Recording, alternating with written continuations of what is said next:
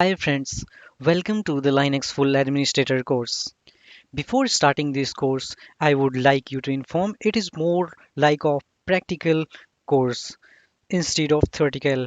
Of course, you can find more theory about various topics in details on the web, but it's a more like a practical lab. In this course, you will set up your own VM and practice on it. Of course, any topic needs some brief info, so I will include that. I will try to cover as many topics as I can to make one of the best courses for you. So let's start your journey with the Linux and let's start with introduction and overview. Let's understand what we are going to cover in this course. First, we will learn about Linux introduction and overview. What is Linux, how it works, why it is so much popular. And then we will set up our own Linux VM for practice on it. In the third module, we will learn about Linux terminal and with some basic command like date, cal, history, man, how do you create piping and aliases. In the fourth module, we will master the Linux file system by learning some popular commands like ls, cd, create, delete, and modify folders, how you can use locate, find, grep, sed, awk command. Also, it includes archiving and compression of files and folders. In the fifth module, you will learn how to create a bash script, cron jobs, how you can set up and unset up environment variables, and how do you see job processes related to you and other users. In the last section, you are going to see how you can modify and install source code, how you can explore software repos, which includes different type of packages, and also how you can find a suitable package for your app and how you can install them, update them, and uninstall them. So let's start our journey with module 1, Linux introduction and overview. So you must heard about this term earlier in your IT world, Linux. So what is Linux? So I would say Linux is a free and open source family of operating system that is resilient and flexible. So what do you mean by open source family of operating system? So the system's code is accessible to everyone for anyone to look at the and change, make it cool that anyone can see how the system works. People from all across the world are urged to work together and keep developing Linux due to its openness. Since the beginning, Linux has grown into a dependable and safe OS that is used in an array of gadgets, including PCs and cell phones, and even in some supercomputers. Linux is very similar to Unix and it is built upon the Linux kernel. The Linux kernel is like the brain of the operating system because it manages how the computer interacts with hardware and network resources or underlying resources. So, how do you explain the kernel? So, let's understand with the help of a diagram. So there is some underlying infrastructure on your computer level which consists of RAM and CPU. And on the top layer, you will have an operating system software which includes some pre-installed utility, your system processes, and some software apps that you might have installed afterwards your operating system gets installed. How do you make interact with each other? So there is some kernel comes into the play. So the kernel is like communication between hardware and software resources so that it can be fully workable operating system. So I'm hoping you have understand the working of kernel. Let's proceed further with understanding the Linux history and what are all the distribution that you have for Linux. So let's meet in the next section. Okay friends, now we have basic understanding of architecture of Linux. Let's begin with Linux history, why it is so much popular and its distros. So Linus Torvalds, you can see the picture in this PPT. He was a finance student at the University of Helsinki, started developing Linux just as a personal project in 1991 to create a similar system like Unix operating system. At first, he bought a different operating system.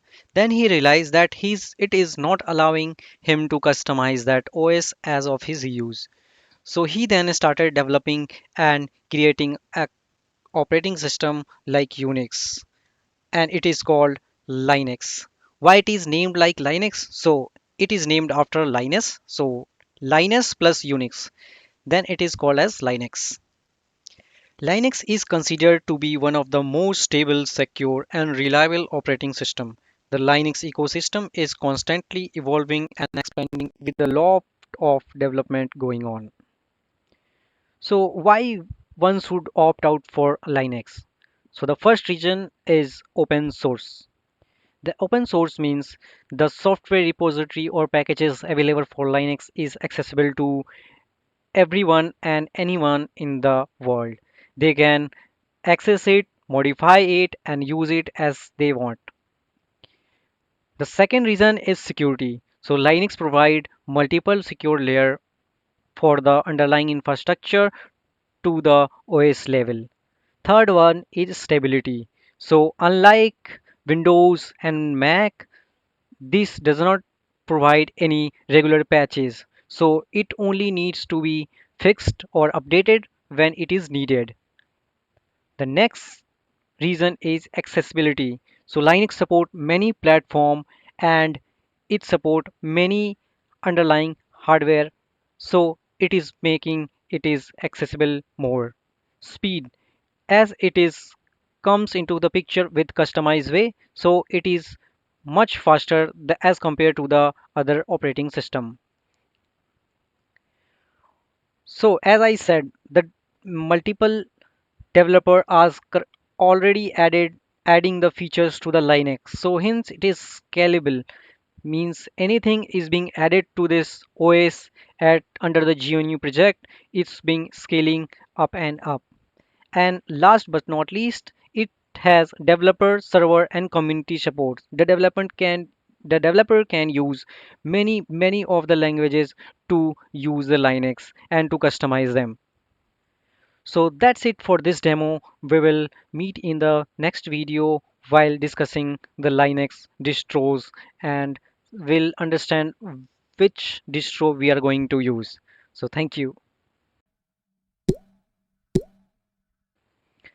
Let's start our discussion for Linux distributions. So, what are distributions of the Linux? Sometimes they are also referred as distros or flavor. A Linux distribution is a packaged version of Linux that comes with the Linux kernel plus a collection of software and utilities that make the OS functional and user friendly. Each distribution packages the necessary tools to perform specialized functions, ensuring users have an optimized experience without requiring extensive setup. So whether you are into creative multimedia project, writing code, managing servers, or simply browsing the web, there is a Linux distribution for your need. So as of now, currently 600 plus distros are available. Some of them are free and some of them are paid. And each distro has its own feature and all of them are suitable for different type of your workloads. So let's discuss some of the famous distributions of Linux. So some of them you might have already known. The first and famous comes RHEL, Red Hat Enterprise Linux. Then we have Fedora, CentOS, Elma Linux or Rocky Linux. Then there comes a most popular Linux distribution called Ubuntu. Then Debian, SUSE Linux, and OpenSUSE. Let's see how a RHEL is used. RHEL, Red Hat Enterprise Linux, is a component or a part of Linux kernel, and Alma Linux, Rocky Linux, and CentOS are also a kind of version of RHEL. RHEL are more advanced and in used in banking, airlines, telecom, healthcare, and government. It comes with more feature than the other flavors of Linux. The next one is Ubuntu, and it is used for some small startups, software as a service, social networking, and cloud based, which does not need more workloads. So in our lab, we will set up and start our Ubuntu VM, and all of the practical lab will be done on Ubuntu VM.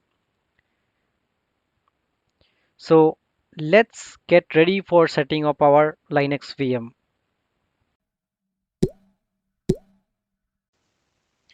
Hello guys, so in this section we will learn how you can use a Windows WSL feature for using a Linux VM. Of course, there are some prerequisites for that. So first one is it should be Windows 10 or newer, and the second one is the virtualization should be enabled. So how you can find if your virtualization is enabled or disabled. So for that you need to go to your task manager. Okay, so I will open my task manager and I will go to my performance section. Then in the CPU section, you can see the virtualization is enabled. Suppose if you don't have virtualization enabled, you can search on web with your company's laptop or desktop how you can enable virtualization. So for some devices, it is F5 key while entering into the BIOS system while opening the laptop, and in some system it is F9. And the third and last prerequisite is the internet connection is required. So let's get started by setting up your WSL environment. For enabling WSL environment, you need to open command prompt as admin. Once you open, just type WSL hyphen hyphen install. It will enable a Windows called feature Windows subsystem for Linux, and then it will install and set up the VM. So let's wait for get it installed. Now the Windows subsystem for Linux was installed. It is trying to install the by default OS of Linux, which is Ubuntu. If you want to install a different flavor, I will let you know laterwards. Let me open my another command prompt window.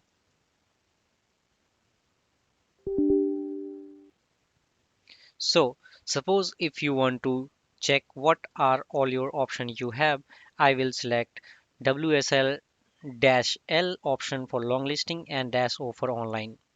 So it will give me all the feature or all the flavors that I can install on my WSL. So how you can select any particular, suppose if I want to install Debian, how you can install that. So for that you need to type WSL hyphen hyphen install option D. Option means distro and then the flavor name. So Debian. I will not go ahead and install it because in my second window it's already processing.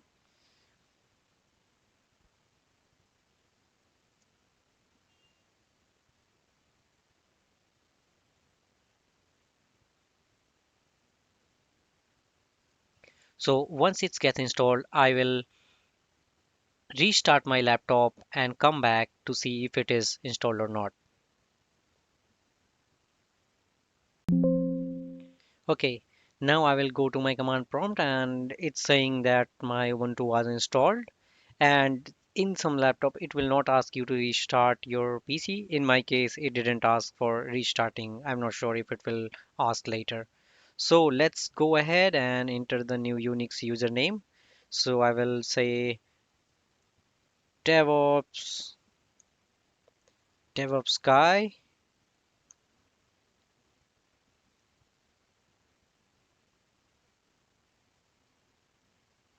Now it will ask for a password. I will give any password. I will give DevOps guy 1 2 3 4 exclamation mark.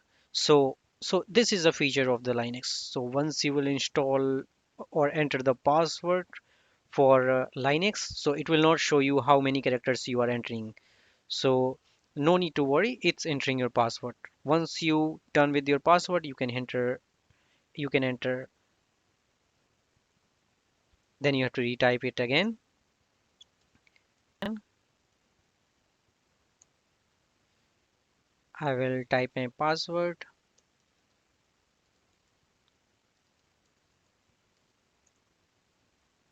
Again, I will type my password. Password was updated successfully and installation was done. Now I am inside my VM. So let me go back.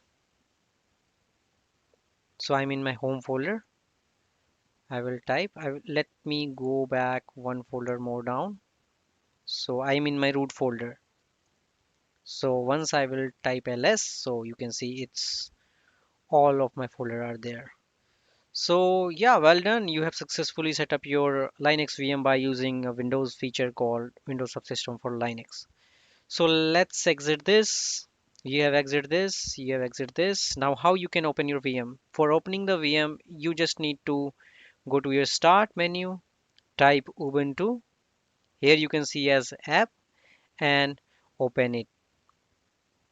So you will be enter. So suppose how you can, so we will discuss what is sudo, but suppose if you want to run sudo, so it will ask for my password. If I will enter my password, I am logged in as super user. Okay, so that's it for this video. So in the next video, we will set up our VirtualBox and try to install Ubuntu on the virtual environment. So thank you all. Okay, hi friends. So in the earlier section, we have seen how you can use new Windows feature called WSL for installing a Linux VM on your Windows host. So in this section, we will learn how you can install and configure Oracle VirtualBox and install Linux VM on it.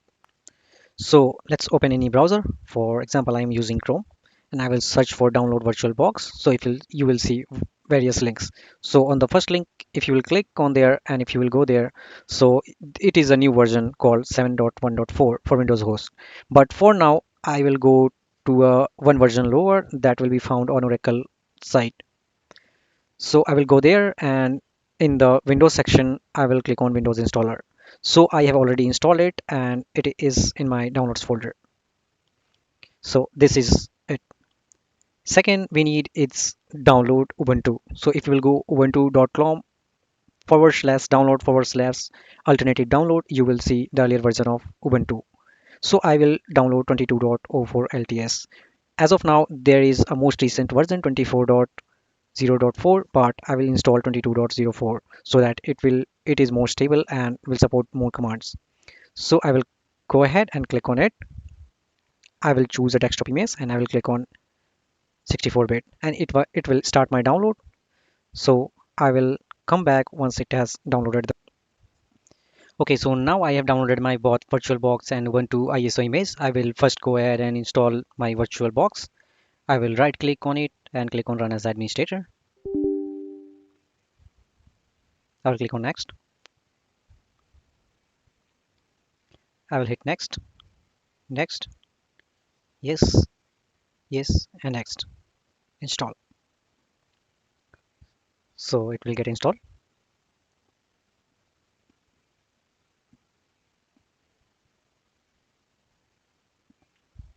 I will not start it. I will click on finish. I will search for VirtualBox. I will open it. Now it is my earlier image. I will right click on it and I will click on Repos. Now I'm going to create a new virtual Wix. So I will click on new. I will name it Ubuntu 22. I will not select any ISO image right now. I will go ahead next. I will allocate a RAM approx 8 GBs or suppose 7 GB should be enough. I will give it 5 core. Hit next. I will create a virtual disk image and I will give it a size 200 GBs. I will click on next. I will click on finish. Now, before attaching our ISO image, let's do some modification if we can. Click on settings, go to set system, and I will check if everything is all right. Yeah, processor 5 core, acceleration is good. Display, I will give it a video memory. Let's give it 60. In the storage, it's empty. So what I will do, I will click on this one and choose a disk file. I will select an ISO image and I will click on open. I will click on OK. I will click on start. Now it's powering up my VM.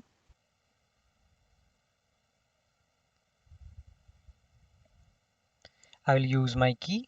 So I will click on try and install Ubuntu and I will hit enter. So it has started beginning the installation. I will wait.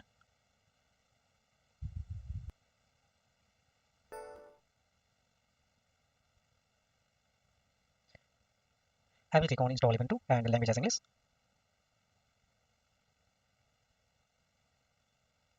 I will select my keyboard layout as English and English. I will click continue.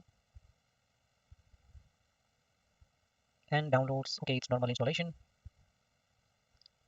In here, I will select minimal installation. Okay, let's go ahead with normal installation and download the update file installing Ubuntu and click on continue. I will select erase disk and install Ubuntu.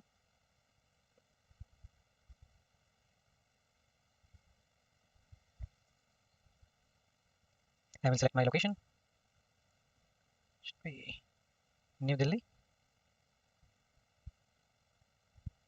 I will hit continue.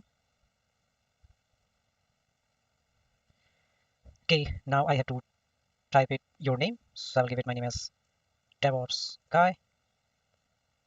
The username is good. I will my password. I will select login automatically because no other person will use my computer. And I will go ahead and click on continue.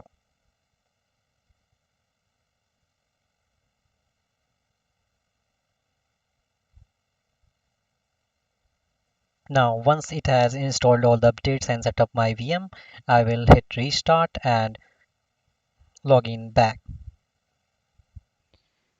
Okay, so now I have installed my Ubuntu VM. I will go ahead and start the VM.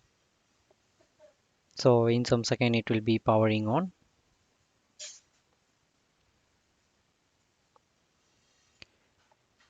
Now it has started my VM.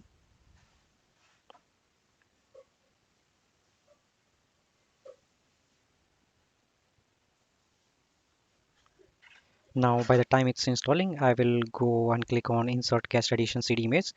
I am doing this because it will enable to view us our VM as full screen.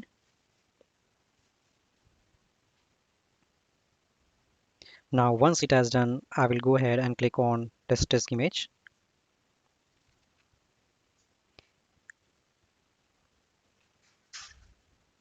I will right click on it and open in terminal. I will click on sudo to make it as super user and then backslash. And I will click on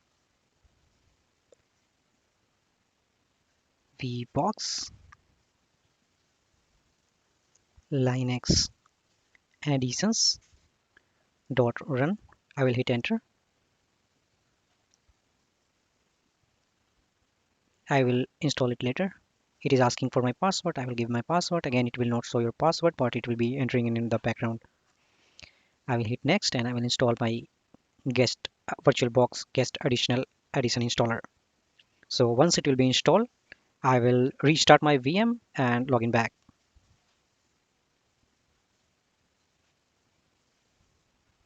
Also, if you want to go to the full screen, you can click on right control and F option. So it will go to your full screen, but you can see the screen is still not full. So I will go ahead and back. So for this, we are doing this thing and installing the Linux VirtualBox additions so that it will enable the VirtualBox to get in full screen.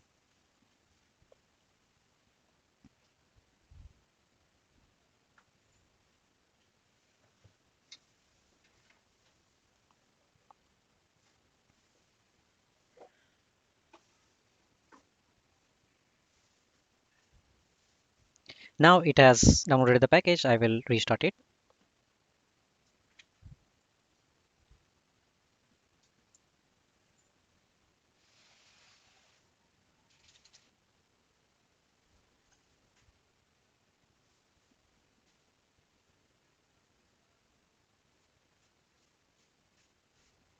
Once it's done, I will go to view and click on full screen mode. I will see if it is allowing me for full screen or not. So there you go. You have entered in the full screen mode. So yeah, that's all right. Now what should we do next? So you can also minimize the window by right control and F key. So it will minimize your window like this.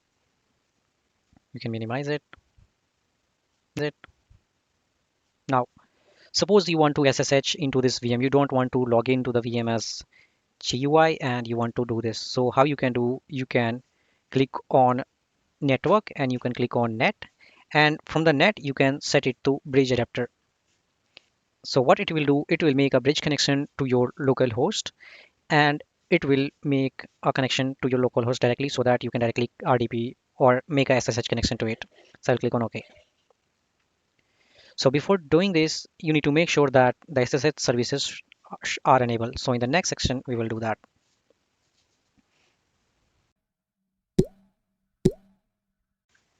Now, in the earlier section, we set up our VM, and we also set up how you can use the full screen window. So currently, so what we did, we go to the devices and we clicked on insert cache addition cd image, and then we run a command like sudo and installed a Linux edition.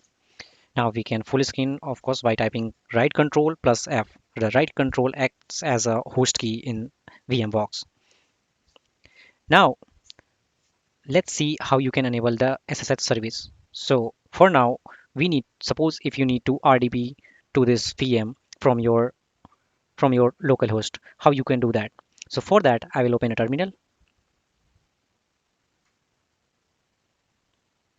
Okay, now it has opened a terminal. Again, we will go through all the commands one by one. So for enabling SSH, first we need to see if your Linux VM is reachable by your main host. So for that, I will go to VMbox Manager. I will go to Settings. Then I will go to Networks and I will make change from NAT to bridge adapter. So it will make a bridge connection from your VM to your host so that it is reachable. So I will click on OK after that. Now I will go to the VM and in here I will search for any services running with SSHD. Okay. So also to make sure if my SSH is running, I will select SSH localhost. I think the connection was refused. So what I will do, I will see for the package dpkg-l. I will see anything related to SSH hyphen server. I will get that. I will update my all packages. I will enter my password.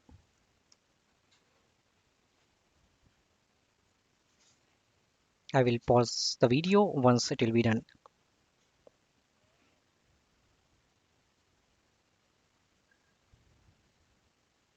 Okay, now it has installed. I will go ahead and install my packages by apt-get command. Open ssh-server and open ssh-client. I will give my confirmation by typing yes. Why?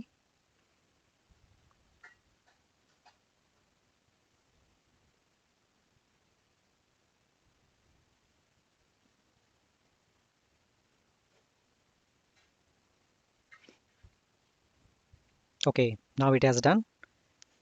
I will again type Now I will start my services by sudo service ssh start, hit enter. It has started my service. Let's check process ef hyphen grep sshd. Now it is running. Now the SSH service is enabled. Now we need to see how we can check our IP. We have already made the changes to change it to net to bridge adapter. Now let's verify our IP address.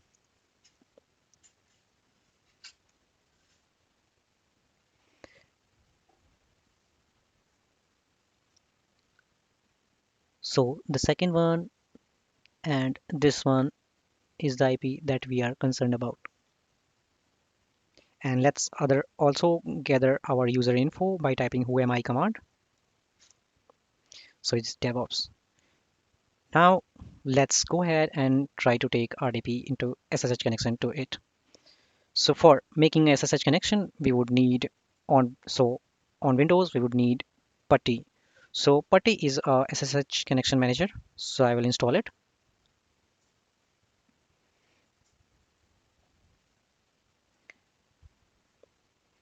I will install 64-bit.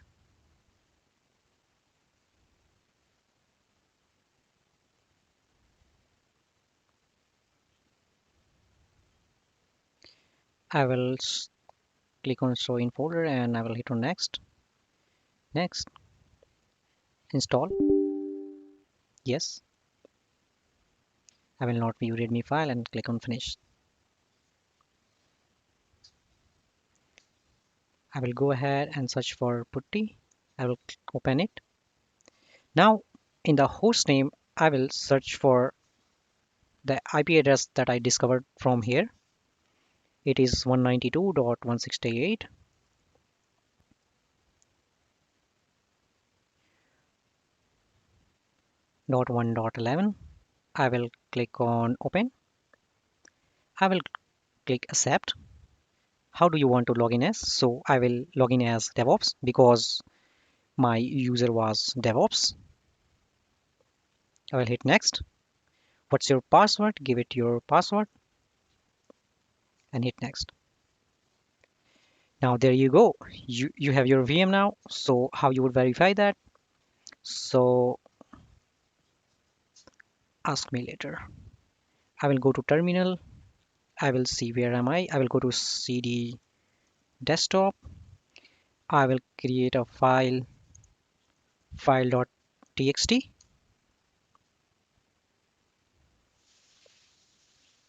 So here on my desktop folder, it has created. Now in my SSH connection, I will go same and I will go to CD desktop. If I will list, so you can see my file is there. So hooray, you have made it and you have created a SSH connection from your local host Windows host to your Linux VM. So that's it for this video. In upcoming video, we will learn the basic terminal commands. So thank you all.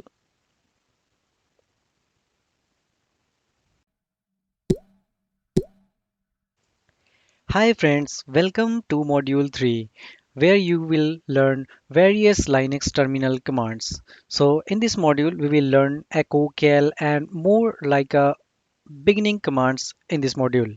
Okay, so before starting this module, I want to make sure that your Linux VM is fully functional and running.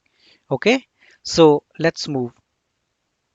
So what's in this module for you? So in this module, we will learn some basic command on the terminal like echo, cal, date, clear, history, and main page.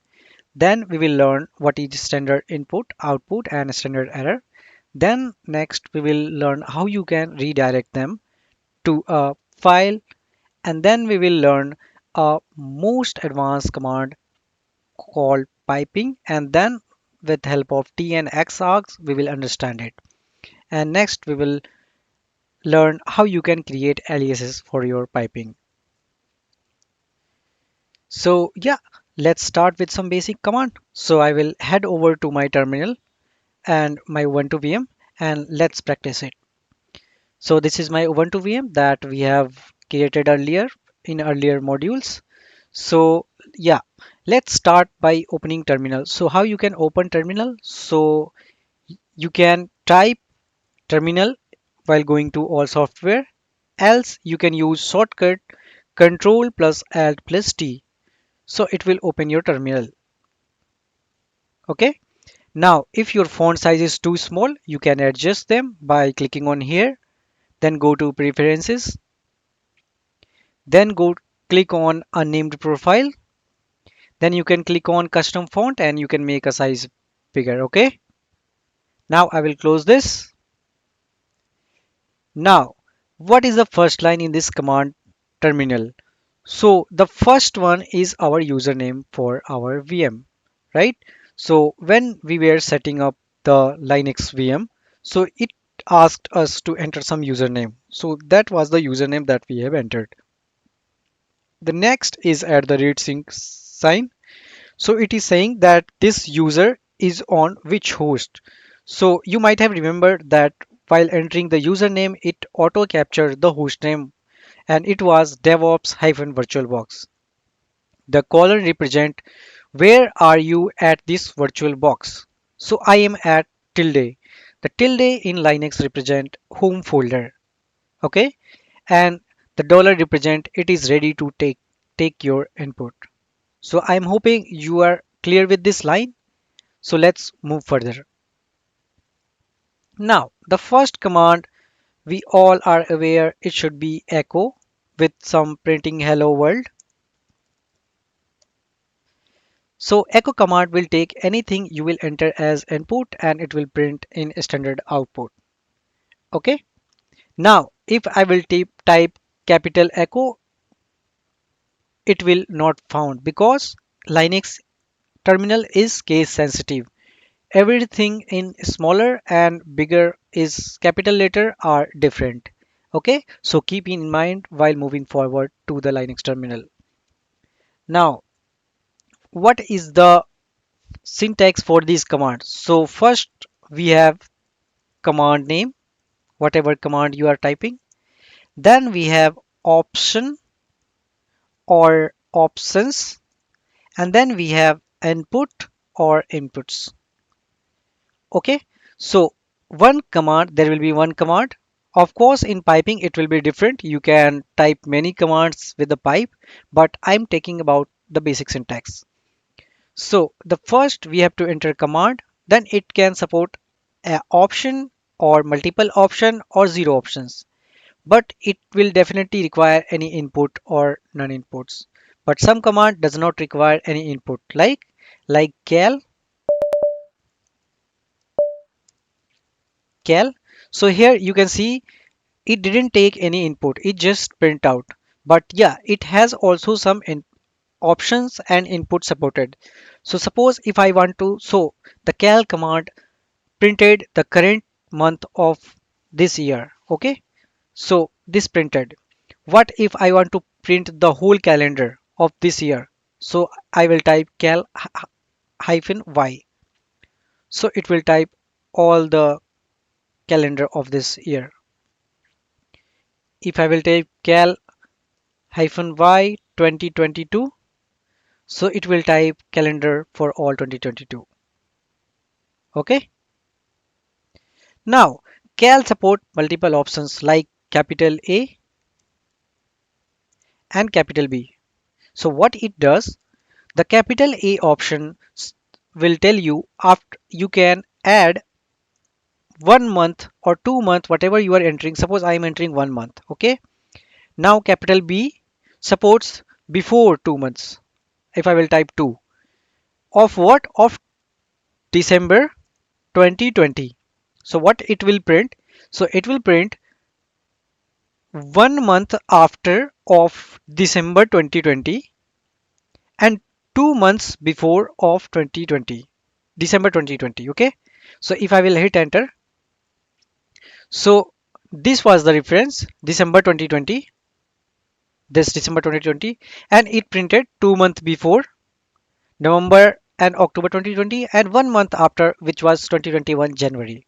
Okay, so you have seen here that it supported multiple options here, and also here are multiple inputs. Okay. Now if I will type option small a, then it will not work as it worked earlier. So it will be different. Now, how you can see how much commands you have entered and you want to go up in there. So if you want to see one by one, you can click on upper arrow key. So if I will type, so it get me to the previous command. If I will type again, it get me to one previous, and then it came again and again. Okay. What if I want to see all the inputs which I entered in the last five commands? So I will type history 5. Okay. So it will get me to the last five command that I have entered. So as of now, total I have entered 45 commands, and it is showing me last 45 commands. Okay. What if I want to gather all the commands which contains cal while I was entering? So I will do history, pipe. I will tell you piping later. Then grep. We will discuss more about grep in later sections. And I will type cal. So it is giving all the inputs that I have entered as cal. Okay. So if I will type history, so it is giving me all 47. Now, how you can clear the stuff on the top? So I will type clear, or also you can type control plus L. Okay. Now, if I will type history, so we don't want to history to show up this again and again. So what I will do, I will try to clear up the history by typing history option C, then semicolon history W. So first I will clear the history and then I will write to it that I am clearing the history. I will hit enter and it might have cleared the history. So if I will type history, so you can see there is only one history. Okay. Now in the previous where we typed this command, so how would I know that it has supported this and this option and what other option it all is having? Also, I typed only date command, right? So date is just taking nothing as input and printing the date, time, month, everything. So how would I come to know that it supported any options or not? So for this, we have something called a man page. So let's discuss the man page in the next section. So till then, take care and meet you soon.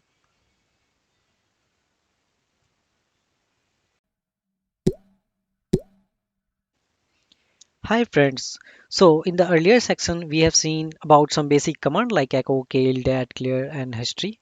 So we were wondering how one command supports multiple inputs and what it can support all the options. So for that, we have something called a manual pages. So let's discuss about manual page in this video. Okay. So the manual page is described into 9 sections, and all sections contains a different variety of content. For example, the first section contains a user command which has both executable and shell programs in it. The second one is system calls, like if you want to type ps, it that lists all the running processes, so it will be in the system calls and it will fall into section 2. Okay. Now if you want to type all the commands related to file, so it will be in section 5, which is file formats. And if you want to run any administrative commands or privilege command, it will be in section 8. And while running all these commands, you will be asked for admin credentials. Okay. So let's head over to the terminal and let's practice this. So I'm back at my Ubuntu VM. Now, before discussing the man page or about man, so let me talk about path environment variable. So the path described where all your main folders are stored and what's their hierarchy, what's their preference. So first it will look at there, then it will look at here, and then it will look at here. Okay, so in earlier we typed date command, right? So if I want to find out where it is located, so I will type which date. So the date command is it's in which path. So it will tell you user bin date. So it will be in this of subpath. Okay, so there will be a date subfolder in there. Okay, so if I will type which, so which is also command. Let's see where is which. So it's in user bin which. So it's in there. Okay, what if I want to type which ps? So it's in user bin ps. Okay, so let's understand about main pages.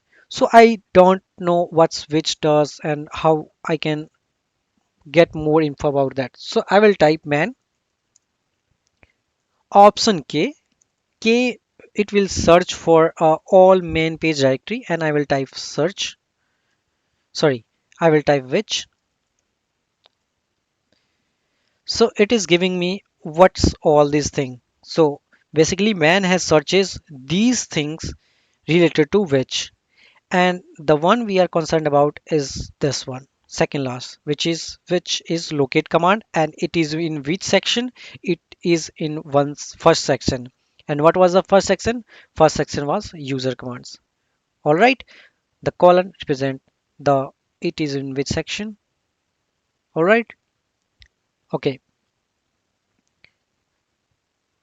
Now if I want to talk about what what I can get info from the man command, so I will type man one because it is in one section and which.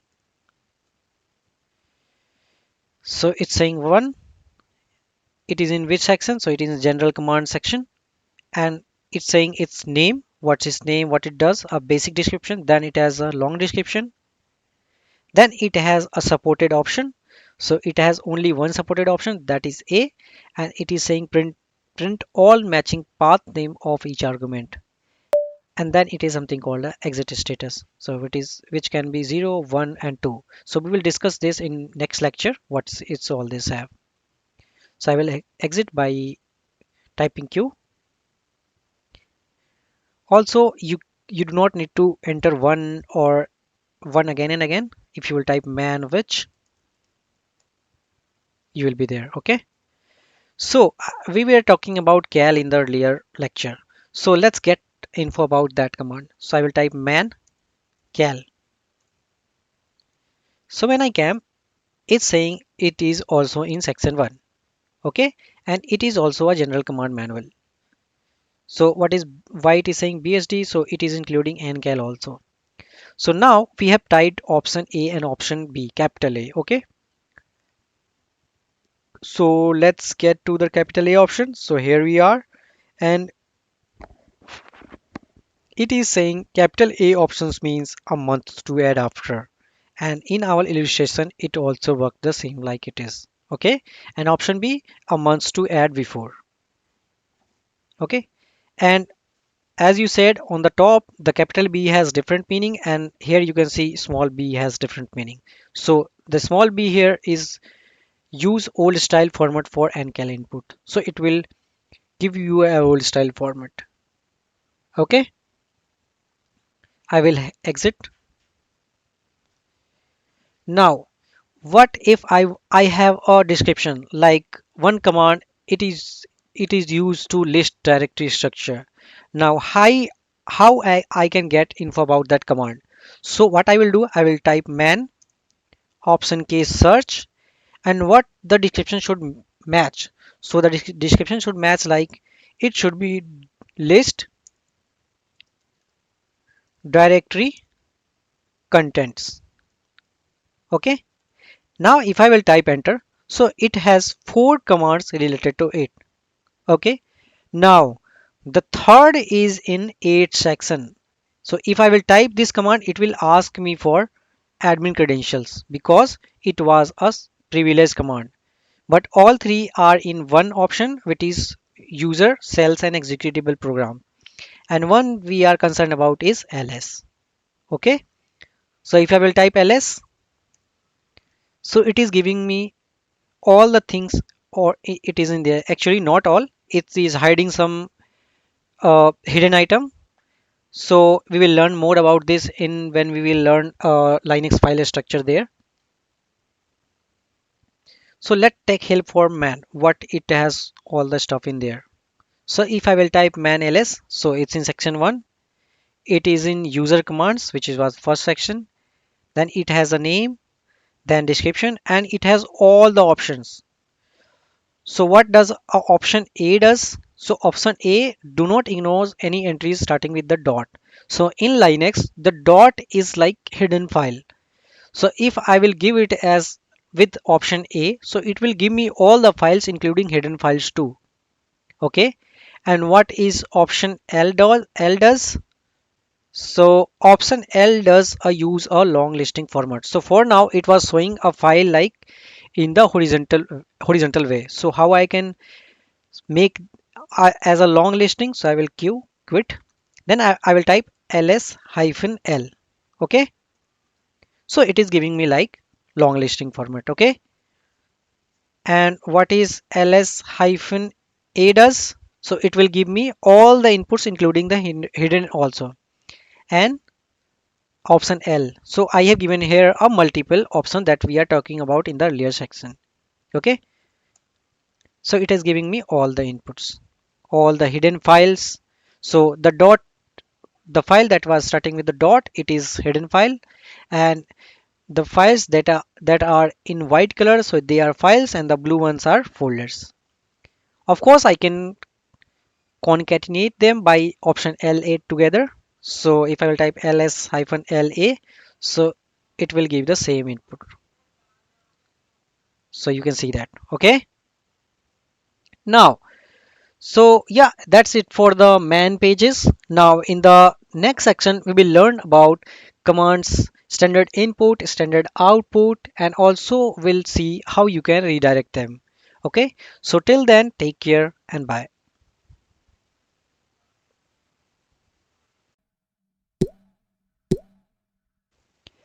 Hi friends.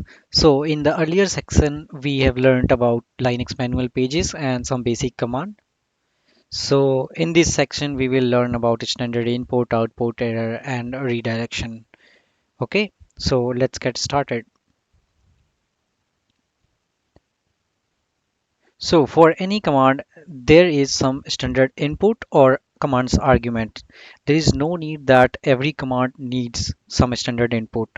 So some command needs standard input and some command will work on only command argument. But there will be definitely either some output and either some error. Okay, so we have called them here a standard output or standard error. So the dashes arrow represents the standard data stream. So basically the standard input by default is attached to your keyboard and it is ready to take your as input. But the standard output or standard error is attached to your command line screen. So whatever it is give you, it will throw on your window command line. Now, the one thing is to remember is the standard data stream number. So for data stream number of standard input is 0, as you can see. And for standard output number is 1 and standard error is 2. All right.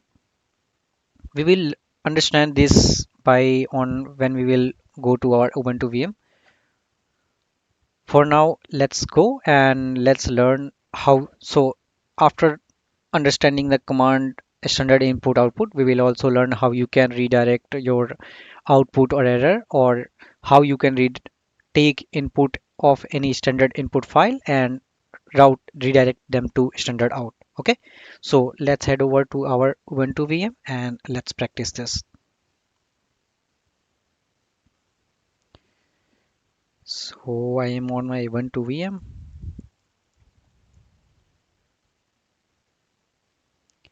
I will open my terminal. So I'm inside my terminal. So once I used to enter date, then it will throw an output, right? So this is an output. This is not an error. So what it did, it take a command argument as input and give it a output. So it is giving us a data stream code 1 because it was output and taking as command input. So what similarly with the cal? So cal 12 2020. So it is a command argument which is, and what it is going to throw? So it is going to throw a month of December 2020. Okay. Now there is a command called cat. We will learn more about in depth in later section. So let me take help of man pages. So if I will type man cat, so it is saying if it has no file or when file is, then it will read from standard input. All right. So let me hit Q. So if I will type cat and hit enter, so what it is doing, it is now it is ready to take your input from your keyboard. So if I will type hello and if I will hit enter, so it is attaching the same output to the terminal. So if I will write again hi, so it will throw and it will go then and then.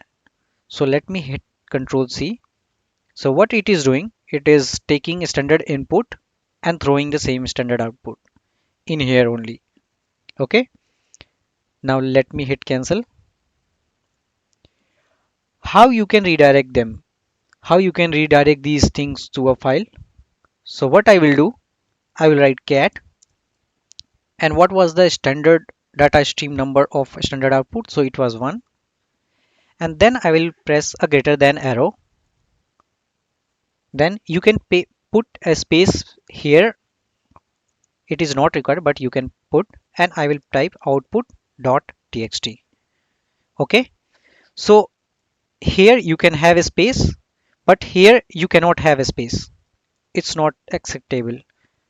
Okay.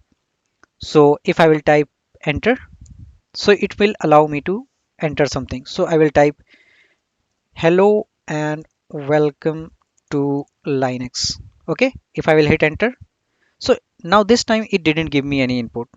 Now let me type another one, another line. Hi, Linux is amazing. Okay. Now I will hit cancel. It didn't give me output, right? Like the earlier one. So where it did is stored. So we have provided here that a standard output should be go to this file. Now where is this file? So whenever I was introducing to your command line, so I was saying that I am where I am at my home folder, right? The tilde icon represent home folder. So let me head over to my home folder and let's see if there is any output file or not. So I have clicked the file. Now I am at my home folder. As you can see, there is an output.txt file, right? So if I will open it, so you can see whatever we have written here, it is here. Hello and welcome to Linux and hi, Linux is amazing. Okay, I will close this one. Now, of course, so I will click upper arrow key to bring the previous command. So here you do not need to put 1. You can also mention the the not you do not need to mention 1. So it's a shortcut for the cat standard output. So you can only mention cat greater than output.txt. So it will also do the same work. So I will hit enter. So it's again ready to take as input. I am joking. No, Windows is amazing. I will hit enter. I will hit cancel. Now I will head over to my home folder.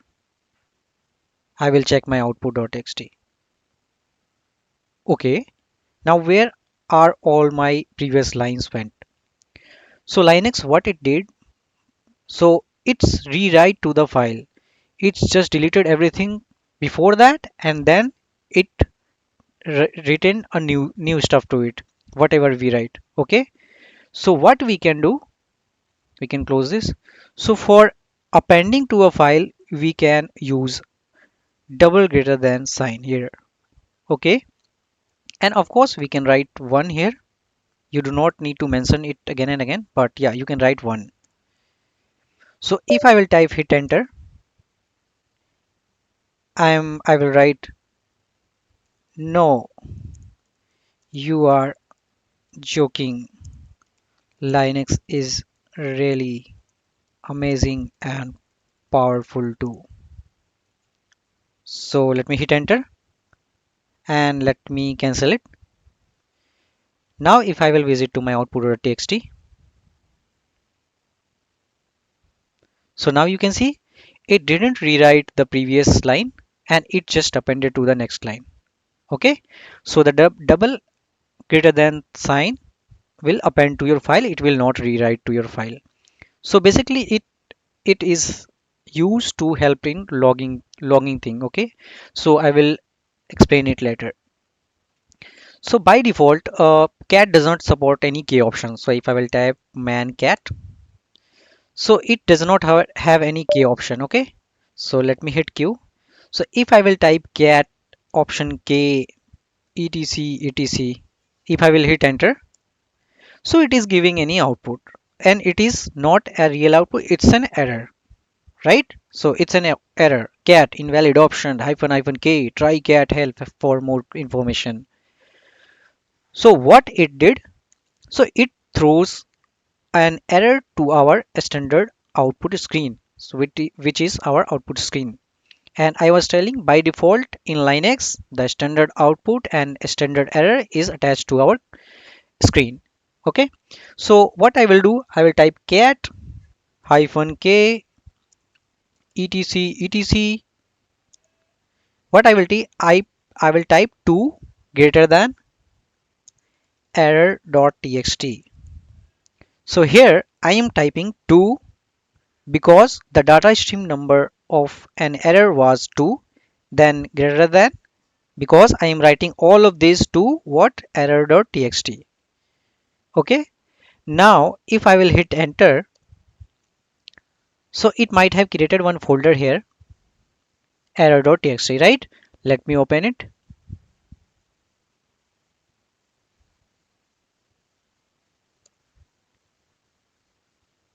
Right, so it has written the error here. Now what if I want to write anything else to the same file? So suppose the next person came and he writes option km and then something etc 25vm. Okay, so when I will hit enter, so what it will do, it will rewrite to the file invalid option m, right? So it didn't write k option. So here what I will do, I will append to this file as discussed earlier. I will append again, I will append again, I will append again. So what it will do, it will just append to the new file, right? See, I have typed 4 times and it gave the error for 4 times, and the first one was from the beginning of the file. So this appending of and redirection is helping in logging. So what you can do, you can set up it on your any server and set up like whenever user is entering some command, it should throw an logging file to any destination folder, right? So it is very helpful in logging. So now you have understand the standard output and standard error. So let's head over and learn about standard input. Okay, now how you can navigate one time on the both standard output and standard error. So for that you can type cat, you do not need to mention one, but for illustration I am doing that, greater than output.txt, and at the same time I am putting 2 greater than error 1.txt. Okay, so for right now let me delete these folders so that they will create a new entry for this, and I will give it the same name. Okay, now if I will hit enter, it will ask me for input. So let me type Linux is really amazing I am enjoying, I am, oh, sorry, enjoying it. Okay. So it was not any error, right? So if I will hit cancel by pressing Control plus C, so what it will do, it will write to an output.txt file, but it will not write anything to error.txt. But it will have created both the files. So if I will hit open error.txt, it's empty. But if I will open my output.txt, so it's just pasted the output. Understood? So you can use both the option at the same time, the standard output and a standard error. So now let's understand how you can input to a file. Okay. Now if I will type cat, so I can, for outputting to a file, I can just click on click greater than sign, or I can write one also, and I will type input.txt. If I will hit enter, hello, this is input file. Okay, so first let me delete these files that was created earlier. Okay, so input file was created. Let me delete these output and error file. Okay, so hello, this is an input file. Now, if I will hit cancel, so it was written to this file input.txt. We can verify them by opening it.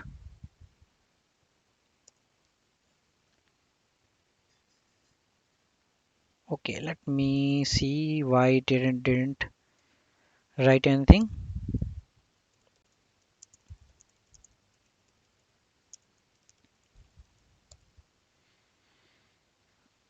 Okay, and let me write. Okay, I will hit cancel. Now, if I will head over to my files and open input.txt. Okay, so it is written now. Now how I can redirect to it any file. Okay, how I can take it as input. So what I will do, I will write cat, and you might have remembered that the standard input data stream number was 0, and instead of greater than, because it was writing to this thing, I will write less than for standard input, and I will type input dot txt.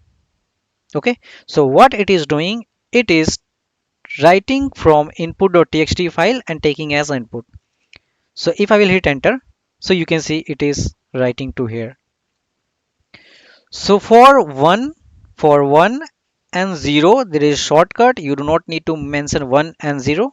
So if I will not mention 0 also, it will work. Okay, but for 2, for standard error, you need to mention 2. So there is no shortcut for that.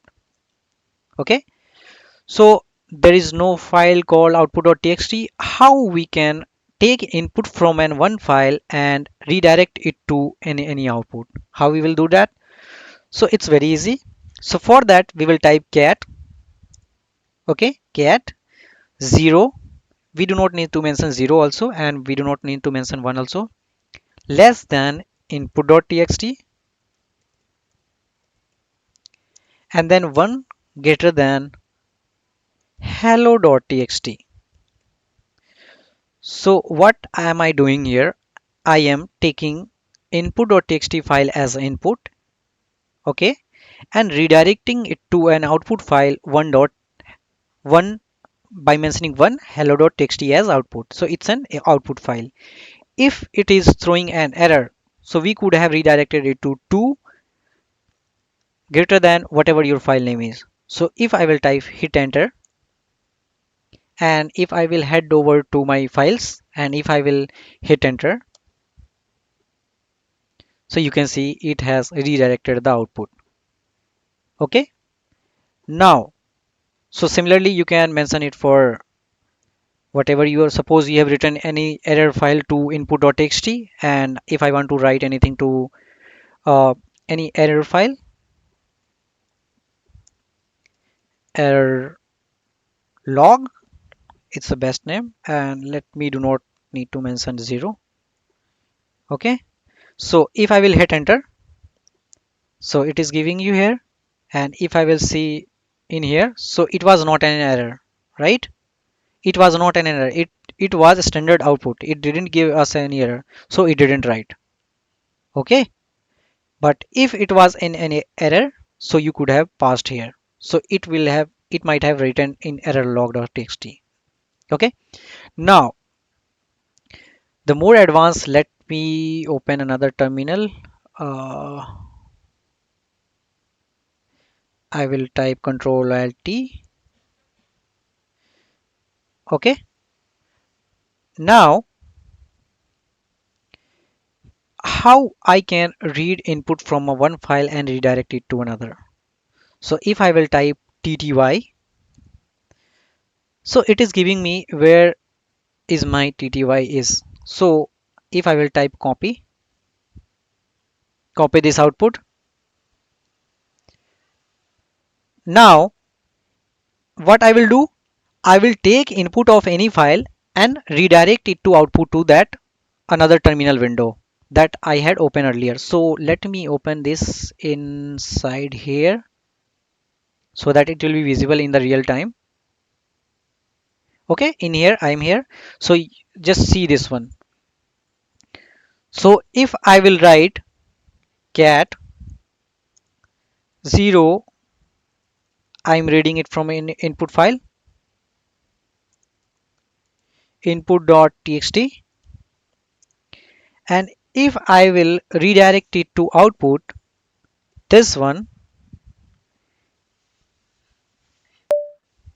so what it is here.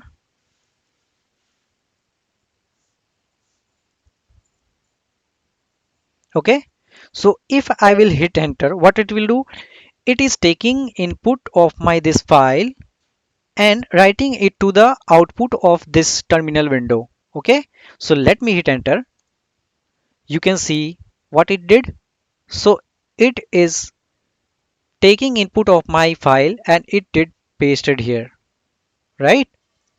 So yeah, you can play along with these powerful commands. And yeah, that's it for this video. In next video we will learn piping, which is most powerful known command in Linux, and we will learn more about it by taking help from t and xargs command. So yeah, that's it for this video. Take care and bye.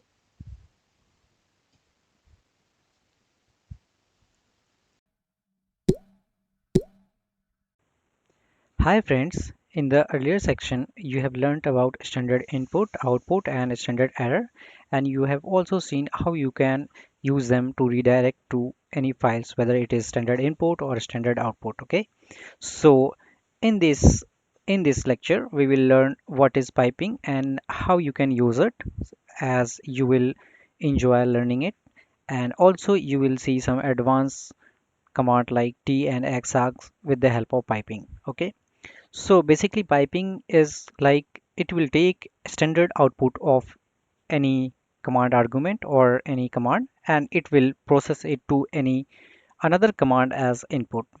So if you will see, so what does a piping do? Piping basically it will take a standard, it will take a process as a process 0 or data stream 0.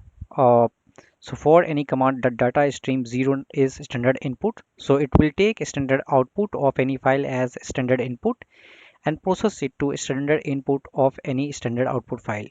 Okay, the process 1. Okay, so I am at my Ubuntu folder, and let's understand piping first. So as I said, piping is like taking output of a command and piping it to another command as input. Okay, so earlier we talked about date command.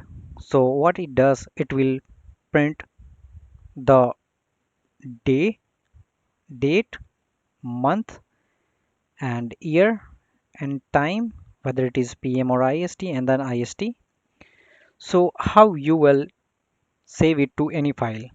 So we can type date 1 greater than date.txt, right? So before doing this, let me first navigate to my desktop folder so that everything will be here. We do not need to open the file. Okay. So in here, let me save my date to, of course, I can type 1 or I do not need to type 1 also. So it's optional date.txt. Okay. I will hit enter. So you can see date.txt was created. So if I will hit enter, so it has created the file, right? And it has pasted the output.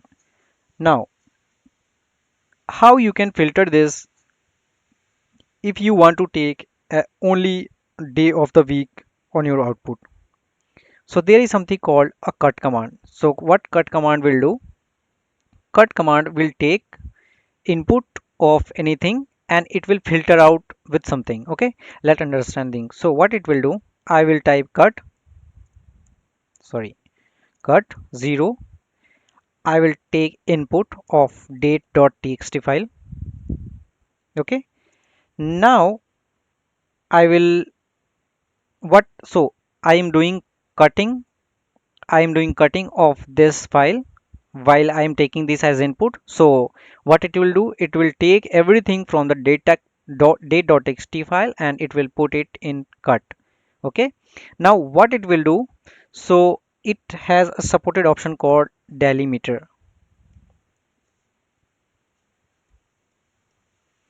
So what does the delimiter do? So basically delimiter is for distinguishing the element within the command.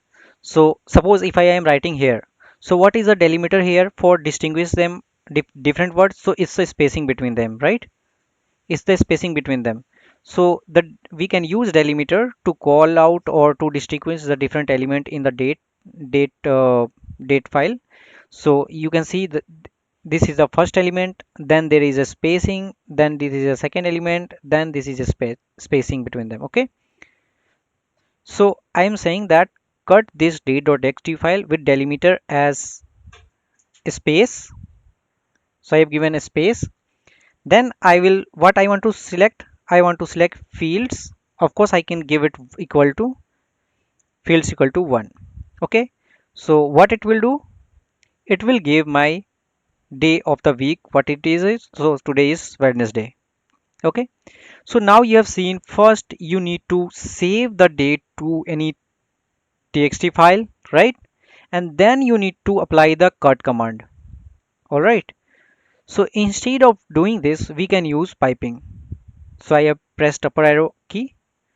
So what I can do, I can do this and then I can apply pipe to it, and here I can type date. So it will do the same command. What I am doing, so I am taking date as a command. So what date will do, it will just take printout of everything here. Now it will take as output and pass it to the another command that I am using here as input, right? So what it should do, so it will print up our day of the week. So there you go, Wednesday. Alrighty, now if I want to save it, I can save it. So if I will press upper arrow key, and if I want to save it to my today.txt file, okay, if I will hit enter, so we have a today.txt file. Let me hit enter. So you can see we have pasted this, right? Also the today.txt file you do not need to mention here. You can mention anywhere between these commands. So you can mention here. Of course you should have a spacing between them. There should be a space between there. So you can mention today.txt here or here or here. Okay, so everything will work. Now you have redirected this to a file. Suppose you are not using date as example and you are using some complex command as example and you need to save your original file also. So I cannot save it to any other file. So while piping from a base command, so this is also a base command, I cannot pipe it like this. So if I will pipe this, let me delete this. I've deleted this. So if I will hit enter, so what it will do, it didn't give me any output of everything there that Wednesday was selected.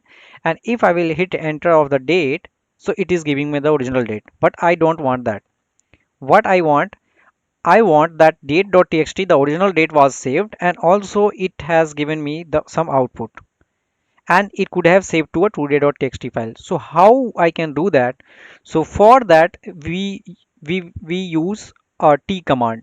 So we will learn about t with one more command like xargs in the next lecture.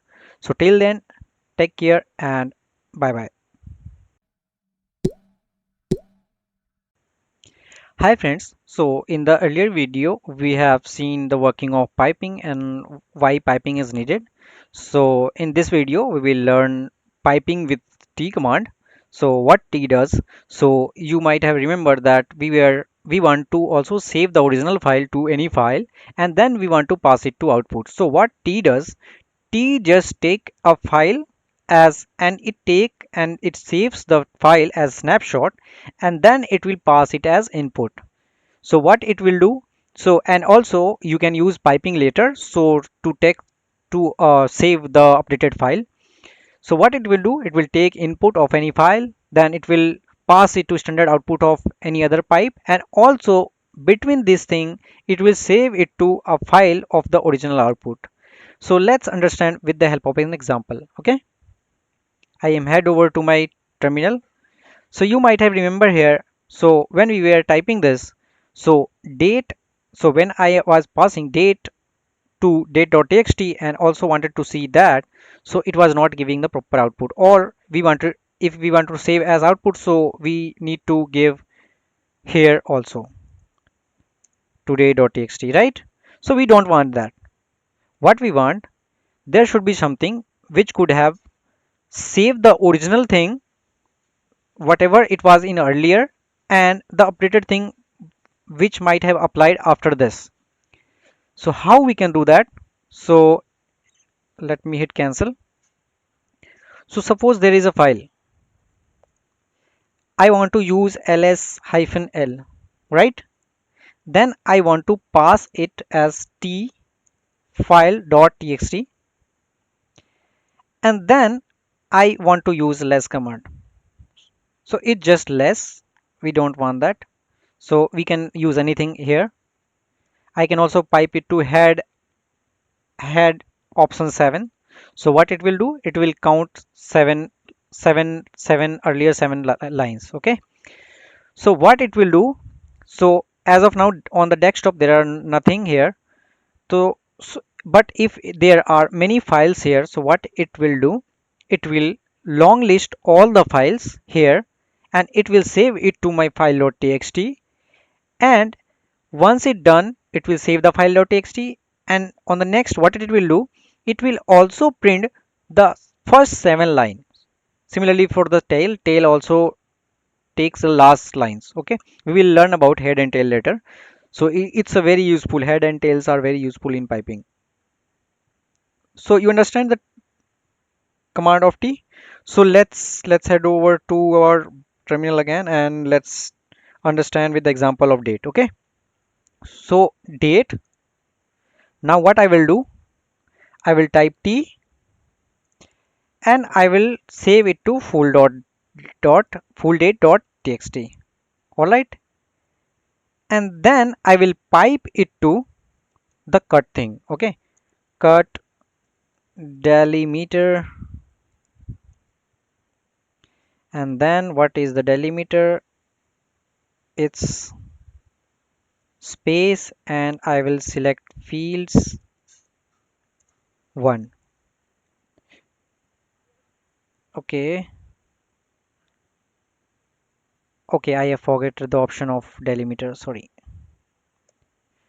So what it did, if I will go here, so it has saved a full date here, and also it has pasted a day Wednesday. Okay, also of course I can now extend it to today.txt, It is already there, but let me delete it.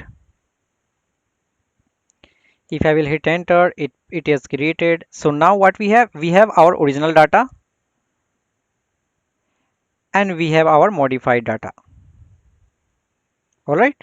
So that's what T helps in. So basically the T command will take the original file and take a snapshot of it, save it, and then it filter it to the next input of a file. Okay, so that you don't need to track the original data, so it will take a snapshot for you. So some command does not accept any standard input, right? So there is, so first let me clear this. I will type Control plus L to clear.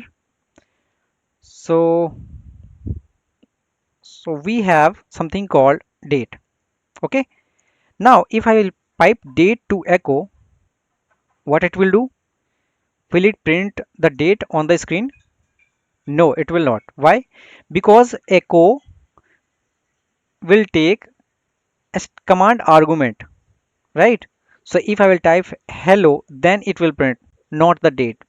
So what I can do, I can use xargs command here, xargs, sorry, xargs, and then I can pipe it to echo. So what it will do, now the echo was not supported the uh, taking the standard output as an input, and echo only takes the standard input as a file.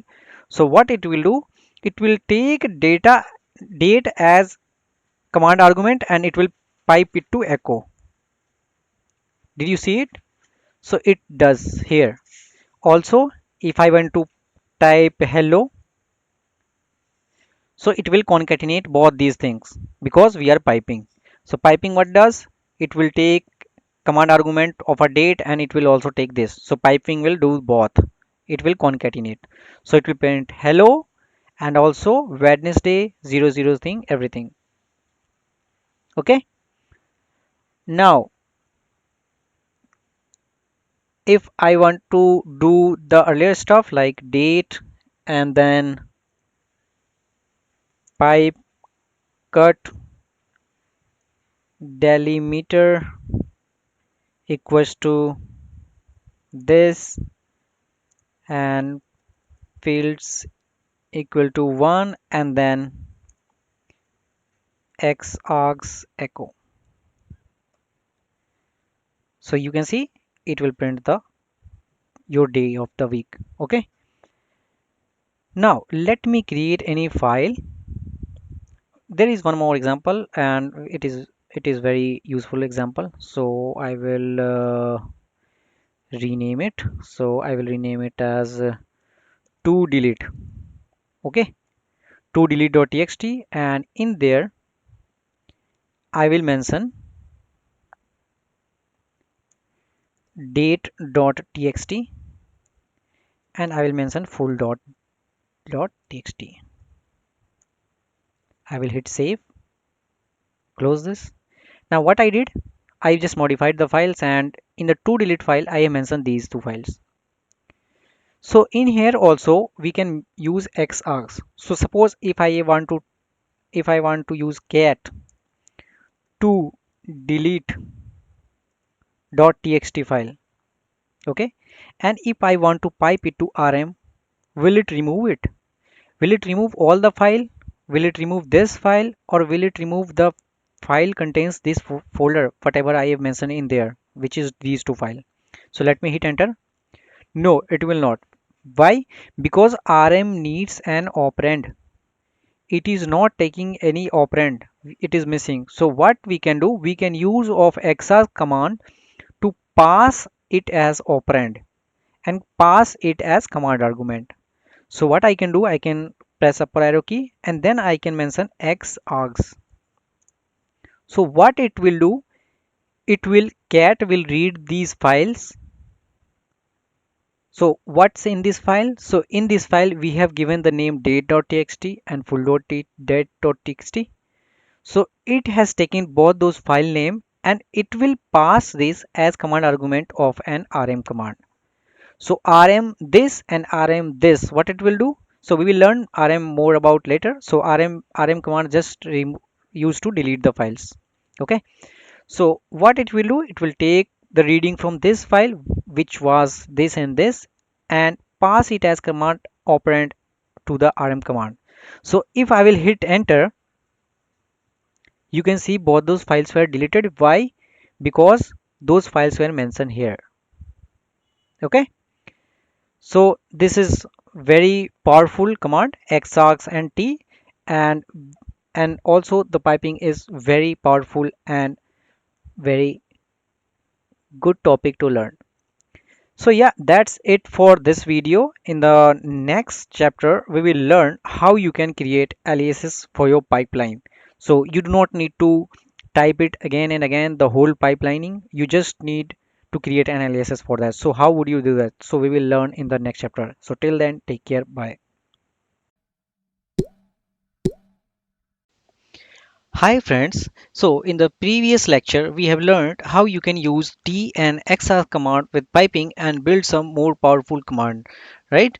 So let's move ahead and let's understand about aliases, how you can create aliases for your pipelines so that it will be easier for all of the stuffs of the pipes, you can get it out with a single word. Okay, so let's move ahead to on our Ubuntu VM and let's understand this.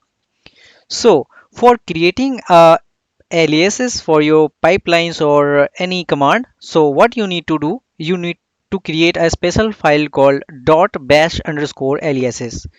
Okay, so what I will do, I will go to the text editor. Of course I can do that by command line with some touch command and vim editor, but I don't want to do that because I want to keep it for separate lecture.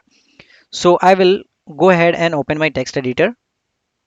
Okay, now I will save it. I'm not writing anything to it. So currently there are bunch of files. So what I will do, I will type dot bash underscore aliases A-L-I, sorry, IASES. Okay, and I will hit save. Now I've done that. I will navigate to my home folder. Now by default it will be not showing your hidden files. So what you can do, you can go to your hamburger menu and you can click on show hidden files. So it will show you the hidden files. So here it is my file. Okay, now let me open this text file. So for creating aliases, what we did, let me extend it or maximize font, and I will make it 25 would be good. I will hit close.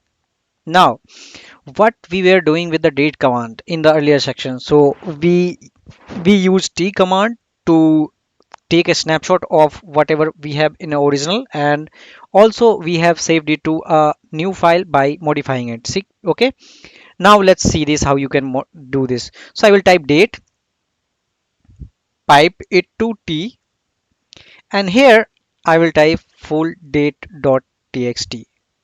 Is this right? So no, it is not. Why? Because I am at my home folder.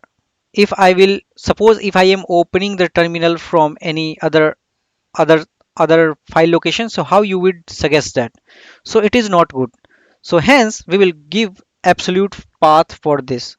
So we will learn more about absolute and relative path later in the section. So I will give home and my username is DevOps.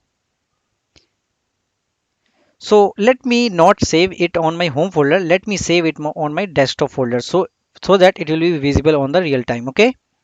Now this was done. Now I will space and pipe it to what? Cut delimiter. What is a delimiter? So we have a spacing in the delimiter, and then we have selected the fields equal to 1, and then I will pipe it to another t command, and I will copy this and I will paste this here, and I will give it a name today. Okay, today.txt, and then I will let's so if we will type till then, so what it will do, it will just create two files, but I want to print something on the command also stick. Okay, then I will pipe it to xargs command also, xargs echo hello.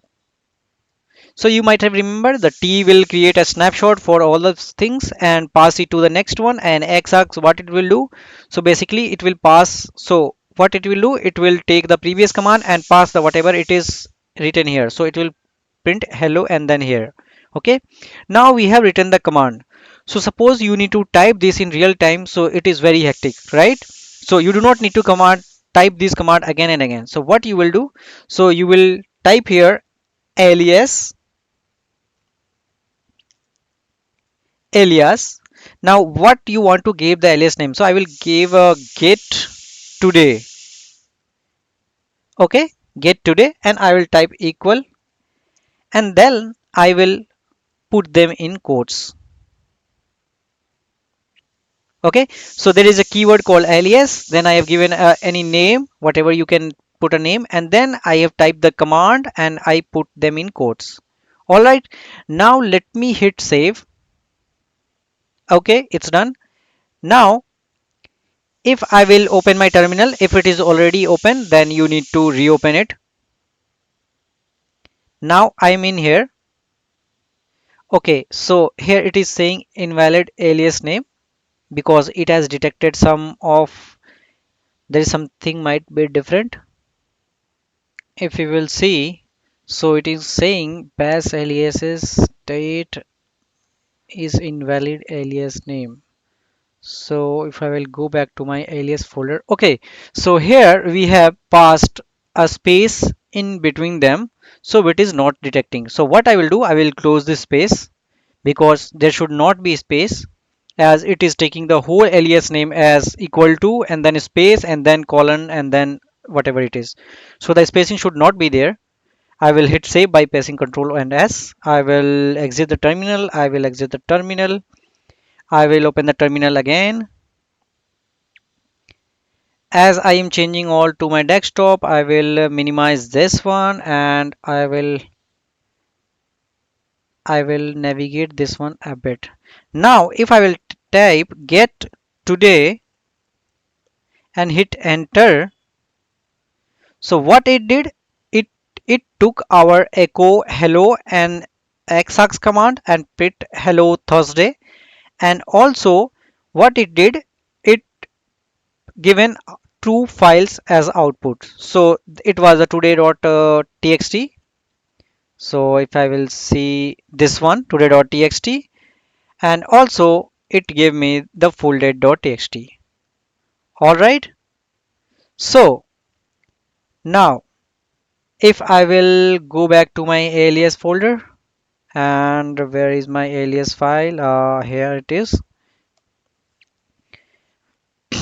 Now let's build one more powerful alias. So suppose if you want to print out your calendar, so we have seen the command, what command it was. So it was cal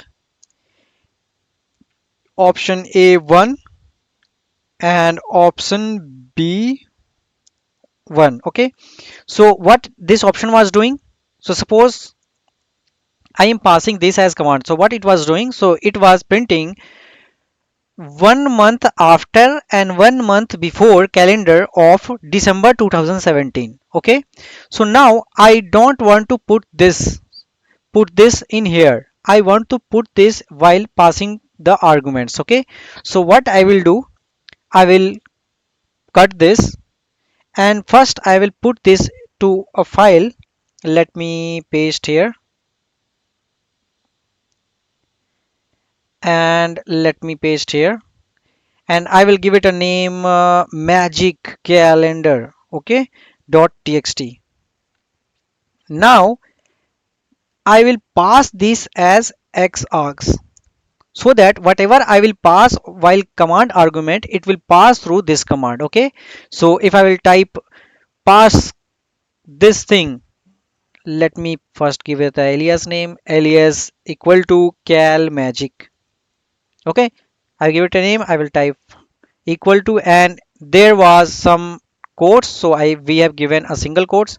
There is no quotes here, so I will give double quotes here. Okay, so I will give a cal magic alias name. So what whenever I will enter cal magic, so it will pass this thing, but it needs an argument. So we will pass then 12 2017. Okay, or whatever you did you want to enter. But so we have passed this one here. So we have passed alias cal magic and xargs equal then cal option A p1 and then home user thing.txt. Okay, I think we are good. All right, so let me hit save. Now I will go back to my terminal. I will exit this. If there are any error in my alias, so there is spacing, let me close this. Okay, so if there are any error in my bash underscore aliases file, it will give me an error while opening the command. So now it didn't, and it's in my desktop folder, so I will minimize this. Now if I will type cal magic, okay, no, let so xargs was supposed to take input from echo, so I will give echo. Okay, now let me give what so let me give 11 2023. Okay, and then I will pipe it to cal magic. Let me also open the bash profile thing. So I am taking input from a cal magic, so what now cal magic will pass as a xargs to it, and it will take whatever I am typing from the echo, so it will pass to this one. Okay, and what it will do, it will save it to this file on the on my desktop. So we are good. Now let me hit enter. So it has saved that file with magiccal.txt. So I will hit enter. So it has already entered, and you can see, so it was printing 11 November 2023 and 1 month after and 1 month before. Okay, 1 month before and 1 month after. So it did that. So yeah, that's a very powerful, and you need to make sure that you are saving the bash underscore aliases file the same name as it is, and you can create the aliases by keyword alias and whatever your name. Ensure you do not give space here as I you will lost like me. And then if there are any colon bit semi double quotes between them, you need to keep in single quotes, and if there are not, you can keep them in double quotes. Okay, so yeah, that's it for this video, and in the next video we will start module 4 and we will learn about module file permissions and command. Okay, so till then, take care and bye. Hi friends, welcome to module 4 where you will master and learn about Linux file system, and this is going to be an interesting one. Okay, so in the earlier module we have learned about piping and T with XR commands, and also we have created aliases for this. Okay, so let's move ahead. So in this lecture we will learn about how you can navigate to the file system by pwd ls and cd command. Okay, so let's move to my ubuntu vm and let's practice this. So I'm at my Ubuntu folder, Ubuntu VM, and what so we have already discussed this. So what is this? This is a user's name, what user currently using, and where he is at. So he's on the VM with the host name DevOps hyphen virtualbox, and the colon represent where are you at on this host name. So I am at my tilde. So tilde represent the user's home directory. So every user will have their own home directory. Okay. If I will list my content. So before listing the content, let's go to pwd. So pwd means print working directory. So where are you currently at? So it will print it. Okay. So it gave me the absolute path. So this is called the absolute path. So there are two types of paths. So one is absolute and one is relevant path. Okay, so the relevant one is to navigate to a folder which relating to from the current folder. So suppose if you are at a desktop, we will explain that later. So suppose if I am at home folder, so how you want to go that from home folder, so it will be called a relative path. But if you are at any folder and if you want to go to any particular folder, so you can use a relative path here, absolute path here, sorry. Okay, so this is a absolute path.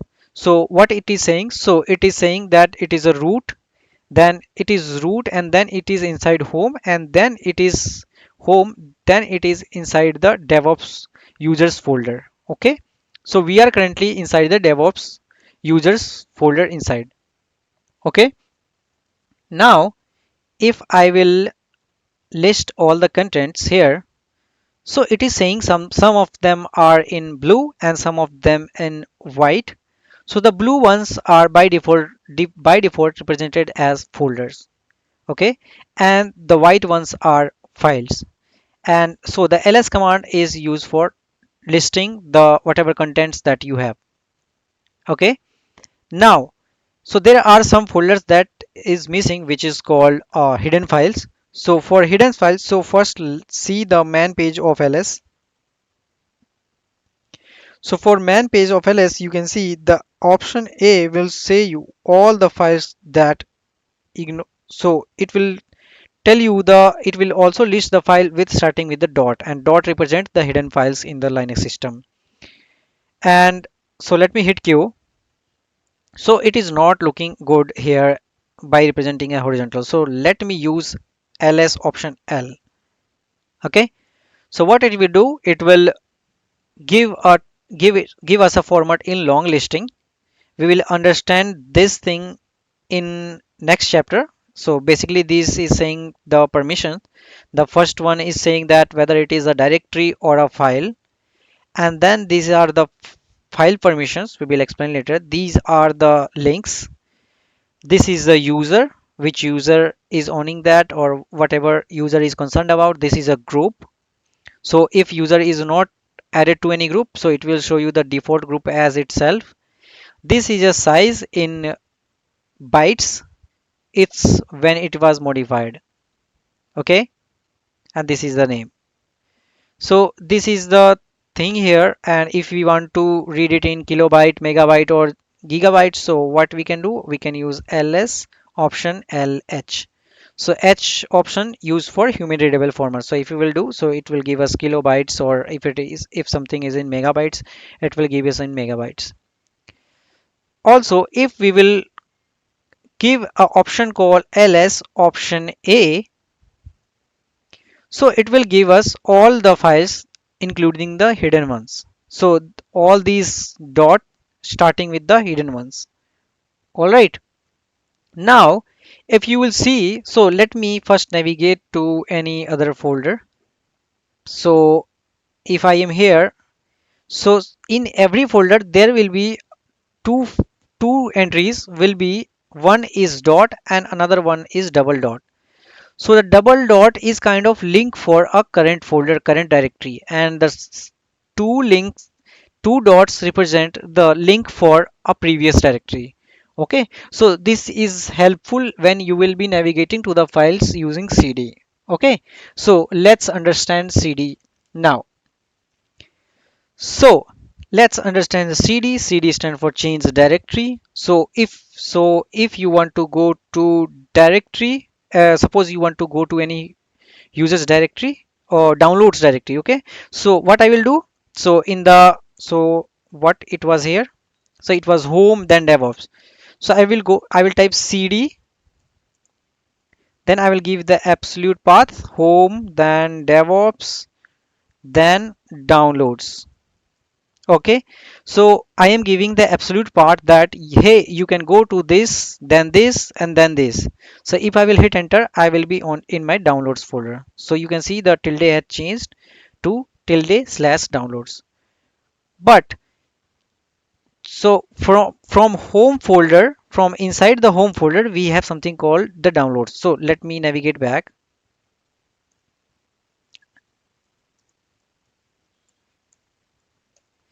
I will tell you about this one. So whenever I will type the contents, so you can see the downloads is here. So instead of giving the full absolute path, I can give the relative path now.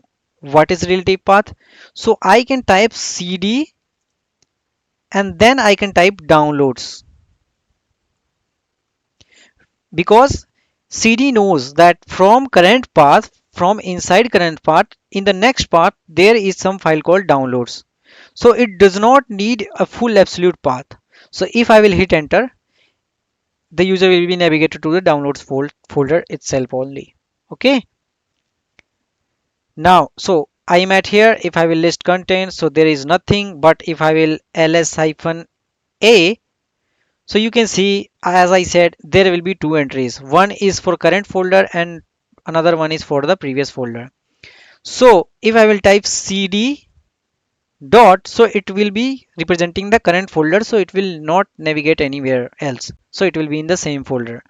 But if I will navigate to cd option or dot dot, then it will navigate to our the previous folder. So it will be come back to the user's home folder, right? Now if I am inside any folder in the hierarchy of cd, then I am in downloads, and then I am inside any folder. Okay, suppose you are in 2 3 hierarchy down, so how you can navigate to your root folder or your home folder? So you can type cd and then tilde icon. So it will show you that, hey, I want to change a directory to my home folder. Or you do not need to give tilde also, you can directly type cd, it will navigate to your home folder.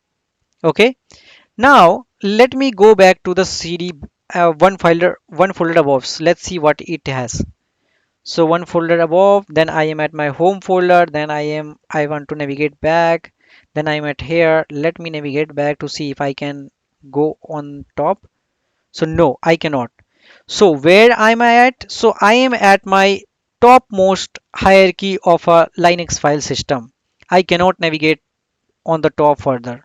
If I will list content here, so you can see there are many files and folders here. Basically folders, there are more folders.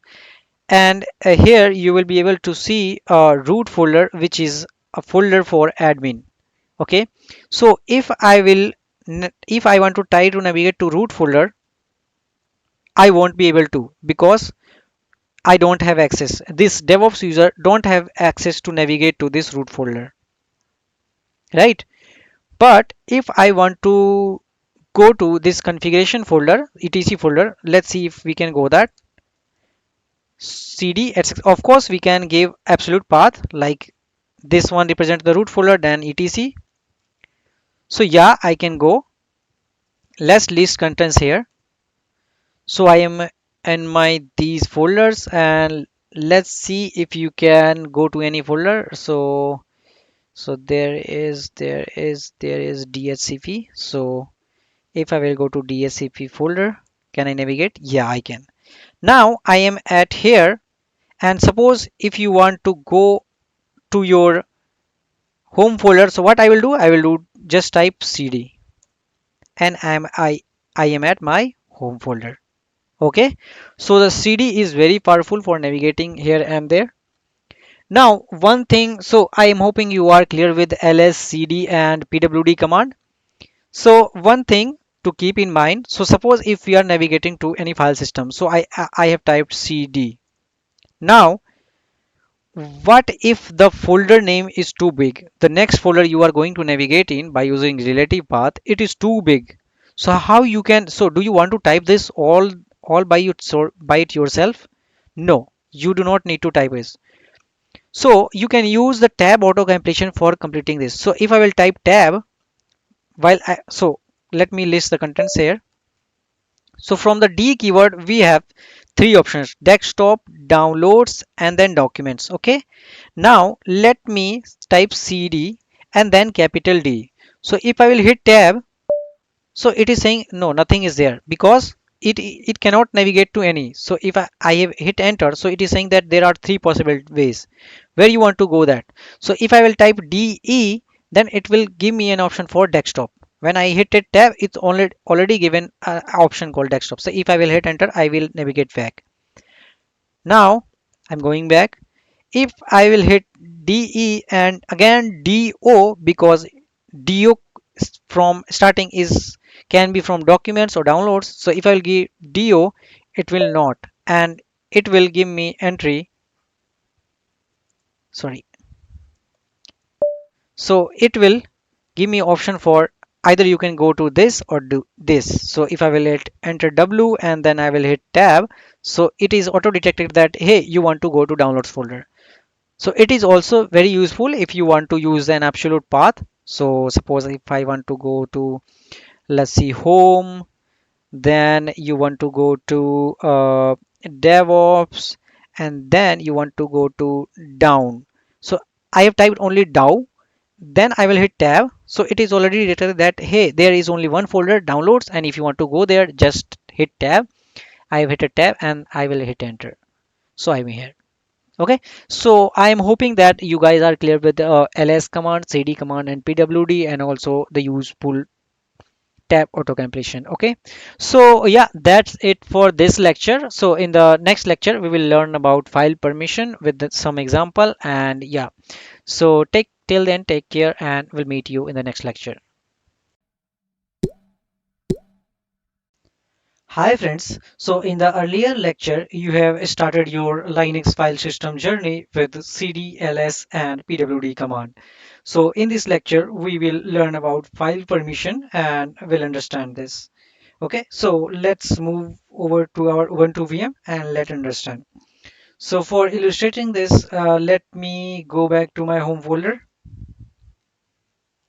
And okay, so we have everything in here for illustration. Let me open my terminal. I will type ls option L A. Okay, so it will give the long listing. So if I will do this, so in here in the first row and in the first column, it is showing this thing. So the first letter represent what the type of this thing. So whether it is a directory or it is a link or it is a file. So if it is a blank, then it is a file. If it is L, then it is a link. And if it is D, then it is a directory. Okay. Then the first three are for the permission for a user, the particular user that's currently it is using. The next three is for the group that he can be there. Okay. And the last three is for all other except those the user concerned with. Okay, so let me move over to my PPT and let's understand this.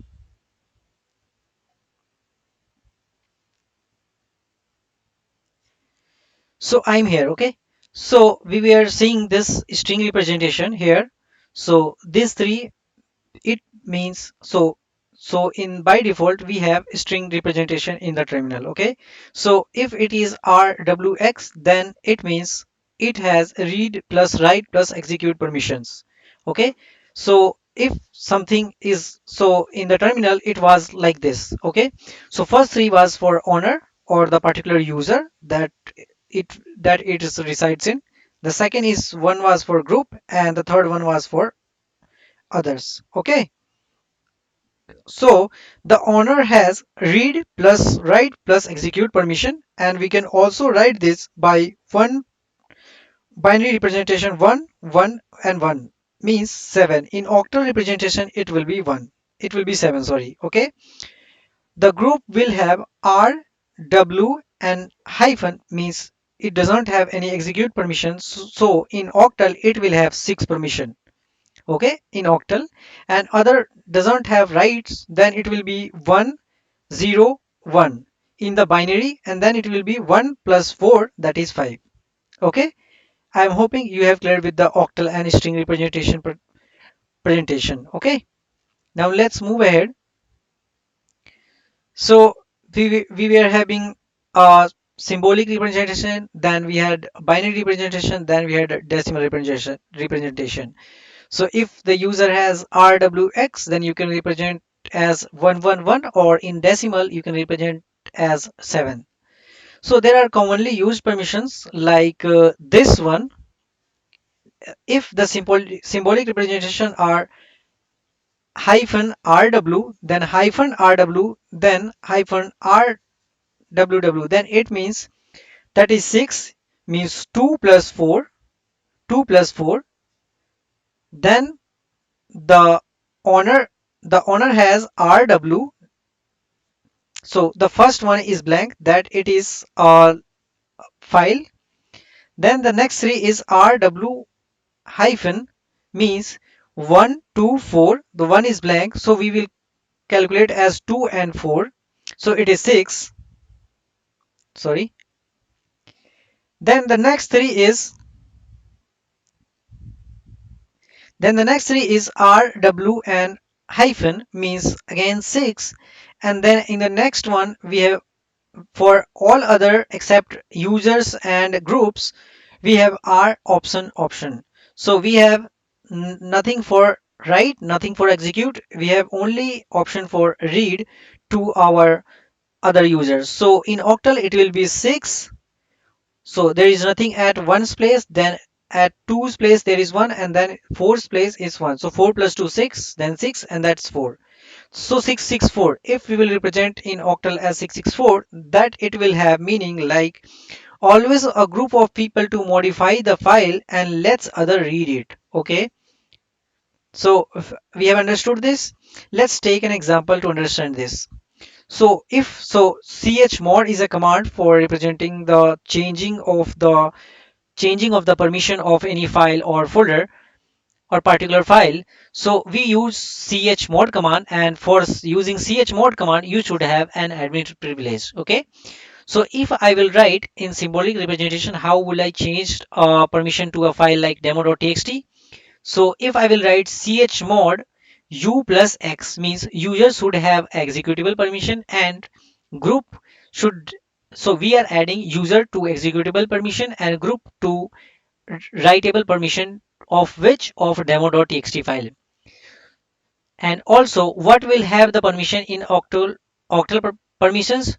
So chmod 644 means the user will have a permission to read and write. Okay, why? Because 6 will have read and write. Okay, so user will have read and write permission. Then the groups will have only permission to write, because X is blank and R is blank and W is filled up. So for, sorry, read is filled up and W and X is blank. So groups will have permission to only read and others will also have permission to read. So 644 demo.txt, if you will run this, then this command will do, the owner will have permissions to read and write, then the other and groups will have permission to only read. Okay, now let's move over to our Ubuntu VM and let's see in practice. So I will enter my password.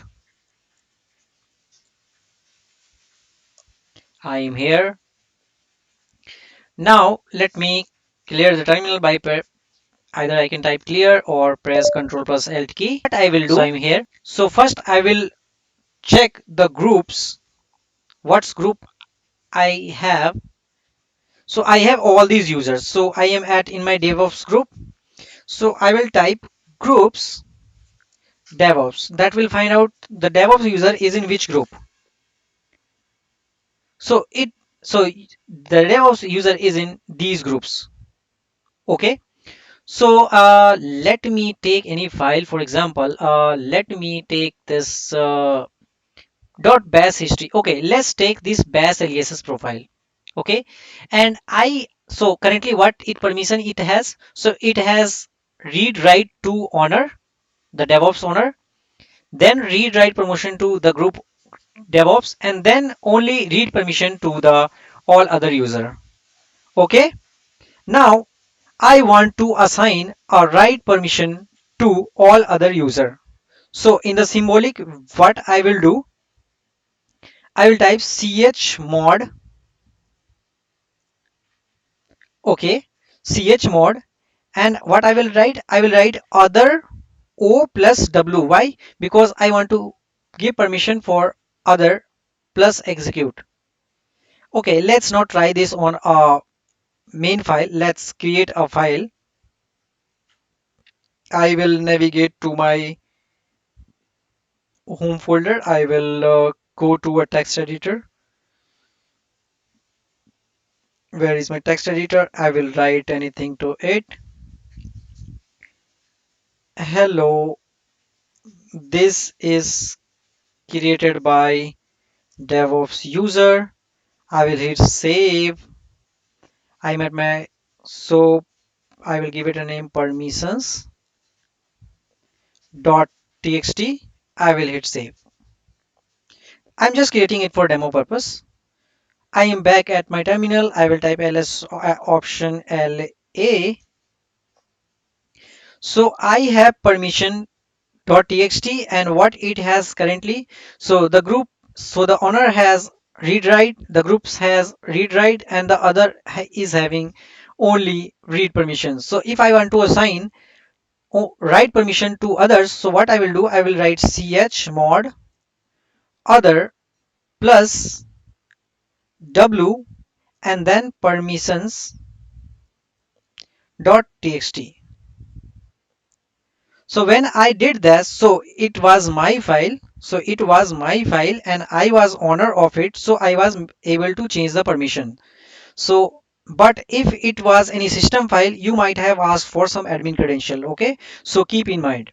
So if I will list ls option la, okay, let's only type ls option l. Now the permission.txt is having rw permissions also. Earlier it didn't have. Sorry. So earlier it didn't have, right? Now how I can remove the permission and keep it back to the blank one, means the other should have only permission to write in octal format. So what I will do, I will type chmod. Okay. Now let me open the text editor one more time.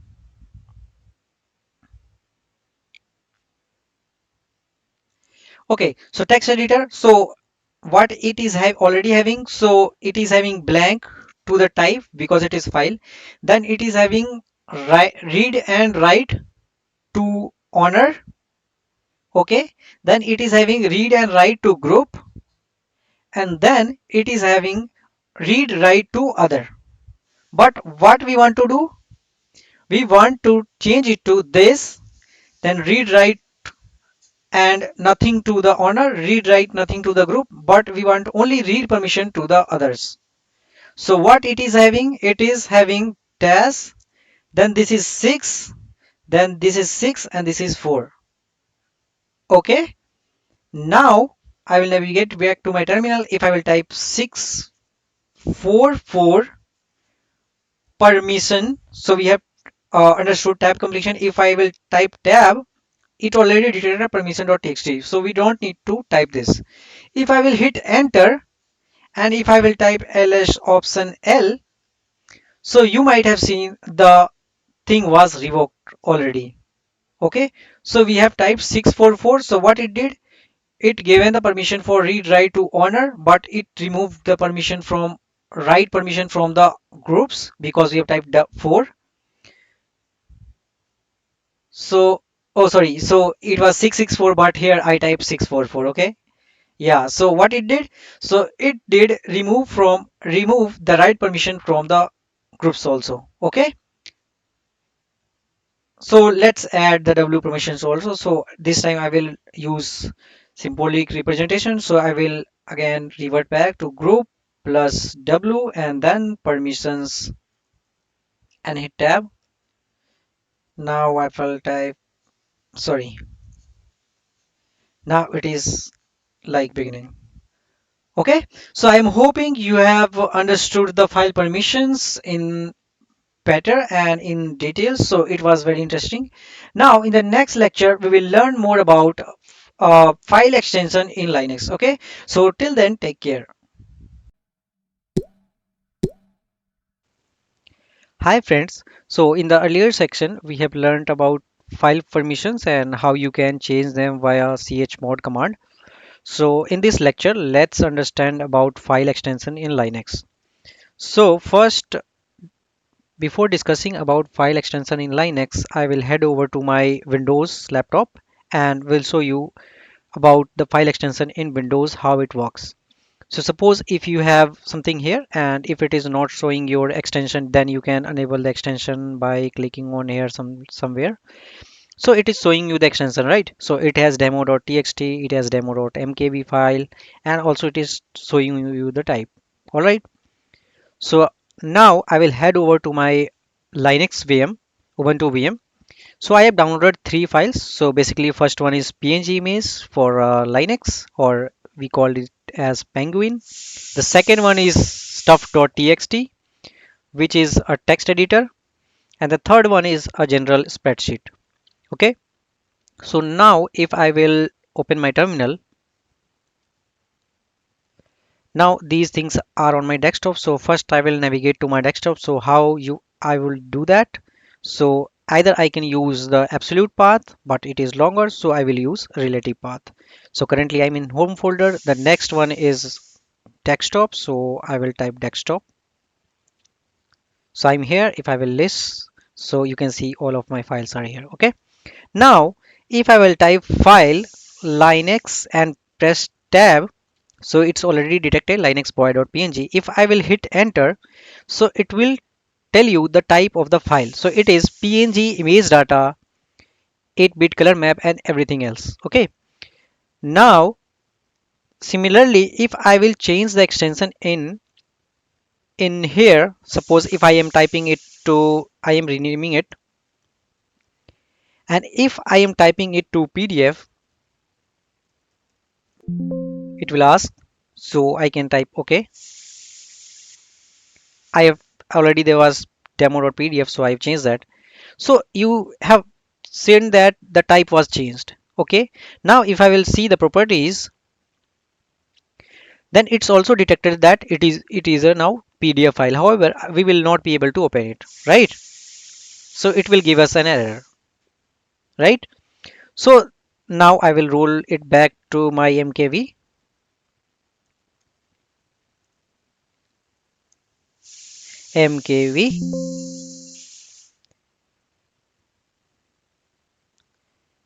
Now I will head over to my Linux. Okay. Now if I will change this linux.png to uh, Linux, let me select one and let me rename it to linux.txt. Okay. I will rename it. It was renamed. Let me type again by upper arrow key file linux.txt because now it is not png. So if I will type txt, now it didn't change the file type. Okay. So this is the feature of a Linux. So where if we will rename the file extensions also, it will not change the type. Okay. Also, if we will try to open it, so we will not be able to open it. It will throw any error, right? So see, so it won't be able to open it. So I will close this. I will roll it back to my PNG image. Okay. Now it back, and if I will try to open it, so it will get open. Okay. So that's the first thing. Also, I have this txt. So let me illustrate this one also. If I will type file stuff and I will type tab, and if I will hit enter, so it will tell you the type as ASCII text. Okay. Now if I will try to rename it as PDF, I have edited this to PDF. It has detected. Will it allow me to open it? Let's try. Mm, okay. So it is not able to open it. Okay. Now what's the file type now? Should I try? So stuff.pdf. It is also telling you that it is only ASCII text. It's not a PDF. However, we have changed the extension, but in Windows, it changed the type. So let me rename it. PDF, it was .txt, and if I will open it, so I'm able to open it. Okay. Similarly, for the ODS, so it's a simple spreadsheet file I will created for the testing. So these are the files. So if I will try to rename it, so first let me type the file type. What's the file type currently? So first I will move to desktop. Sorry, it would be capital D because Linux is case sensitive. Then I am on my desktop. I will type file, then I will type a spread. I will type tab, hit enter. So it will say tell you the ODS. ODS is basically a Excel sheet of Linux format, which can be opened by Libre Excel. Basically this one, LibreOffice Calc. Okay. Now let me hit change the and try to rename this. So if I will type, let me type this as PDF. Okay. I have typed rename.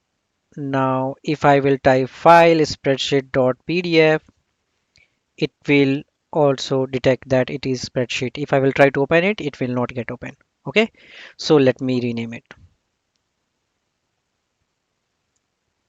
So it's a open text document. So I will spreadsheet. Okay, now so basically what we were doing, if we are trying to change, so basically the Linux track the headers file. So there is something called headers which tracks what is the type of the file. If you will change it to another one also, then it will not get changed. Okay, so that's the feature of the Linux. Now suppose there is something as extension and it is not configured. So you might know that PNG is for image, TXT for docs, and ODS for any type of Excel file. Suppose if I am giving any random name, like I am giving spreadsheet dot blah blah blah. Okay, now I am hitting rename. Okay, why the icon didn't get? Can I open it? So let me try to open.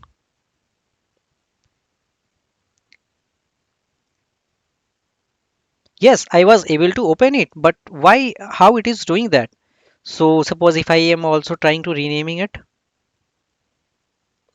I will try to rename it as etc. I will hit rename. Am I able to open it? Yes, I am. So what it is doing, so whether, so if there are no pre-configured extension in Linux, and if you are entering just a number, random number, so what it will do, it will take the original file type as extension in the background. Okay. If I will also type file spreadsheet dot blah blah, then you can see it's only detecting open sheet spread document. Okay, hope you understood that. And also if I will type file stuffs, I will hit tab stuffs.etc, it will tell ask I text.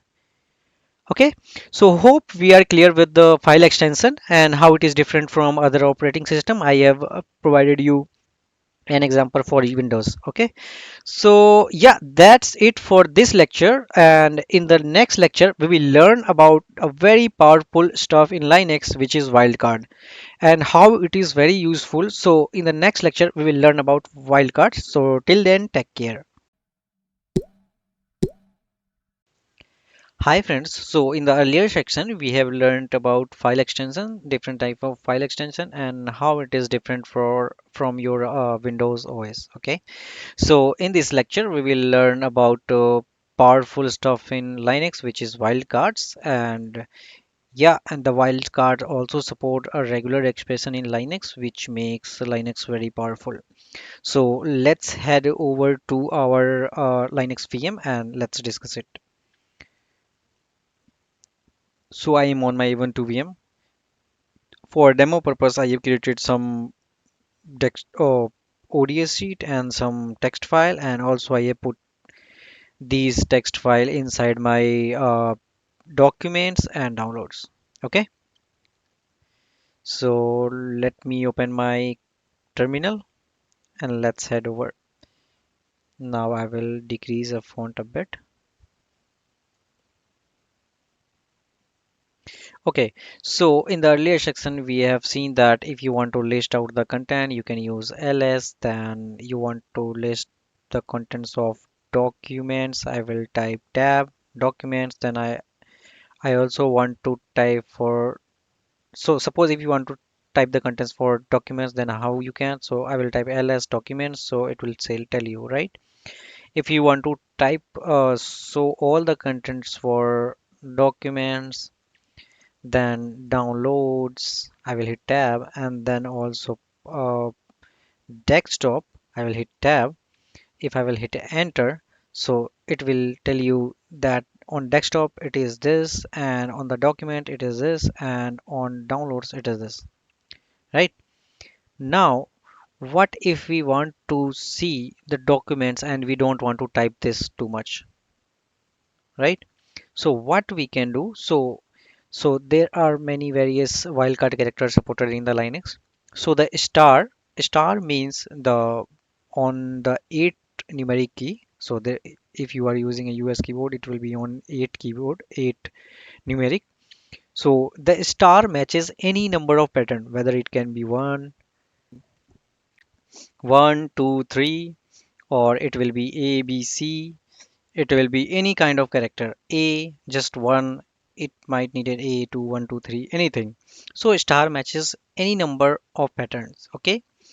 Now the question mark contains only one number of pattern. Either you can type 1, 2, 3, or A, B, C, whatever. Okay. The next one is this braces. So in the braces, you put a range of series. Okay. So I can put 1, 2, 3, 4, 5. So it will pick any one of these. Okay. You can either put this or you can either put this 1 to 5. Okay. And last we have curly braces. So in this you put a regular expression and you can put any range. Okay. So let's understand with the help of example. So if I will type ls star, so what it will do, it will list all the contents of a file. Okay. Now if I will hit enter, so you can see on the desktop it is shown all these things. On the documents, this downloads, in the music there is nothing, picture nothing, and there is nothing. Okay. Now I will clear it. If I will type ls, then capital D, then star, then it should show all the contents from desktop, downloads, and documents. Okay. So if I will hit enter, then there you go. As we know, Linux is case sensitive, so if I will type lsd and then star, it will not find anything. Okay. Now you can see that it is d, and then after this star took any number of patterns, so desktop, then documents, and then downloads, right?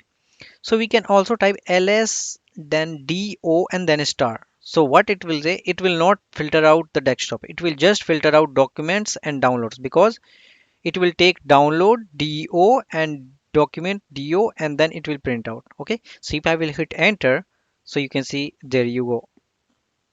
Okay.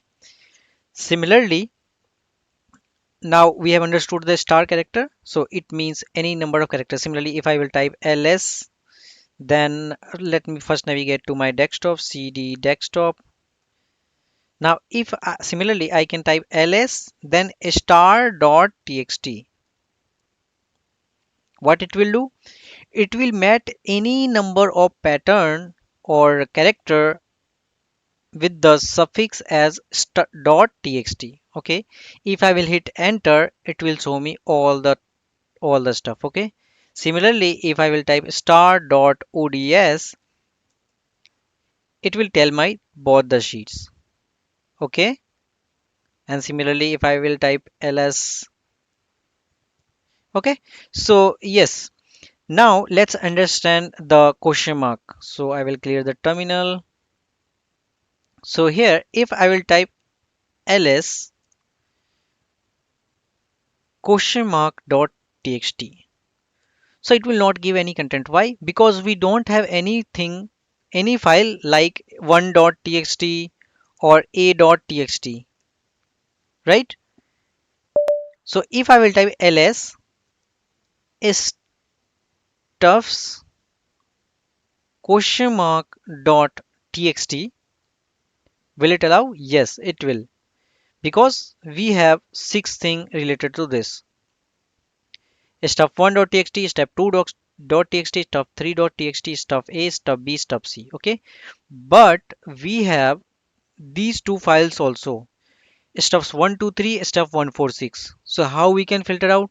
So instead of one question mark, we can filter out two two more question mark. So what it will do, it will take three number of pattern. Okay, if I will hit enter, you can see it matches the three number of character and it give an output of these three. Okay, similarly what I can do, I can type ls stuffs one, then question mark, because one is same, dot txt. So it is given. If I will type ls one star, then what it will do, will it include this one also? It will take these two, but will it take this one also? Let's see. Yes, because here there is blank and the star contains a blank character also. You might have learned in your engineering that star starts with a blank, then braces, then anything else. So it will take your blank option also. Okay, hope you have understand star and brace question mark and double question mark and triple question mark. Okay, now let's understand the braces. Now let's move ahead with braces.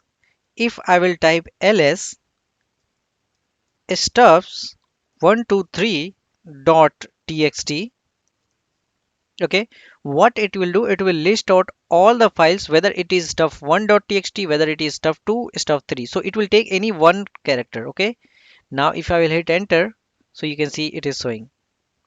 I can also put the ranges instead of this. So suppose if you have greater number, then you can type 10 to 9 and then dot txt. So you can put the ranges also. Okay, now what if you have multiple, you don't have this one, you have characters also. So either you can do is, I can press upper arrow key and I can type abc as it is case sensitive. So I will type abc, or I can type a to anything. I will type f. So it will not tell you, because what it will do, it will take here one character and then it will add this one.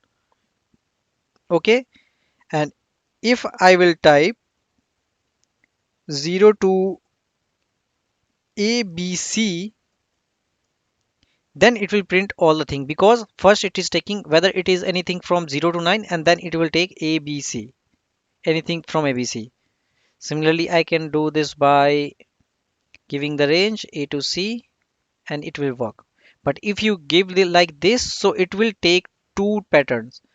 First character should be from this and second character from should be this. Okay, so I'm hoping you have understood the regular expression between under these braces. So yeah, that was for this lecture, and in the next lecture we will learn about how you can create files and folders, and yeah, we'll practice those too also. So till then, take care and bye. Hi friends, so in the earlier video we have seen how you can use wildcards to make a powerful commands in Linux, okay, for creating files or for navigating here and there. Okay, so in this lecture we will learn about how you can create files and folders with use of curly braces. Okay, so let's move to our Ubuntu VM and let's practice this. So I'm on my Ubuntu VM, so I will open my terminal. I will resize it a bit so that we can see this in a real time.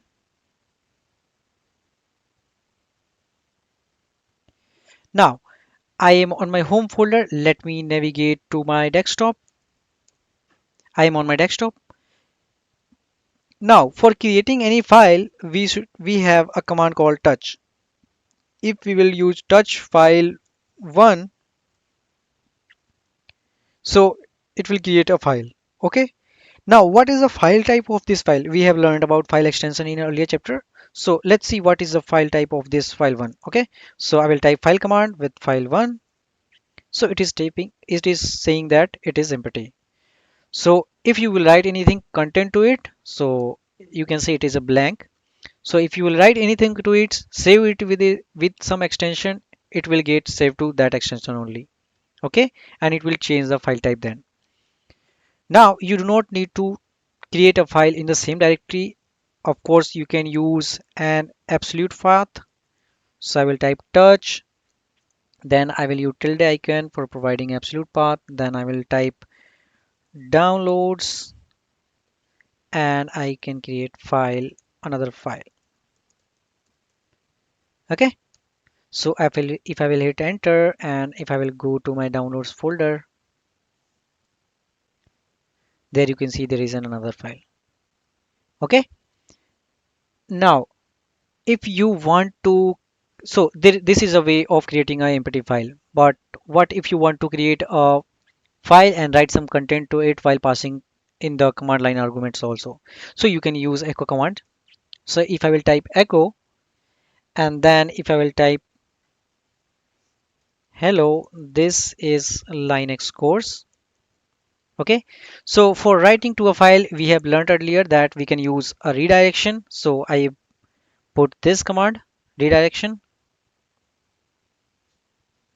Let me resize it. So redirection. So I'm doing the redirection, then space. Of course, you do not need the space here, and I will type hello.txt. So this is also a way of creating file with something in there. So yeah, I will there. So if this file is there, then it will what it will do, it will overwrite it, and if you want to overwrite the content on it, so you can append it. Okay, but if the file is not present, it will create new and write contents to it. Okay, hope we have understood this. Now for creating any empty folder, we have a command called mkdir, make directory. So we can use mkdir and folder. Okay, so it will create an empty folder. Similarly, we can use an absolute path. So I will give another folder.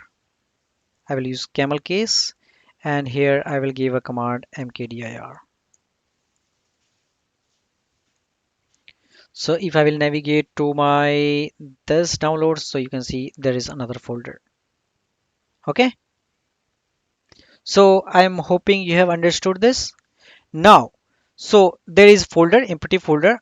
I want to create a folder in this folder. So what I will need to do, I need to navigate it, or this folder is already there. So I will type mkdir, then I will type folder, and then I will type blah blah. So what it will do, it will create a blank folder inside it. Okay. But suppose there is no folder and I want to create a sub empty folder of any folder. So what I will do, so can I type mkdir demo folder blah blah and then etc. Can I do that? Let me hit enter. No, you cannot. Why? Because Linux searched till here whether it was this folder or not, then it tried to create this folder. Okay, but this folder only was not here. So let move over to man pages and let's see if there is something related to it. So I will give to man mkdir. I will minimize a font a bit, and I will go to, and on the second I can see P option. No error if existing, make parent directory as needed. Okay, so this option will do. So I will hit Q and I will go to the same command and I just need to provide option P. If I will hit enter, so there is some demo folder. If I will go, then it is a blah blah, then it is etc. Okay, so hope we are clear with this. Now, if you want to create a folder with just not a word and you want two or three words, so how you can do that? So if I will type mkdir hello world, so it will create two files, two empty folders, sorry. Okay, because it took two inputs here. So for creating a one folder, what you can do, either you can pass them in double quotes, okay, or so if I will hit enter, it will get created, or the best practice is to use underscore icon. Okay, so this is the best practice for creating any folders. So if I will hit enter, it will get created. Okay, so yeah, now let's move ahead and create files and folder with using some curly braces. Okay, okay, so now I'm on my desktop folder. Let me create an empty directory called project in here. So it was created.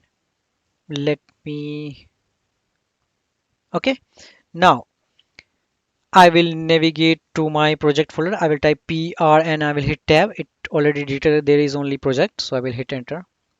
Okay. Now let me open a text editor. So I want to create a folder, not a folder, many folders. And I don't want to create manually them.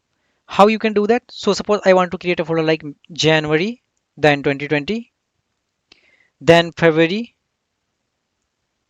2020 till May 2024. So January, February 2020, then March 2020, then it will be May 2023 above. Okay. So how we can create that? So for that we will use curly braces option. Okay. So let me minimize it. I am inside my project folder. So what I will do, I will use mkdir command. Okay. Now with the mkdir command, I will use curly braces. I will type Jan, Feb, March, APR and May.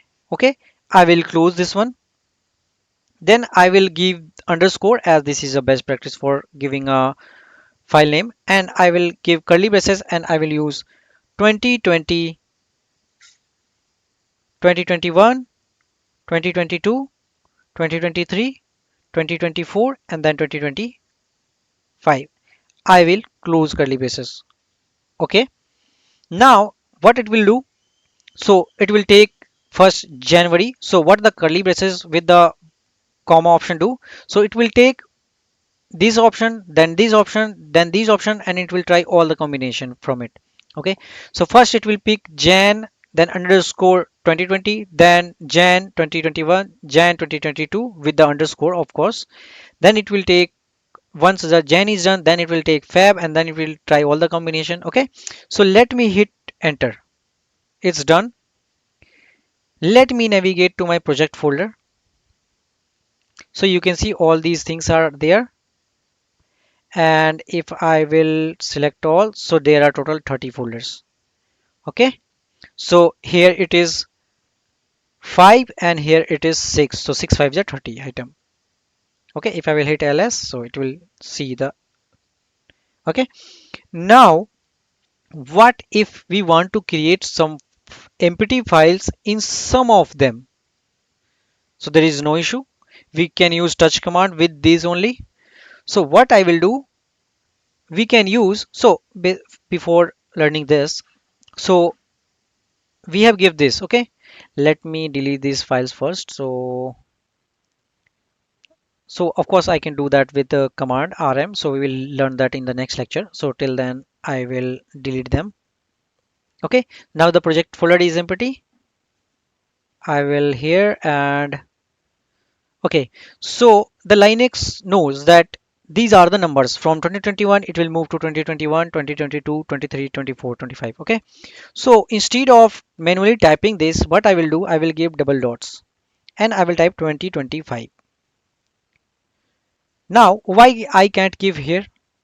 Because the Linux doesn't know what is JANFEB.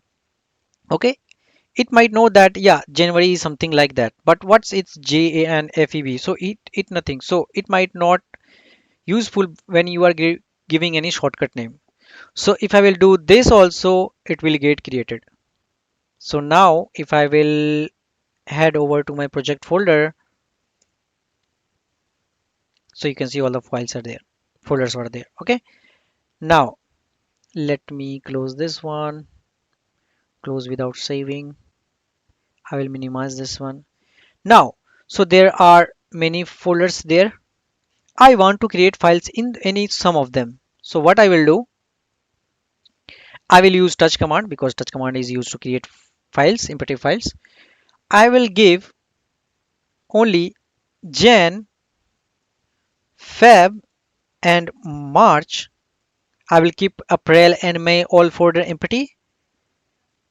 Then I will give underscore and I will also give 2022 2022 only.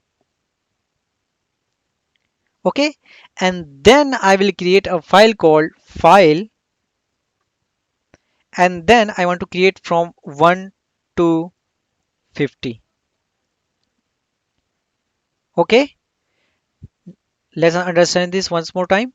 So what I am doing here, I am going to pass a command touch which is used to create a file. Here I am giving a relative path because it's not an absolute path.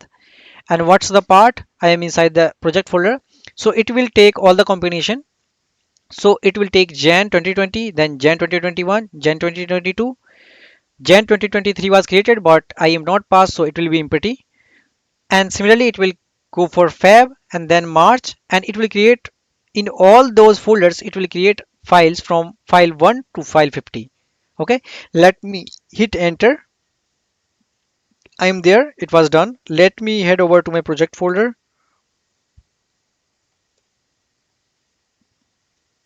Okay, now if I will hit enter January 2023, it is empty, but we have passed till Jan 2022, so you can see all the files are there. Okay, so hope you have understood the value of these curly braces. Now we can also provide it to ls. So I will type ls and then I can type list the content for Jan. Then I will type Feb. No, not. Let's take May.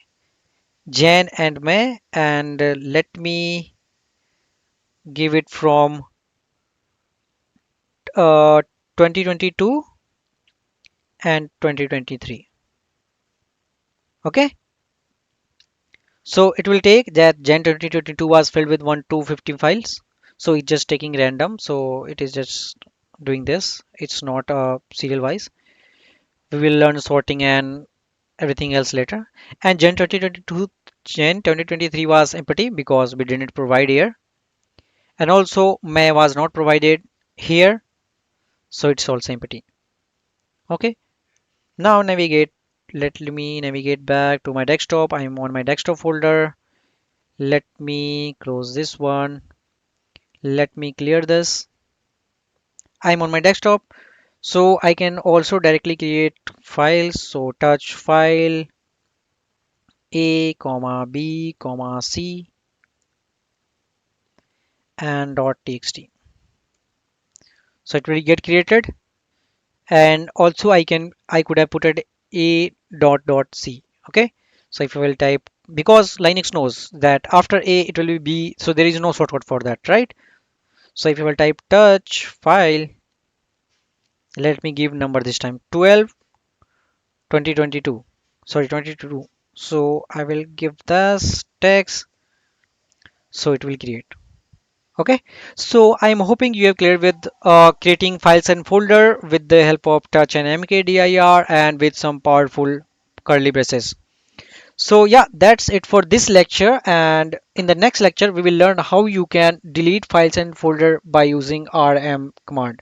Okay, so till then, take care. Hi friends. So in the earlier section, we have seen how you can create files and folder with more powerful wildcards. Okay, so in this lecture, we will learn how you can delete them, the created files. So I will move to my Ubuntu VM. So you are aware that touch command is used to create a file, and for removing a file, you use rm command. Okay, so before starting this, let's see the main page for rm. So for rm, it has an option which removes files. Okay, and there could be while or dot dot dot, means there could be multiple files. Okay, so I will hit q and I will type rm, and then let's give it any file like file22, this one. All right, so if I will hit enter, so it will delete that file. Also you can provide multiple files, so rm file, what you want to give, let's give 20, file 20.txt and file 21.txt. So this will delete all these files. Okay, now let's create a file here. So there is file, it's a file a.txt, and let me copy this to, so let me copy this to documents and downloads also. Okay, so these file a.txt is in my documents folder and downloads folder. So how I will delete this at the same time? So what I will do, I will type file rm, so I'm in my desktop, so you can type desktop and then backslash forward slash file a.txt, but it does not need it. File a.txt, then you can provide an absolute path, so then this, then doc, I will write doc and then I will hit tab, so it has document and then file, and I will hit tab file a.txt, and similarly I will give another file as dow and I will hit tab.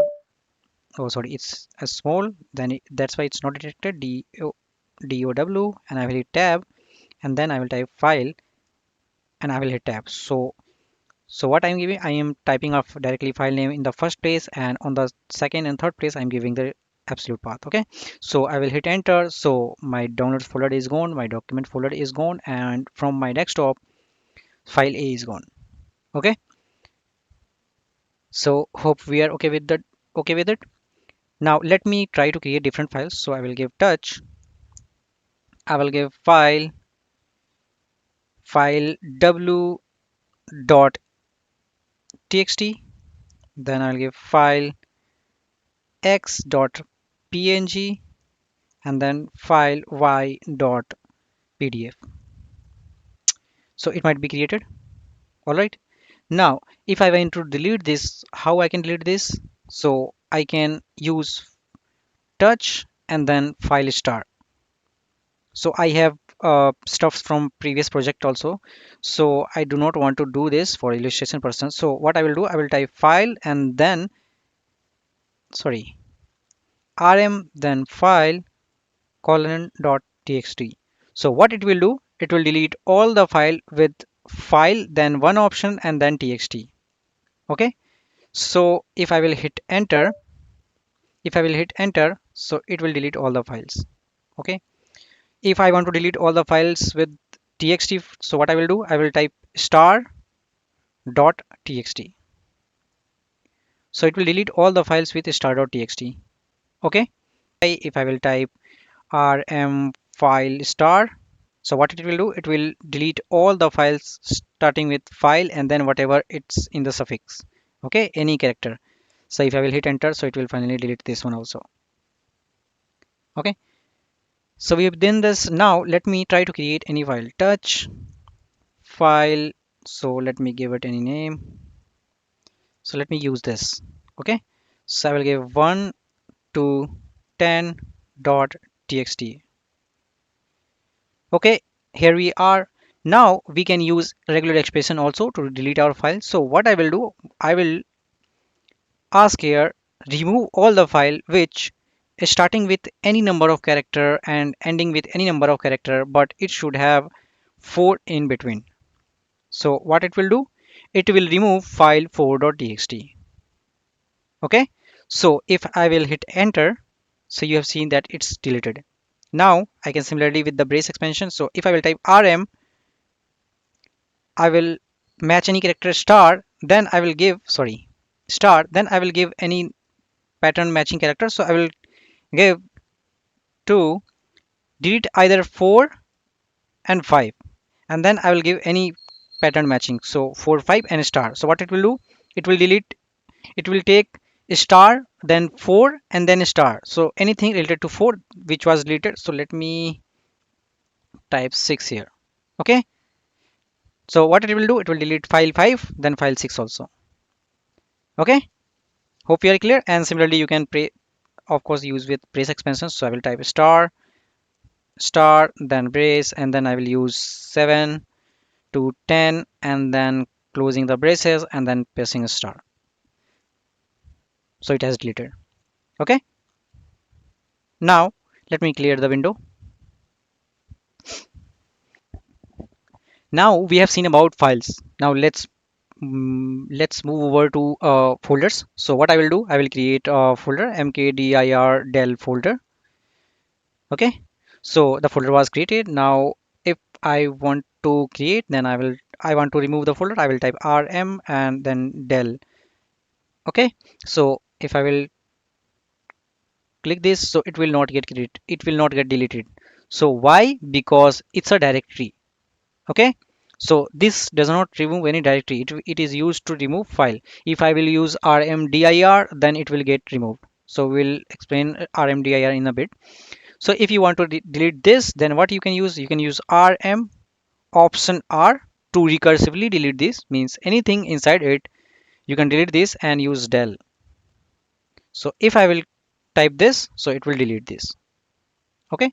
Now let's make this folder again, mkdir del folder, and with this let's also create some subfolders. So delete me, and then one, let's give it name till 3. Okay.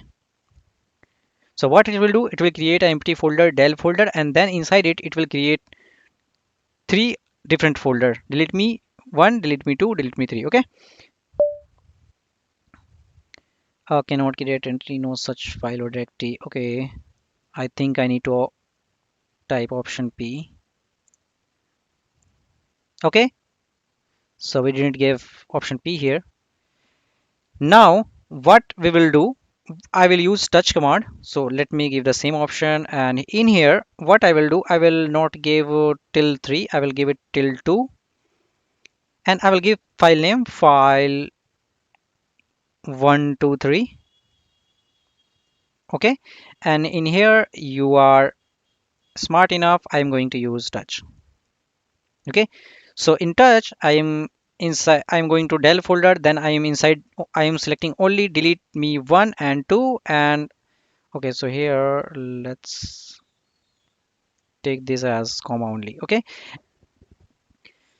And in here we are using 1 comma 2, and we are creating 3 files. So if I will hit enter, it will get created. So let me open it. So there is delete 1 2 3, the delete 1 is filled, this one is filled, and this one is empty. Okay. So I'm here. Now go back. Now what I can do, I can use rm option r, and then I can use delete folders. So what it will do, it will delete all folders inside it.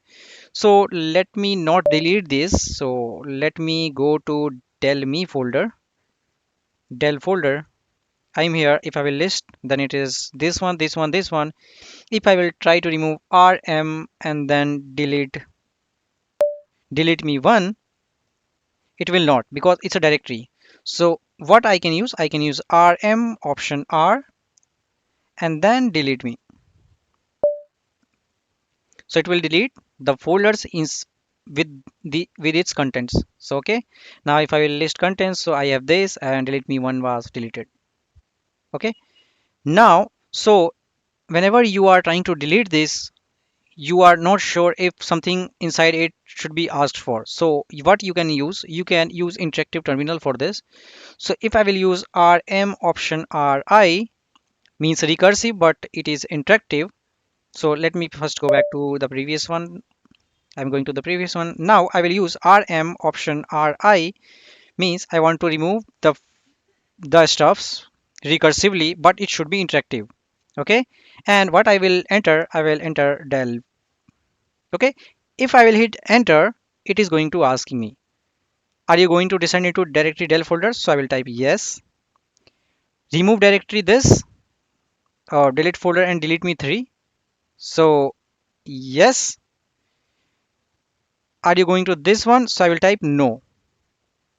Okay, I'm here now. If I will type to ls, then we have these folders, and if I will go to my del folder, if I will list contents, so I have deleted me 2 files only. Okay, hope we are clear. Now let me make a directory mkdir option p, and then let's move to del folder, and then let's create, sorry, folder 123. So it was created, del folder is here, it was created. Now I will touch, then del folder, then I will type folder. So I will not give any name, I will type 1 and then 2, and then I will give it a name like, let's give it a name like file 1 to 10 colon dot txt. Okay, so what it will do, it will go inside a delme folder. I think it's already there. I'm inside my delme folder and it's delete me. So it's having this and it's having this and in this. Okay, so now we have created our del folder. So if I will navigate to my del folder, and if I will list content, if I will go to my del folder again, cd del folder, and if I will list content here, so we have folder 1, folder 2, folder 3, and if I will navigate to cd folder 3, if I will list, there is nothing, so I can use rmdir here, which is used to delete empty folder. So if I will go back, and if I will use rmdir and folder 3, so it will get deleted. Okay, if I will list the contents, so file folder 1, folder 2 deleted. So if I will navigate back and once again, so sorry.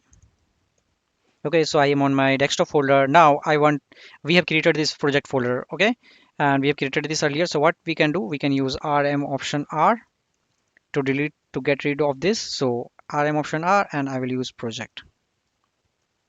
So it will delete everything inside it. And also I can use rm option r, and I will use del folder. How you can delete these files altogether? So you can use rm, and then either you can type file star, it will delete. Okay, so hope we are clear with deleting files and folders, and we have also learned how you can use a special case character here. So that's it for this lecture. In the next lecture we will learn how you can copy files and directory to any destination folder. So till then, take care. Hi friends, so in the earlier section we have learned how you can delete files and folder with some powerful command like rmdir, rm with option r. Okay, and we have also seen the uses of star, question mark, and braces in that. So I hope we are clear with that. So let's move ahead, and in this lecture we will learn how you can copy files and folders on your Ubuntu VM. Okay, so let's move on our Ubuntu VM and let's understand in the practice. So I'm on my Ubuntu VM. I have my terminal already open. Okay, now I'm already on my desktop. Let me create a file, echo, with some contents obviously, and I will type hello there, this is Linux course, and I will use a redirection for creating a file, and I will give a name file1.txt. Okay, so it was created, and it will have this content. Hello there is hello there, this is a Linux course. Okay, so what we can do for copying these files, we can use command cp. Okay, so before illustrating cp, let me see the main pages of cp. So cp can have option. It can have source and directory, and it can have multiple sorts.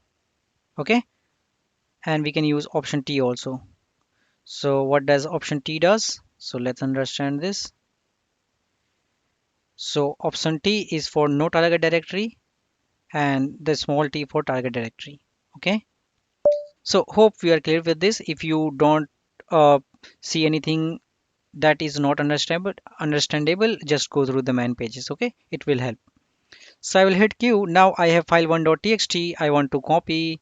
Of course, I can do with the GUI by right clicking, copy and pasting, but I want to do this with my CLI.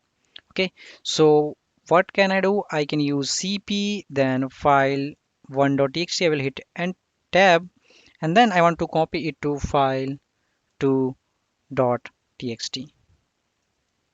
So it has created, and whether it has pasted our contents or not. So let's see. So yes, it has pasted our contents also. I have pasted and enter extra, so it asking. Okay, now if you want to copy these two to any destination folder, let me create any folder. Let me give it any name like destination.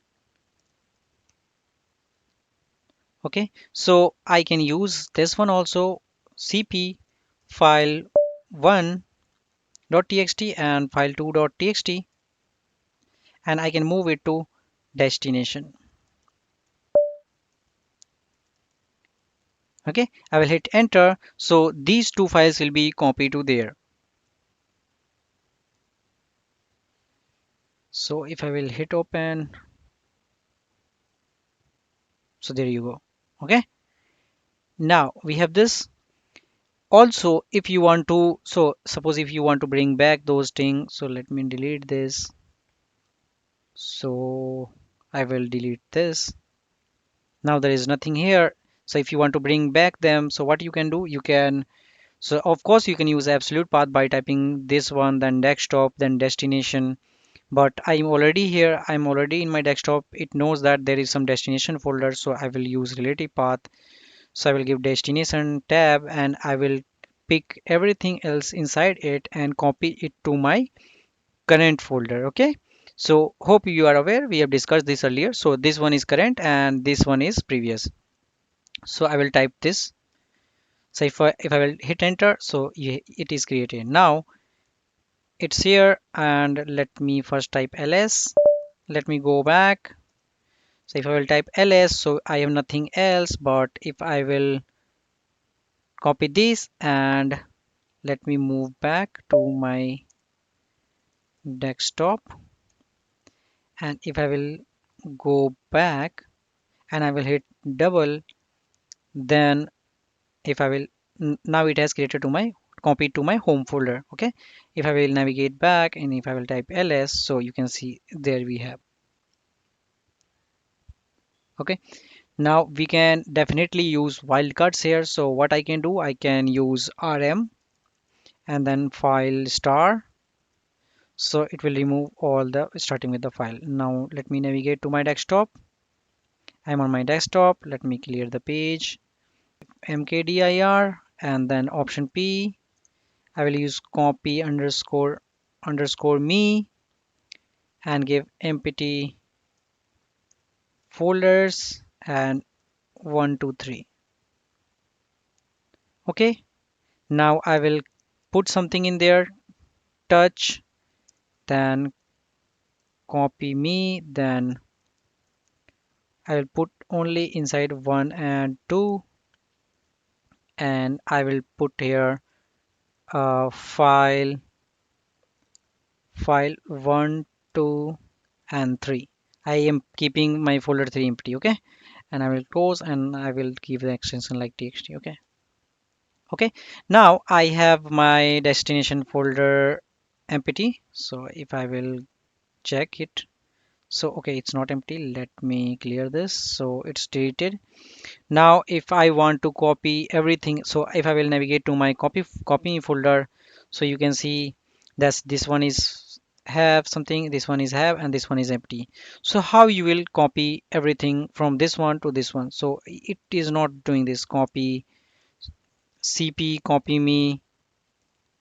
and then you destination. So it will just copy the folders. So what you can do, you can use copy option R, CP option R, and then I can use copy tab, and then I can use destination. So if I will hit enter, so it has already created from this.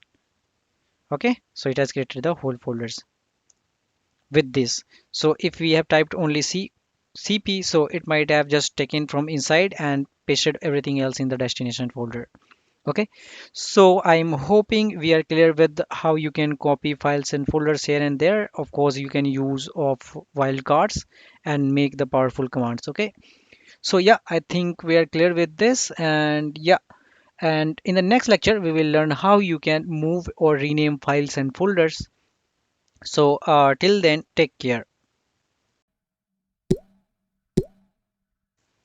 Hi friends. So in the earlier section we have learned how you can copy files and folders here and there, and also we have learned how you can use special wildcards while achieving this. Okay, so let's move ahead and let's understand how you can move or rename files and folders.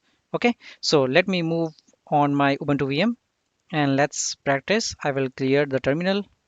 Okay, now let me clear the contents on my desktop. So I will delete them. Now my desktop looks clean. So what I will do, I will type touch oldname.txt. So I've created a file oldname.txt. If I want to rename it or whether move it, the same command is used, which is mv. Okay, so mv command is used for both moving and renaming the file.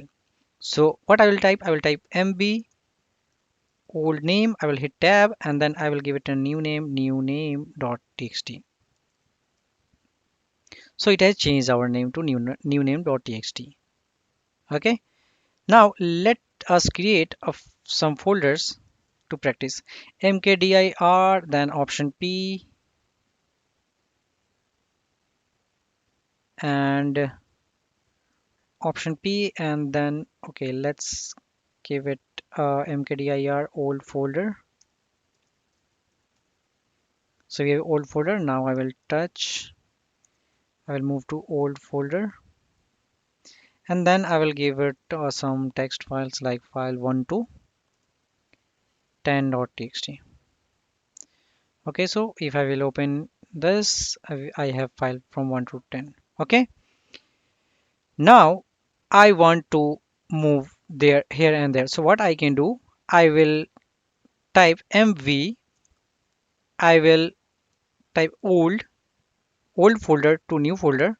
So I'm renaming folder first. Now it has given the name new folder.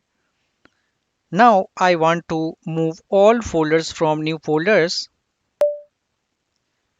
Okay, I don't know why it is not detecting. No issue.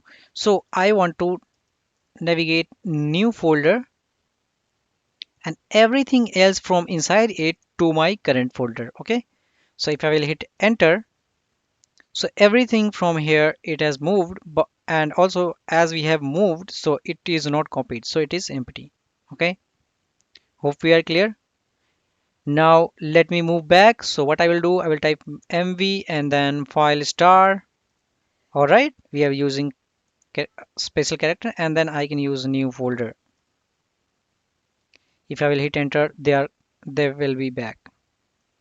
Of course we can use them by any other files. So what I will do, I will do new folder. Okay, and then I can give any absolute path like, hey, go to home folder, then go to documents, and inside documents just copy it. Okay, I went, and if I'll go there, if I'm inside documents, so it has created my folders and here are all my stuff. Okay, and also you can so at the same time we can, while moving, we can rename it also. So how you can do that? So I will type mb, then home folder, then documents, then I will give a new folder, and I can give it a relative path, or I am in my desktop folder. I'm in my desktop folder, so what I can do, I can just use dot, then backslash jackpot, anything, any name like. So what it will do, it will copy to this current folder, and also it will rename to jackpot. So I'm inside my jackpot. If I will go, and here you can see, so it has moved and also renamed our file. Okay, and also, yeah, you can use wildcards here also. So if you will type touch, you can take many files and folders, file 1 2, let's take 10, and then .txt. So it was created, and if you want to move mv file star, move all the file star from this one to where, let's take it to downloads. Okay, so if I will move ahead and go to my downloads, so it has already copied. So yeah, so you can make any powerful command by using special card characters. So yeah, we are enough with this move and cmd command, and yeah, that's it for this lecture. In the next lecture, we will learn about vim. Okay, so vim is very powerful. It's a CLI editor, so we'll learn about that. So yeah, till then, take care.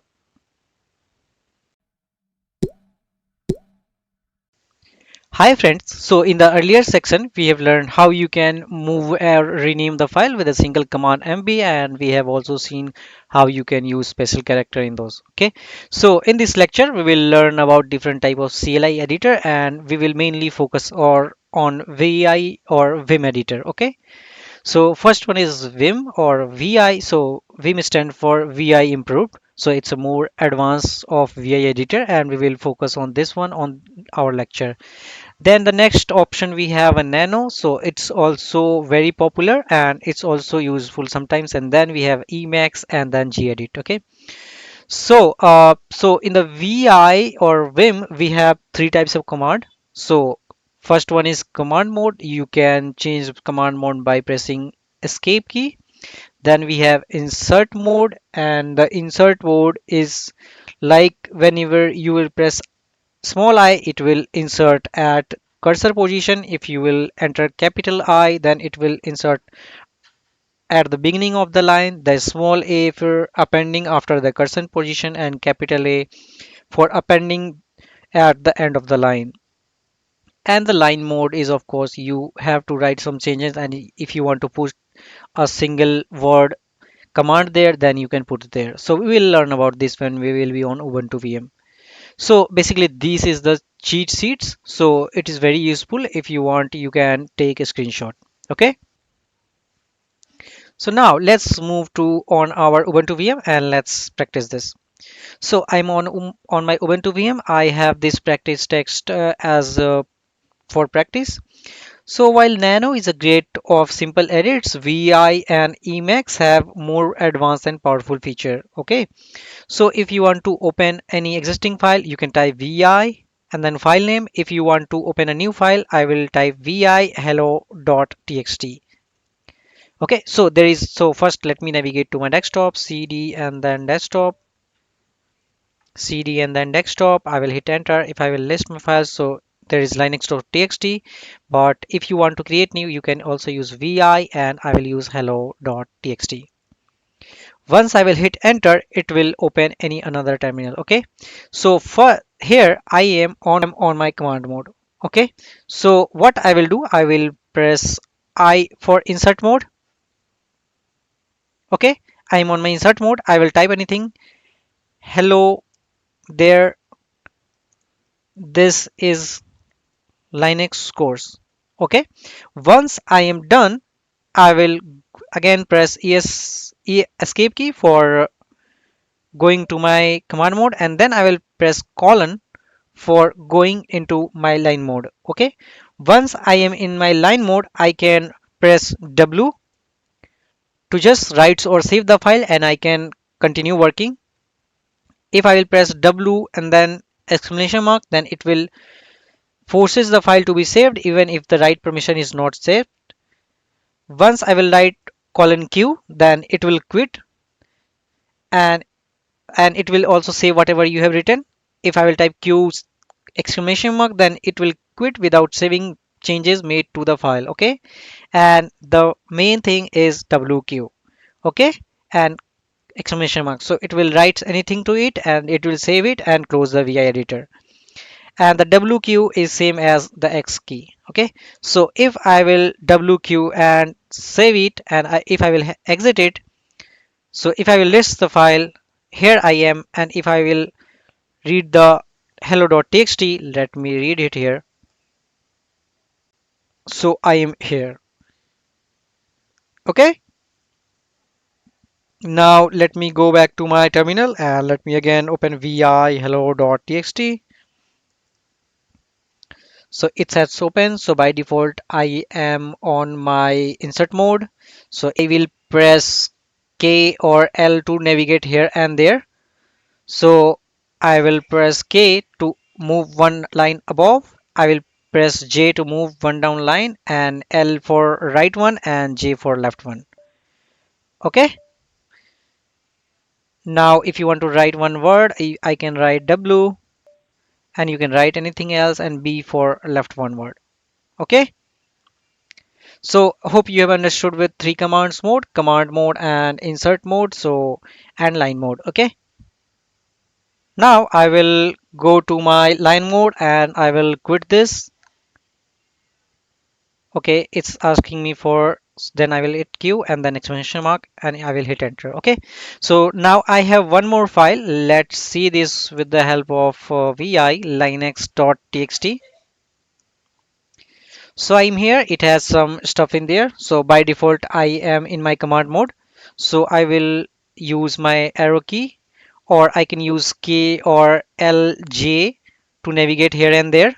Okay, so yeah, now if I want to see the advanced feature, like if I want to go here and there and search for, so suppose if you want to delete a character, I will type X, so it has deleted a character. If you want to undo the changes, I will type U.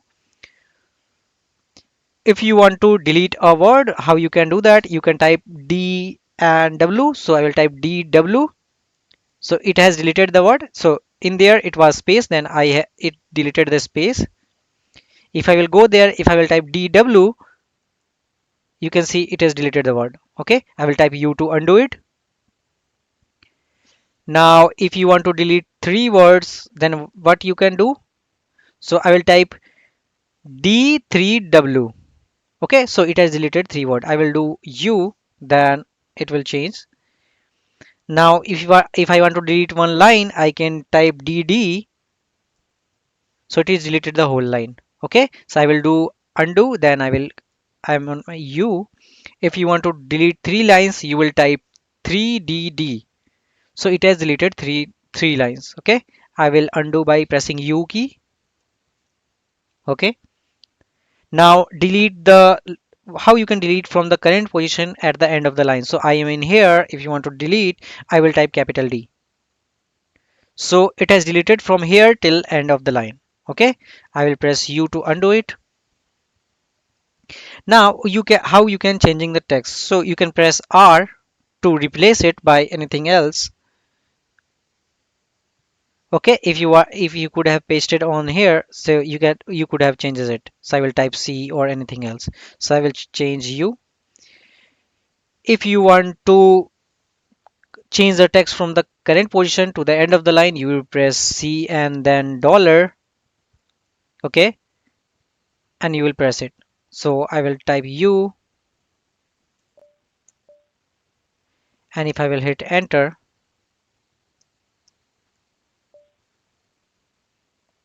let me exit it by not saving it, and let me again open my Linux. Okay, now I am in here. If you want to copy the current line, so then what you can do, I can go to here, and if you want to go to at the end of the line, I will type dollar. So at dollar I am at the end of the line. If you want to copy the current line, I will type YY. Okay, and if you want to paste it, so come again to the next line and type P. So it has pasted the all line. Okay, from line X to this one to this one. So I will type U to undo it. I've done that.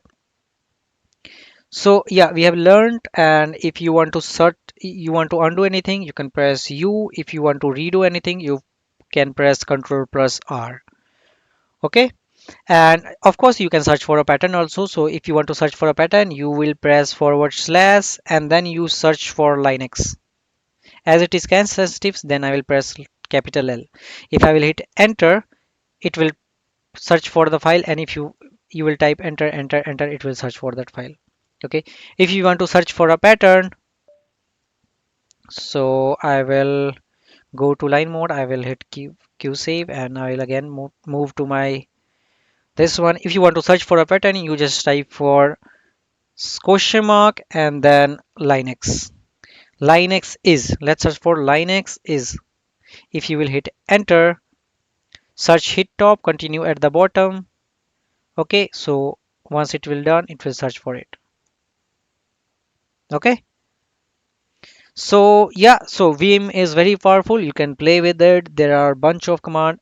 Also I provided you the cheat sheet while sharing my ppt, so you can take help for that and practice your vim with this. Okay, so yeah, this that's it for this lecture, and in the next lecture we will learn how you can find and locate files and folders here and there. Okay, so till then, take care.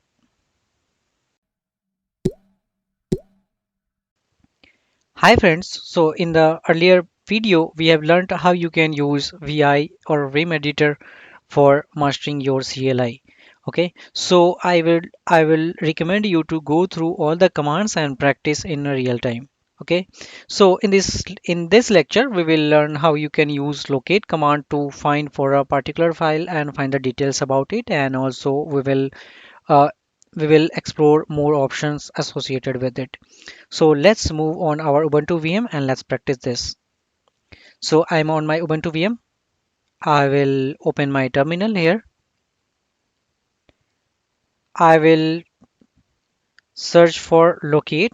So first I will type this to find whether it is installed or not. And so okay, it is not, it is there. If it was not there, it could have asked that locate command is not found. So if you are not able to find it, just go ahead and type sudo apt get installed apt get apt install locate or mlocate or plocate, whatever it will be suggesting on your VM. Okay, so yeah, we have this set up. Now how you can locate all the files, starting all the configuration files. So but basically the configuration file are having extension of .conf. Okay, and they are readable files. So how we can allocate this? So for allocating this, we will use special character star, and what it will do, it will find all the files with suffix as or extension at .conf. Okay, so if I will hit enter, it's gonna find all the file around the bottom and all the subfolders inside it. Okay, and suppose if you, so I will first clear this and I will hit enter, and if I will type CONF, so it will not find anything. Why? Because Linux is case sensitive. So for avoiding the case sensitive, what I will do, I can provide option I, and it will find for all CONF or CON capital and F small. So it will find all this thing. Also, if we can also limit it to 10 entries. So I will type locate and then I will provide option limit, and I will provide entry for 10, and then I will type star dot conf. So it will make sure to provide only 10 entries.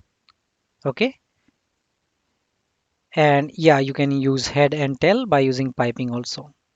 So I don't want this, and suppose you want this, locate this one, and you want to pipe, so you can use piping also here. And use head 5. Okay, so it will tell you the starting 5, and by default the limit also taking the on the top one. Okay, so you can use piping also here. Now what I will do, so basically the locate command uses a database to save all of this structure the here and there. Okay, now we have learned about the basic of locate. Now the locate command basically uses a directory or a database to store all the info. So what I will do, I will type locate and option S to save it to a database, and it will save it to database. If I will hit enter, so it is saving all the files till right now to a database. Okay, now what I will do, let me go to navigate to desktop. I'm at my desktop. If I will locate option S, and what I will do, I will redirect to on my database before before.txt. Okay, and if I will hit enter, so it will save it, and if I will read details here, so it will tell you all the files. Okay, so it has saved all the files and folders till now to my this database, and it has saved and closed the database. Okay, now on my folder I will create a new folder, so I will create find me, so I will give it a name like touch find me.txt. So it has created. Now let me clear the file. So if I will try to find or locate find me.txt, it will not. So it is not giving my entry. So why it is happening? So it is happening because we have already saved our database by locate option S command. Okay, and we cannot do that further. So what we can do, we need to update our DB. Okay, so I will type update DB command, but it is saying that you cannot because permission is denied. Okay, so let me see the main pages of the update DB. If I will go, it's in general manual command and it's in one, but I think I will need to open it as sudo so that it will update. So I will type sudo update db.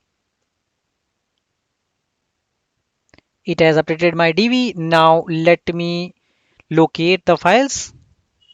Locate find me.txt. If I will hit enter now it has find, right? Now let me also save locate option S to a new file and database after.txt. Okay, now let me compare these files here and there. So what I will do, I will take cat database database database before dot txt, and what I will do, I will paste it to word count option L. So it is saying there was 28,364 entry, and if I will do the same for after, so it has 74, 10 more entries.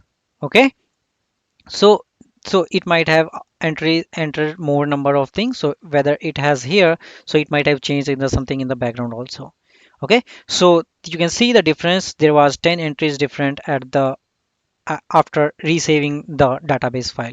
Okay, so hope you have understood the concept of locate and the basic and the behind how it is working in the background, how it is saving to a database, how you can update the database. Okay, so yeah, that's it for this lecture. In the next lecture we will learn about the powerful find command. Until then, take care.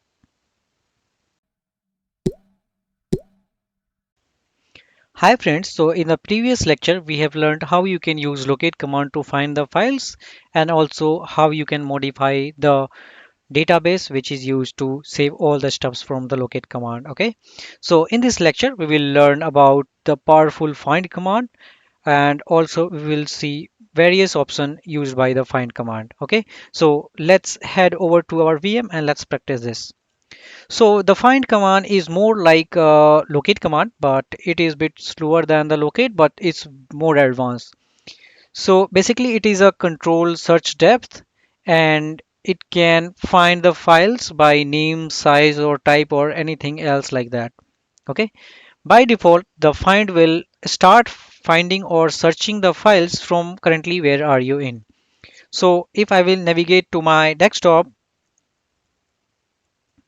and if I will type find, so what it will do, it will find everything or and anything, and it will find from my current folder. So it will find anything from desktop. So you can see it has find the current folder, then demo, and it has show me all the hierarchy of the things that I have in my demo folder. So for illustration purpose, I have level 1 folder, then in the level 1 folder I have level 2.txt, level 1.txt file, and then level 1 folder. Then in the level 1 folder I have level 2 folder with the level 2.txt. Then inside level 2 I have a level 3 folder and then level 3.txt. Okay, and also I have put some files, file 1, file 2, file 3 in desktop download and document for illustration purpose. Okay, so let's practice this. So suppose if you are typing this find and if you want to take it to only maximum depth of 1, so how you can do that? So yeah, of course we do not need to mention this current path to use current path to find, but yeah, I would like to use this for better illustration. And by default, if you won't pass this dot command, then it will also take the by default, which is from the current path. Okay, but yeah, for better illustration I will type the dot command. So I will type dot and then I will give a option max depth, sorry, max depth, and then I will provide option 1. So what it will do, it will give you all the thing that are stored on file level 1. So what it will do, if I will enter my demo folder and if I will open, so on my on in here, so sorry, currently I'm on my desktop. So on my desktop on the level 1 we have demo folder, then file 1.txt, file 2.txt, and file 3.txt. If I want to go to maximum depth of 3, so what's all in there with the maximum depth of 3? So all these things are till maximum depth of 3. Okay, so inside there it went to level 1, and on the level 2 we have till level 2. So that was 0, level 0, then it was at level 1, and then it was at level 2. Okay, now I will I will type, I will search for with the type of files. So what I can do, I can find then dot, of course we don't need this, and I will give option type. So if I will give anything like f, type f, so search with the all the things with the type of file. So it will type all the thing with the files. So .txt, we have only txt, so it search for txt. If it could have a png, then it would have been searched for png. Similarly, we can type this with the type as directory, so we can provide option like d. Okay, if I will hit enter, so it will give it only with the directory as type. Okay, so yeah, let's move ahead and let's understand now the next for the concept on it. Now we have seen how you can type it as what's the type of the file. Now we can also filter the find by name option. So I can type by name and I can provide the name as file1 file1.txt, or let's see level3.txt. So it's on in here.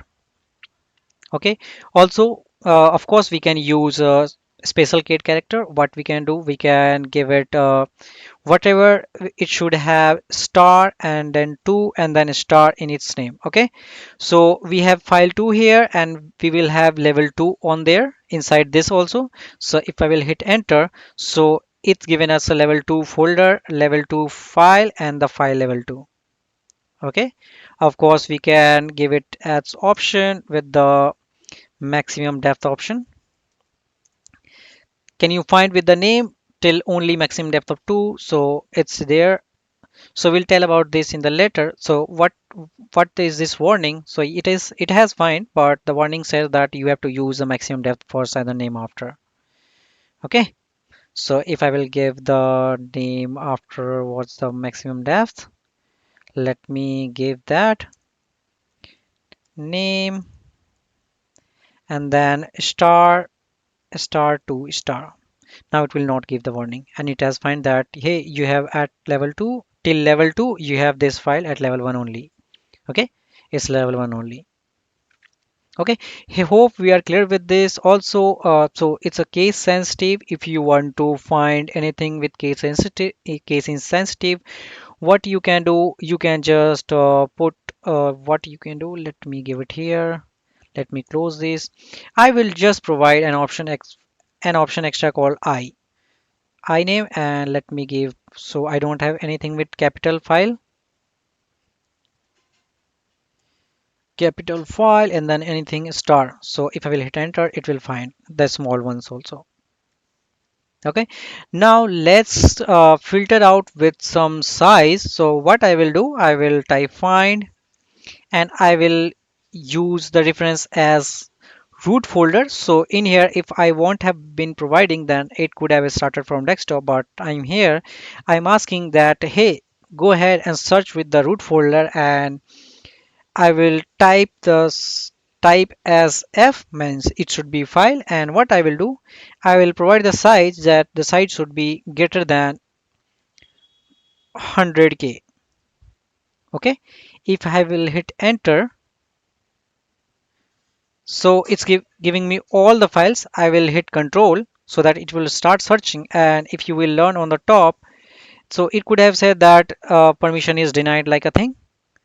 So this thing is not allowed because it would have been access. So this folder has access to only root, and as of now we are only running it as users. Okay, so if I will use the same command as sudo, it will find all the folders. Similarly, what we can do, so if I will, I can provide it by, so I can also provide another size, and what it will do, so it will find the same size. So it will tell you size as plus 100 kb, and I will, and it should be less than 5 megabytes. Okay, so it will find the all the things, and let me pipe it to also word count option L. So all of these things are permission denied because I am not as admin, and at the end it will provide us. So what it will do, it will find all the things from my root folder which has size greater than 100 kb and less than 5 megabytes. Okay, so you have seen that cursor is moving upwards, means it is still searching for the stuff. Okay, now I will hit control C by controlling, and it has tell you that it has currently 8551 on the in here till then, until we have searched. Okay, now what if you want to search for less than 100k and more than plus 5 MB? So it's not possible, right? You are asking to uh, you are asking to search for less than 100 kb, and at the same time you are asking for plus megabytes. So you can use option called small option O.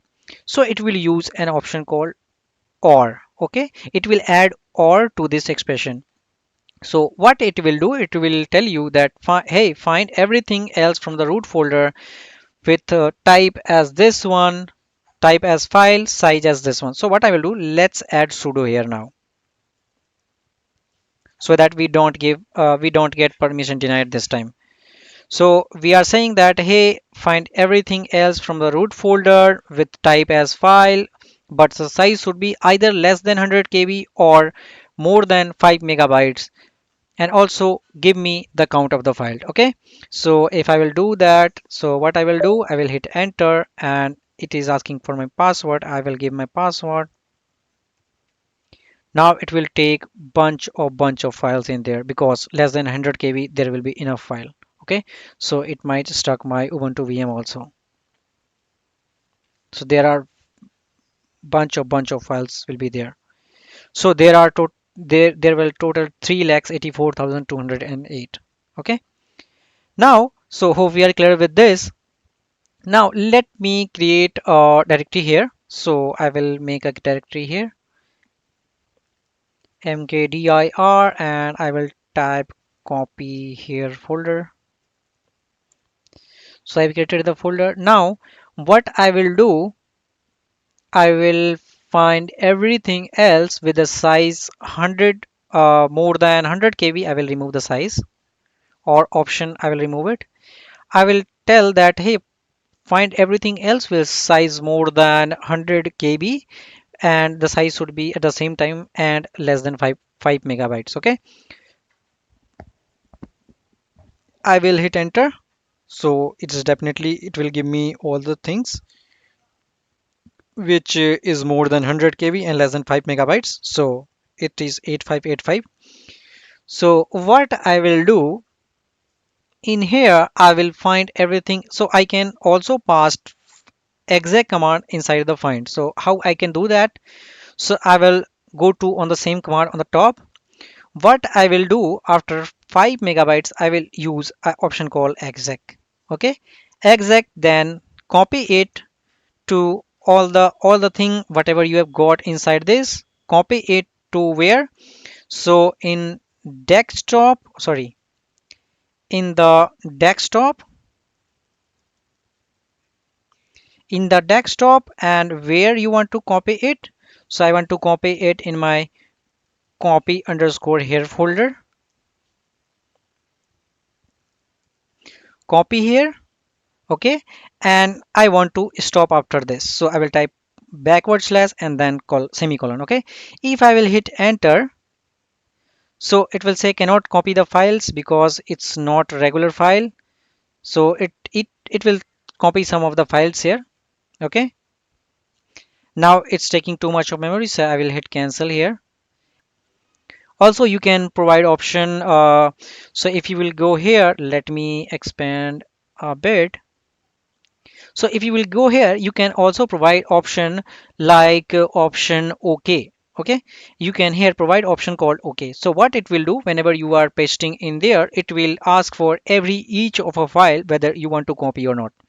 Okay, so if I'm in here, let me resize this.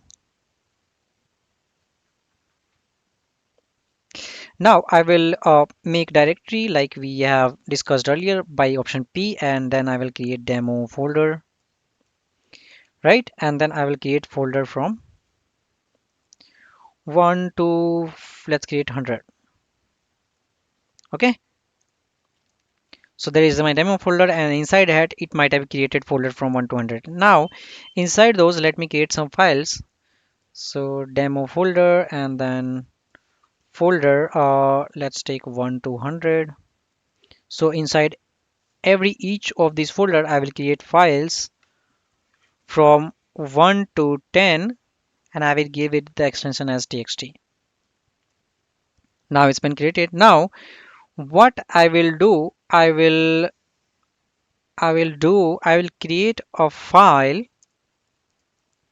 I will create a file inside these folders, and I will take any random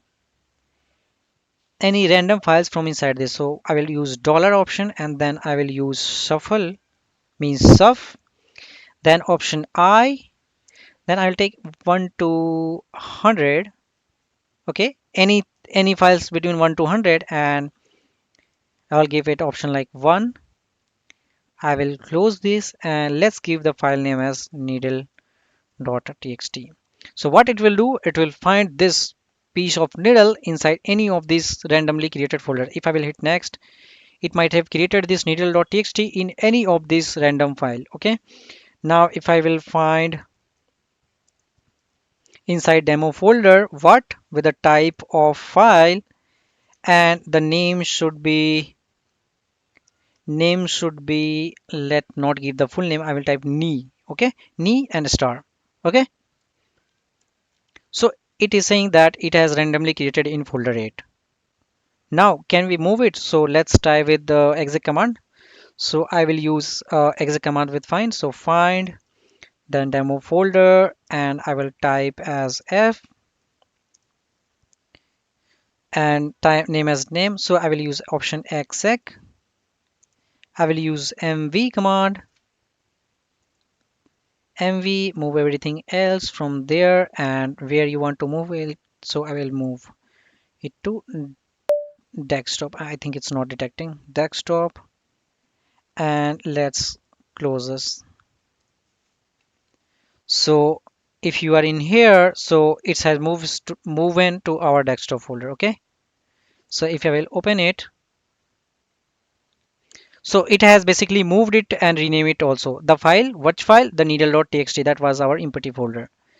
So it has moved from our folder 8. So if I will go to my folder 8, where it is. So we have in the demo folder, and if I will go to my folder 8, so it might have been moved. So the needle.txt is not in there, and it has moved to desktop and the given name as the desktop. Okay, so I am hoping so we have learned bunch of command and options for find, and hope we are clear with this. So ensure to practice them as well to master it. Okay, so yeah, I think we are good for now till then, and in the next lecture we will learn more about like viewing files with some various command. So yeah, so till then, take care. Hi friends, so in the earlier chapter we have learned about how you can use find command, and we have played with various files and folders. So in this lecture we will learn how you can view the file and manipulate the file contents by using cat, then tag, and less, rev, head and tail commands. Okay, so let's head over on our Ubuntu VM and let's practice this. So I'm on my Ubuntu VM. I will open my terminal here,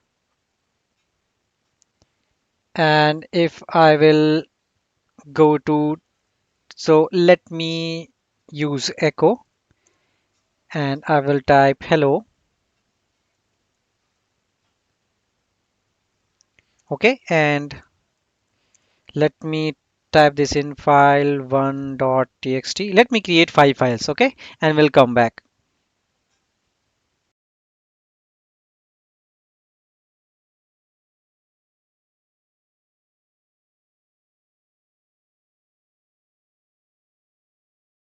Okay, so I have created 6 files here, and I have written contents in all of them. In some of them I have written hello, then friends, then this is. Okay, so now if you want to see the contents from any file, you have a command called cat.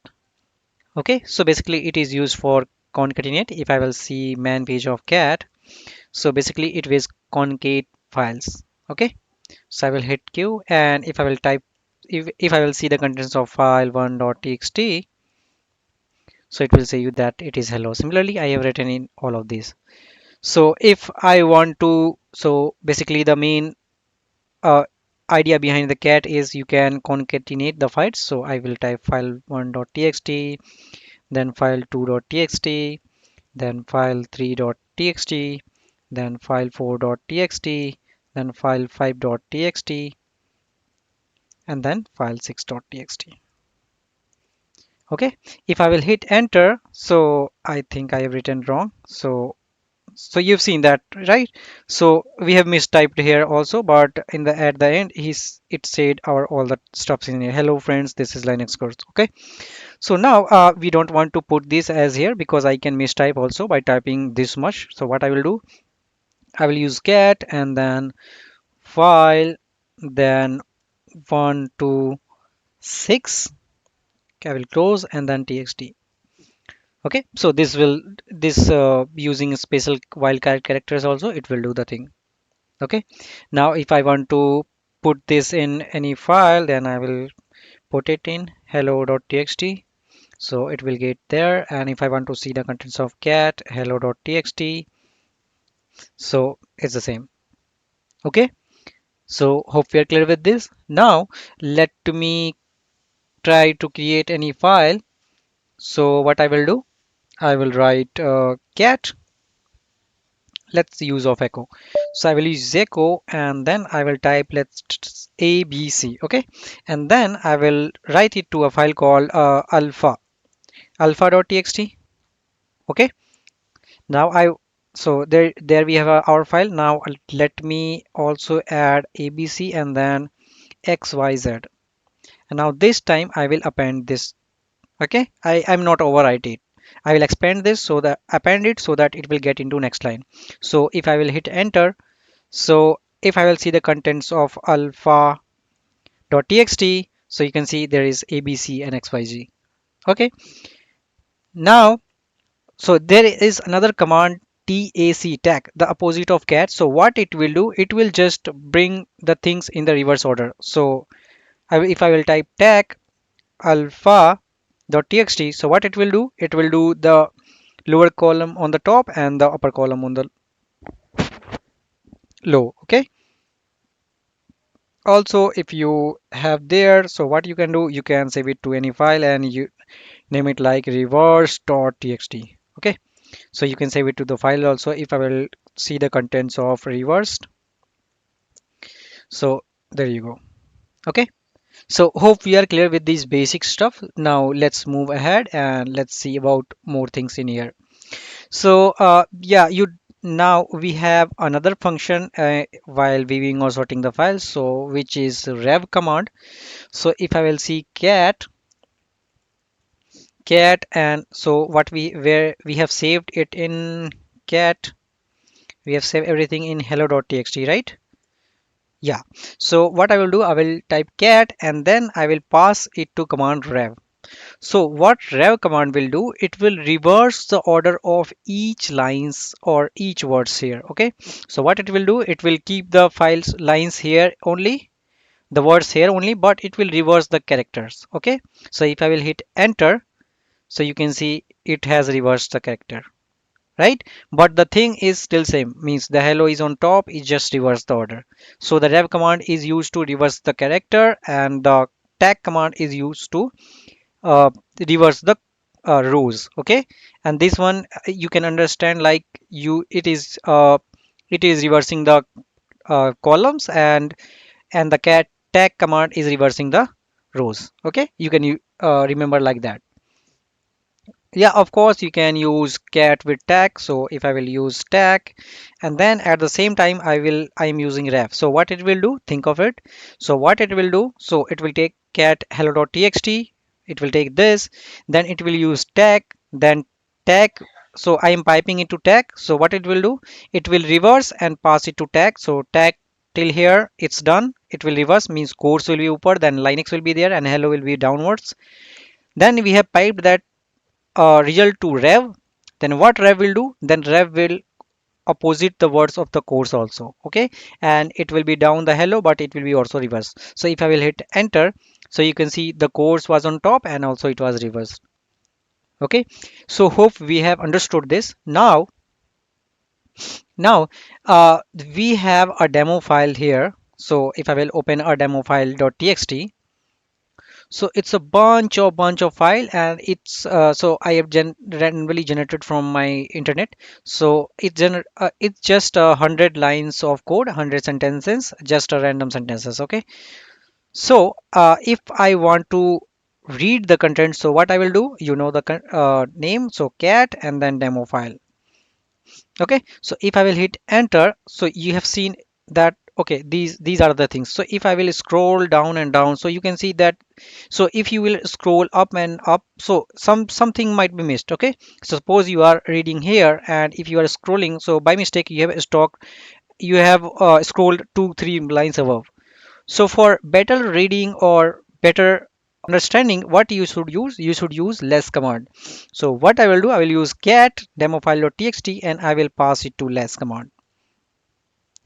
So what it will do, it will give me option for navigating by my arrow key. So I will use my downward arrow key and it will navigate one line downwards once I will click it. Okay, so it's very easy for readers, one line by line, and it's very useful. Okay, so hope we have understood this. So I will press Q to exit it. Now, so hope we are clear with the less command. Now I will read the. Now let's understand head and tail. Okay, so we have cat with where is the file name? So we have hello.txt. So if you will read this, so the hello.txt have this content. Now the head command, what it does, so head command will take all the default, so basic the default stuff for head is 10.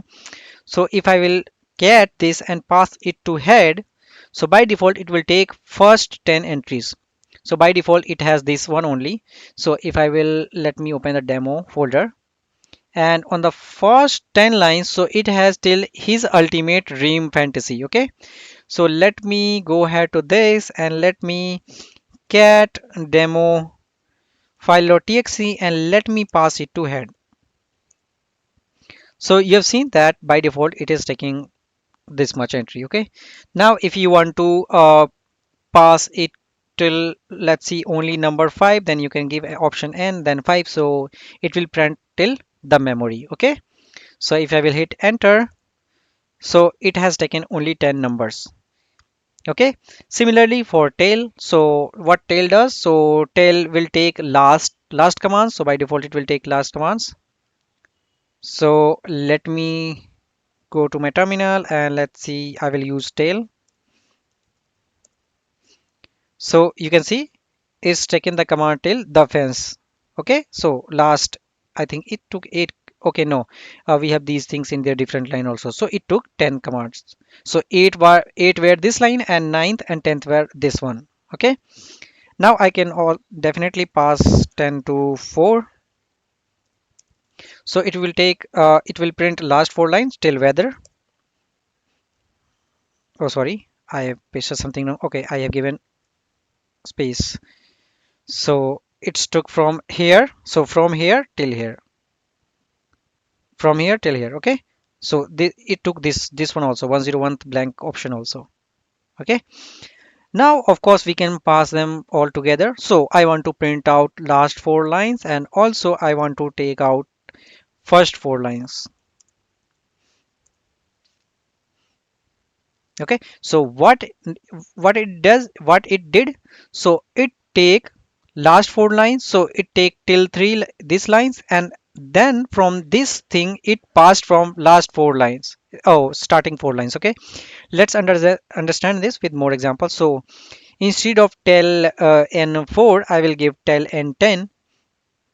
So let's understand what it will do.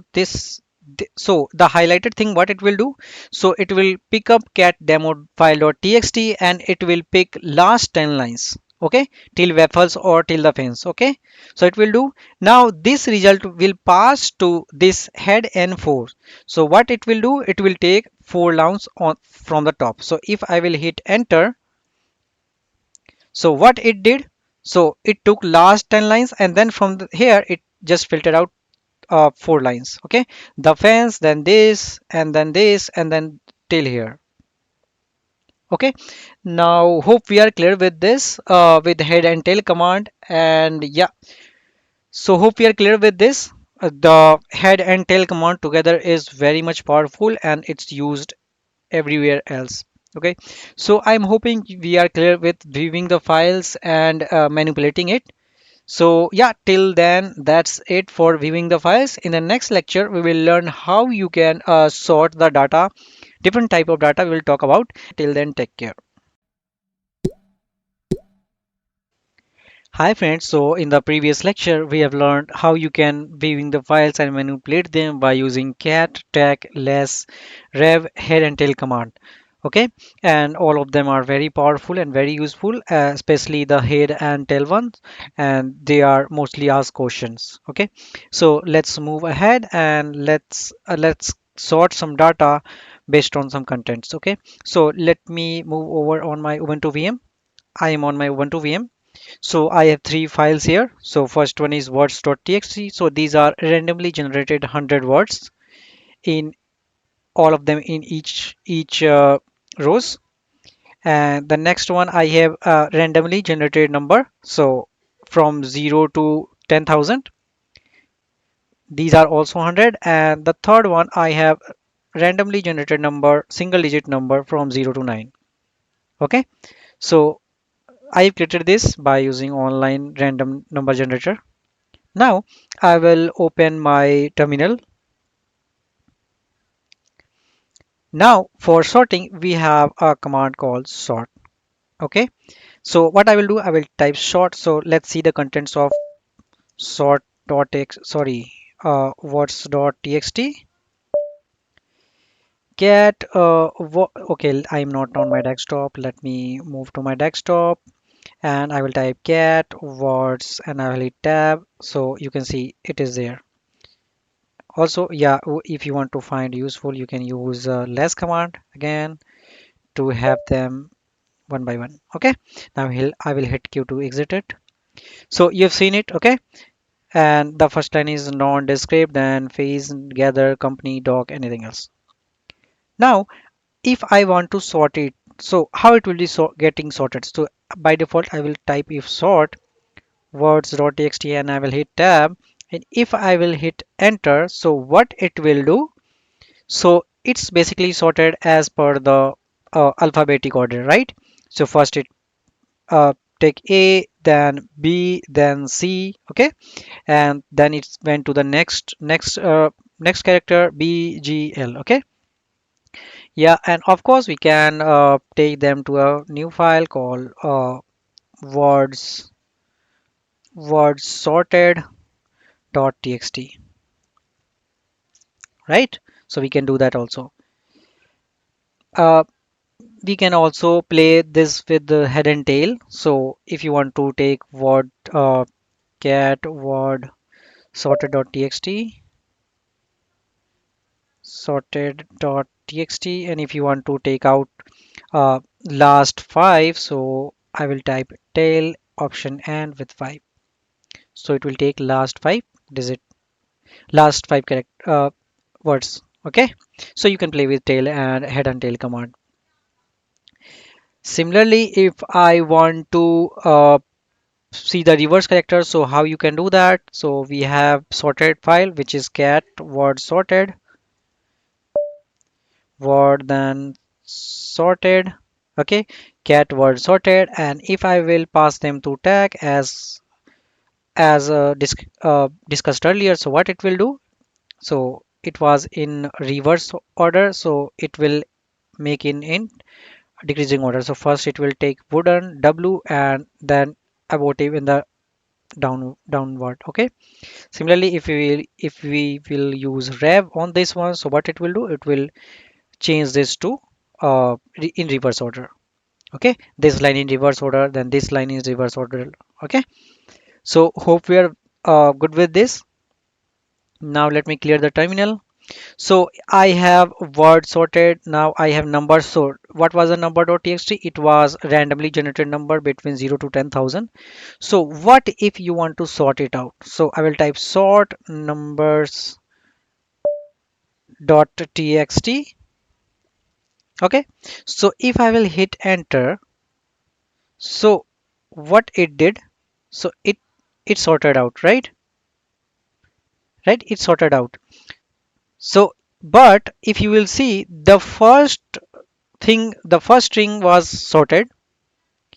But if you have seen the 1566 and 158, so 158 is smaller from 1111, right? So it should have in come on the top, but it is here, right? Similarly, the 321 is far less than from 3179. It should have come on the top. So by default, the sort numbers.txt, what it is doing, it is sorting alphabetically, means on the it is taking the first digit and then so it is taking the whole string and then it is sorting. So first taking one, then it is taking 1 2 3 4 5 6 7 8, then on the next line it is doing that. Okay, so if you want to sort value wise, so how you can do that, I will create the terminal. So here you can use option n. Okay, so I will type sort option n. I am saying sort, hey, sort it out by value, and then I will type numbers dot txt. If I will hit enter, now this will get sorted by value. Okay, hope we are clear with this. And if you want to take it down or reverse order, so what you can do, you can obviously use option R here with n. So if I will type option n with R, so it will sort in reverse order. So the smaller one is down and the bigger one will be on the top.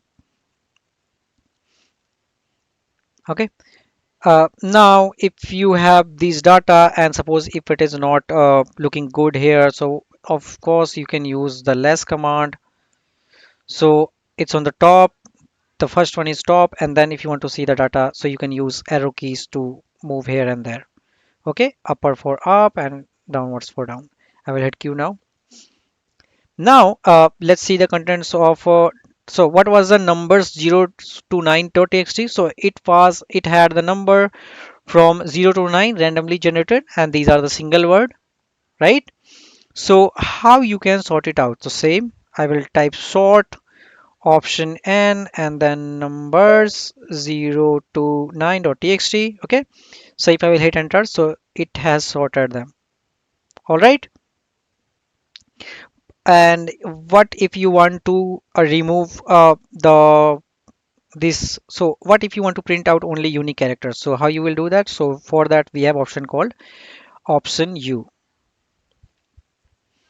So I will type option U. Okay, so option U will uh, take out only unique thing. So if I will hit enter, so you can see it is sorted out and we have option from 0, 1, 2, 3, 4, 6, 7, 8, 9. Right? Hope you have understood this. Now, let me go back. So if I will type cd, it will take to my home folder. If I will list the contents, now I'm in here. Let me move back. So if I will list content here, so okay, I have only DevOps. Let me move one more, and I am on my root folder. If I will list the content, so I have these one. So I have one folder called etc. Okay, so let me. So in this, now we will learn how you can sort based on columns. So we will take example of ls option l long listing of which folder of etc folder. So if I have done this, so it is showing bunch of folder and files, and also it is showing the data in columns, right? And okay, right, now it has different file. Okay, now you can see the data is presented in type of column. So this one is first, then this is second, third, fourth, five, six, seven, eight, nine, total 9 column, and these are things. What if you want to sort them out by size? Okay, so these are different size. I want to sort them it by size. So how you will do that? Okay, and now, so we have piping. So what I will do, I will take only 10, right? So let's use option 10. So I will pipe it to head option and 10. So it's taking only 10. Okay, so it's good for practice. It's enough. Okay, now I want to sort this out by only this column. So how I can do that? First I will verify which column is that. So 1, 2, 3, 4, 5. It's fifth column. So what I will do, I will go to this and then I will use again piping and I will pass sort command. So I will pass sort option K, what kind of sorting you want to do. So I will tell you that, hey, sort it out by 5. Okay, and then I will use an option because I want to sort it out by numbering value wise, not a character wise. Okay, okay, we are clear. Now if I will hit enter, so you can see it has sorted by the fifth column, which was size. All right, hope we are clear with this. Okay, now if you want to take it on reverse order, of course you can combine it with option R, so it has taken on the reverse order. What if we could have used an option LH? So you might have remembered the LH option, H for human readable. So this will put them in kilobytes. So it will add K, 4K, 4K, 4K, 3K, 0.4K, whatever it is. So if I will do that, then what it will do? What it will do? So let me remove H for now. So it will take this in KB. So now you have seen that this is now removed and it is not sorted. So how you will sort it in human readable? So I will go again to this and what I will do, I will add option called sort option K Sort fifth column with human readable and in reverse order. So if I will hit enter, so what it will do, it has sorted in the human readable format also. Okay. Of course, you can sort it out by month. So in the earlier chapter, I might have tell you that it is not detected Jan, but in the system only it is saying that it's Jan, September. So how you will sort it out by month? So there is nothing to worry about. Just type this, and instead of 5 HR, so it was fifth column. So this is the sixth column. So what I will do, I will type 6, take sixth column, and I will sort it out by month. Okay. If I will hit enter, so what it will do, it will, so I didn't give reverse option, so it will print Jan option first, then March, then September. All right. So yeah, hope we have understood the concept of sorting by different and various option. Of course, you can go ahead and check the man pages for sort command. There are bunch of options supported here. Okay, so you must practice this before mastering it. So hope we are clear with this. So yeah, that's it for this lecture, and we'll meet you in the next lecture with grep command. Okay. So yeah, till then, take care.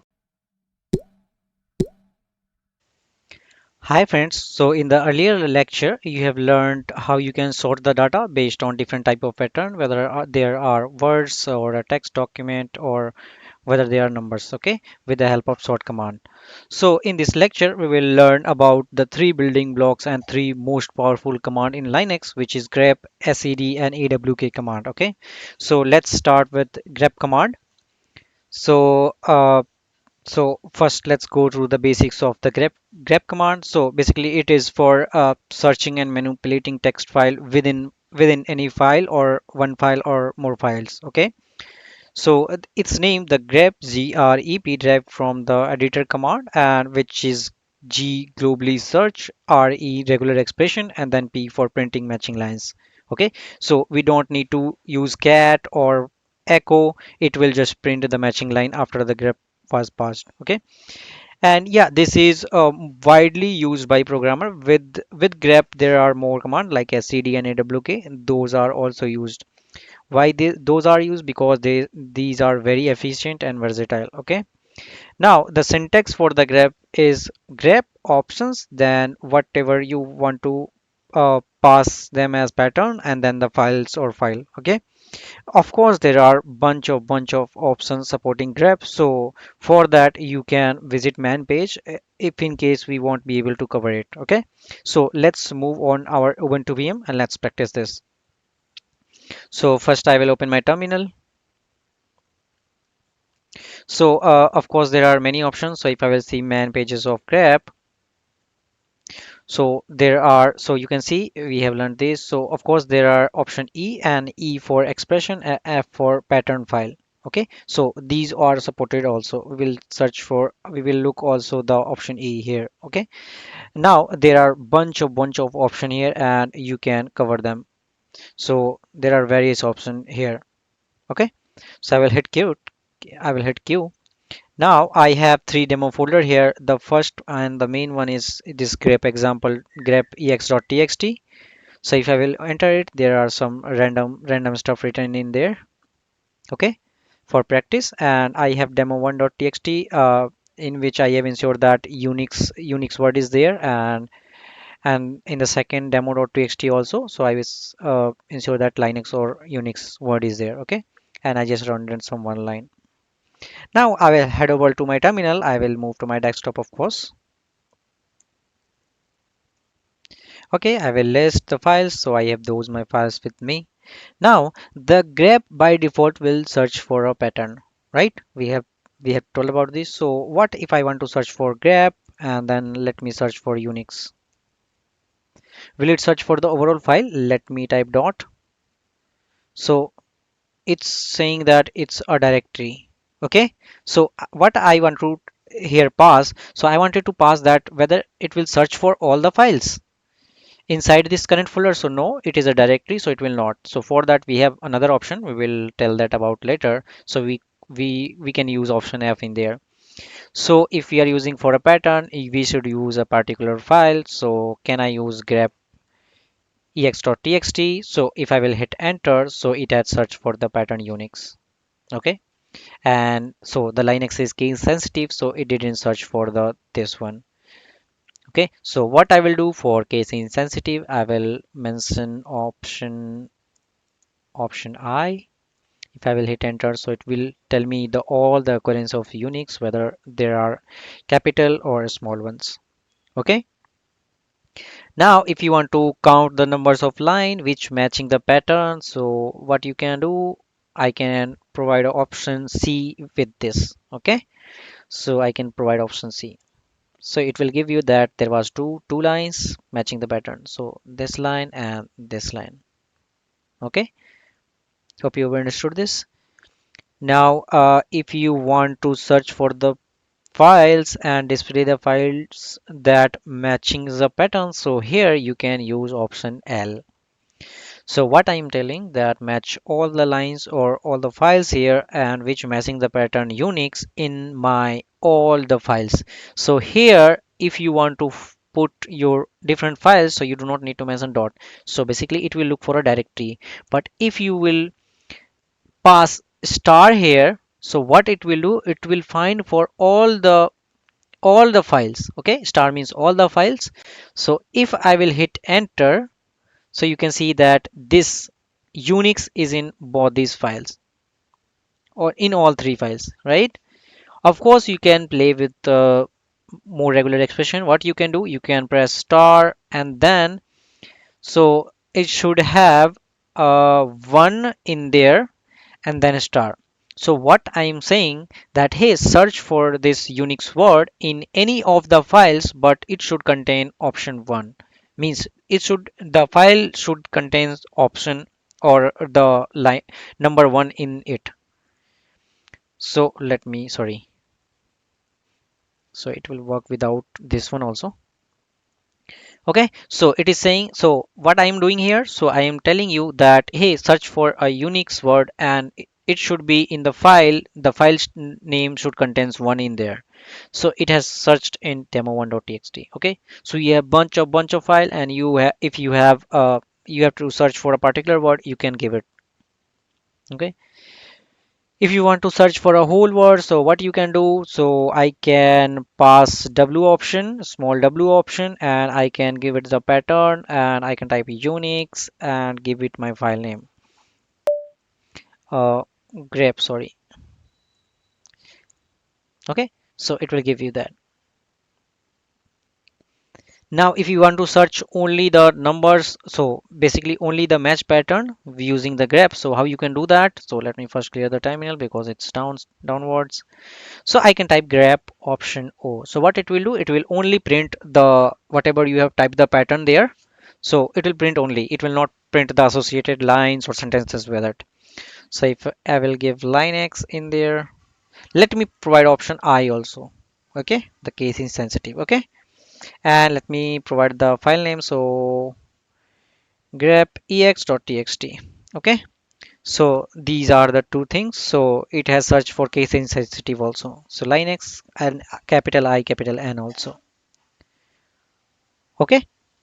Now if you want to invert the, so if you want to display the lines that are not matched with the specific search string, so you can use option V.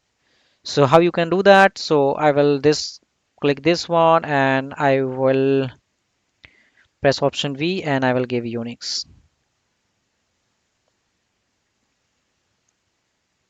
Okay. So it has inverted. Okay. Now how you can match the lines and that is end of the line. Okay, so what so here the dollar regular expression used for at the end of the line. Okay, so if I will use grep with the option os at the end, so dollar is used for ending the file, and if I want to press grep ex.txt, so what it will do, so it will specify, so dollar represents the end of the line. Okay, so what I am saying that hey, search for a pattern with ending line as os. So how you can do that, if I press it didn't find anything. Okay. N- Of course, you can. So if you want to find the pattern for starting, similarly for starting, so what you can do, so there was no file with dollar, so it didn't say anything. If you want to find for starting, so what you can do, you can press upper arrow key, this icon, which will be on the 6 if you are using a US keyboard, and if I will type Unix, so it will say that, hey, this is the line starting with the Unix. Okay.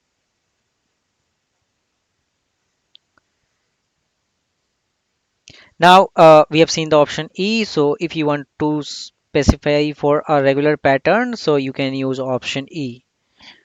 Okay. So what you can do, if I will use grep, I will use expression E. So what I will do, I will type all these things. So Unix or option E again, and then I will type, let me type UNIX or option E.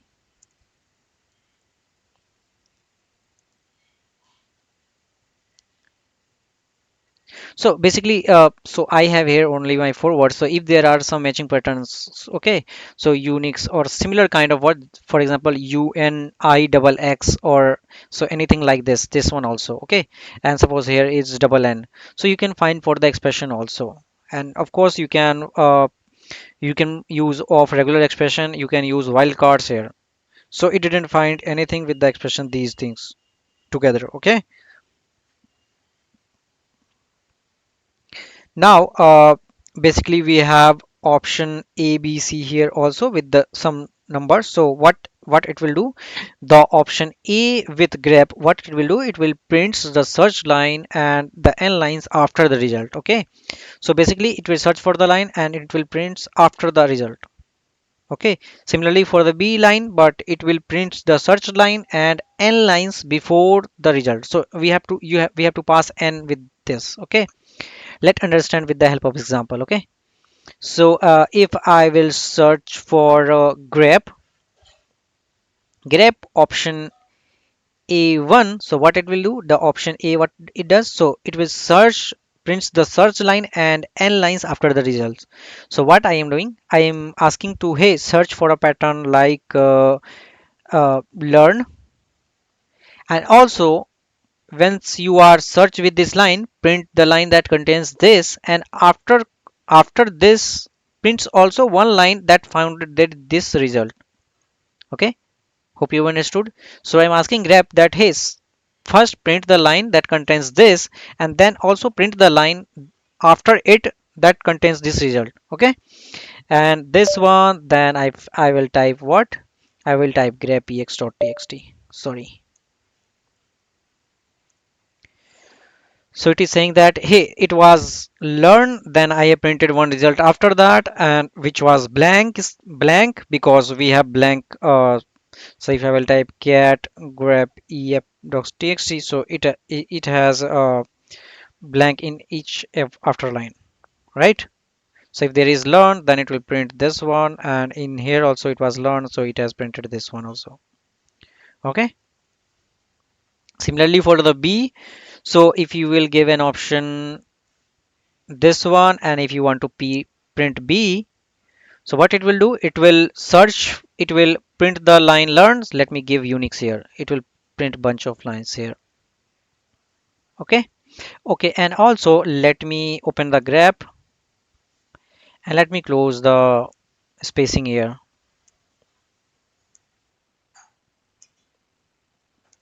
Okay, I'm done. I will save by control plus S. Okay, and also press save to just verify. Okay, so what I am asking here, hey, print the line containing Unix and also one line before this. Okay, if I will hit enter, so it will print all the lines before it. So it's find here, and then it's print it's search for here and one line before that. Okay, similarly for the C option, so what C option does, so it will basically print one line after also and one line before also. If you will press 2 here, so what it will do, it will print the line that contains Unix in this and two lines before that and two lines after that. If I will hit enter, so you can see. So it has found Unix and two lines before that and two lines after that. Okay. Of course, we don't use the case sensitive, so it's just finding for small Unix that we have pasted in here. Okay, and what if you want to find recursively for a pattern in the whole directory? How you can do that? So of course, I will type this. So what I will do, I will use grep. I will use case insensitive because I don't have much files. So let me first go back to my back folder in my home folder. So what I will do, I will use grep. Then I will use option I, means case insensitive. I want to do case insensitive, and option R for recursively search in every downside inside my hierarchy of home. Then I will give a pattern like Unix, and I will give my pattern like hey, go to home and go to my DevOps folder. Okay, if I will hit enter, so it is searching for all the files. So basically whatever it was in my there, so it has find also. Okay, so basically it has found everything with the name as Unix. So it is some environment variable and then some random files also. Okay, so let me here and search for. Okay, search for, let me change this to only desktop. Okay, so if I will do this, so what it will do that, hey, you have this one in this file, this one in this file, this one in this file. So it will tell you the path and also what occurrences it has found. Okay. In the earlier, we just provided in DevOps folder. So there was bunch of hidden files also. So it's try to found it then also. Okay, so yeah, that's it for this lecture, and I'm hoping we have covered enough for grep. And yeah, just to be sure that grep is very powerful. So in the next command, in the next lecture, we will learn about SCD and AWK, which makes a more powerful command in the Linux. Okay, so till then, take care. Hi friends. So in the earlier section, we have learned about the powerful grep command. It is one of the popular command in Linux with the SED and AWK command. Okay, and we have explored various options with the help of patterns and files in our previous lecture, right? So let's move ahead and let's learn about SED command. So basically the SED is a stream editor. So it's a powerful text stream editor. So what it can do, it can do insertion, deletion, search, and replace. By default, SED by default and mostly used for substitution with S option. Okay, and SED command in Unix supports regular expression also, so which makes it more and more powerful and efficient. Okay, so what's the syntax for this? So the syntax for this is SED and then options, and of course it has supported various option in there. Then you can put your script, and then you have input file, and it is three dots, means it supported multiple input file also, right? So let's move on our Ubuntu VM and let's get in practice. So I'm on my Ubuntu VM. My Ubuntu VM is locked. So let me unlock it. So I am in here, and if I will see the main pages of my SED command, so it's in user command. I'm hoping you have learned about manual pages, and it has many options. Okay, so it has bunch of options supported here. So if we want people to cover any of this, so try to practice on your own. Okay, so I will hit Q and let's practice this. So I have one file here, so the same file that we used in earlier chapter. Let me first move on my desktop. I will see the content of the file grep ex.txt. So this one is a file. Now, so what the sed command does, so sed basically replace or substitute the string by default.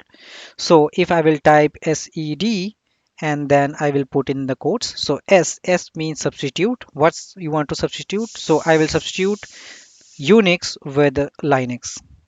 Okay, I will close the quotes and then I will give my example of the file. So grep ex.txt. Okay, so by default what it will do, so it will substitute it will substitute, and by default it will take the first unix in each line.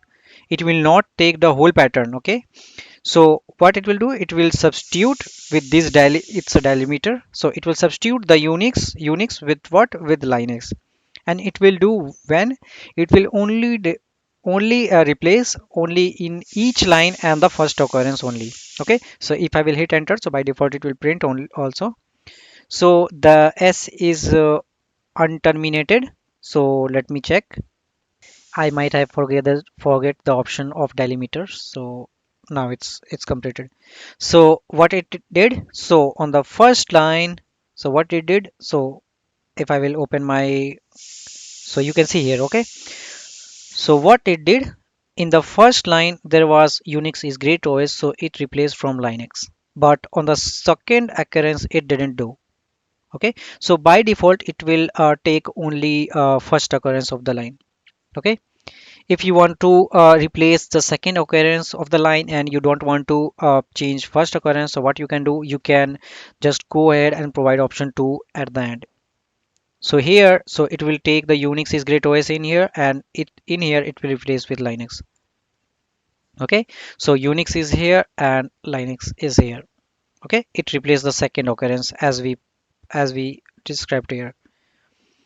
Now if you want to replace all the expressions, so means every occurrence of the file, so what you can do, you can press G. So it will replace all the, so basically it's for global replacement. So it will substitute all the Unix occurrences with Linux. And what's the replacement method? So it's a global, so mean all the occurrence of Unix in this file. So if I will do that, so it will replace all the Unix with Linux. Of course, we have didn't provide option I, so it just only replaces the Unix. If you can provide option I also, then it will change these one also. All right. Use option 2G or 3G with it. So if you will provide option 3G, so what it will do, so now the sed command will replace the third, fourth, fifth, and so commands on with this word. So if there are third occurrence, fourth occurrence, or fifth occurrence of the line, so it will replace third occurrence, and after that it will not replace the first occurrence and second occurrence. Okay, so if I will hit enter, so the first occurrence was there, second occurrence was there, but the third occurrence was here, where, so third occurrence might be here, so it has replaced here. So here it has replaced third occurrence in here, I think somewhere. So here it is. Okay, hope we are clear with this.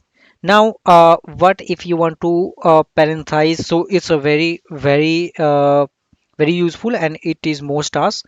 So suppose if you want to echoing something, so echo, and I will provide welcome to welcome to Linux course, and I will pipe it to set. So you can pipe also the set command. I will pipe it to set, and what I will do, I will hit on substitute. Okay, and I will give the expression now. So what the expression you want to provide, so I will tell that, hey, go with uh go with the braces.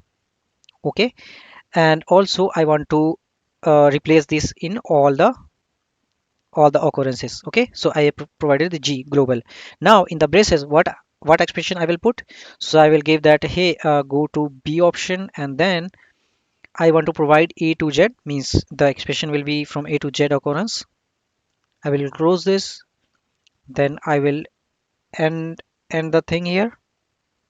Okay, and also what I will do in here, I will end the expression here, and then again I want to the parenthesis in first character of each of my word. So I will again use this one, and I will use one in here. Okay, so let me do this. So what it's doing, so it will add parenthesis to each first word. So this one is for first word, so first character in each word. Okay, it's for wording that hey, select the words and select the parenthesis that you are going to give it. So I'm saying SED, then substitute, then look for these patterns, then I will start the braces, then I will provide the option B, then I'm providing that hey, it could be from A to Z, then I am giving the option like this, then I am telling that hey, go to the first catch the first character of the word. So if I will hit enter, so it has given the braces. Okay, so it's more complicated, sorry, it's more complicated, but yeah, it's very useful. Okay, now you can restrict the state command by to replace the string on a specific line number. So how you can do that?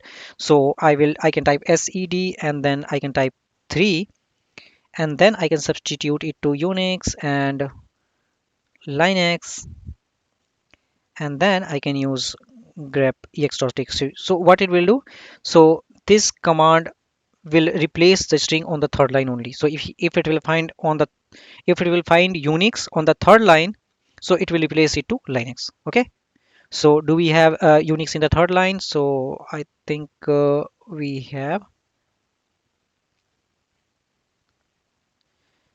Okay, if it had, then it might have changed it, right? Now you can duplicate also here. So I can, so duplication is done by option P.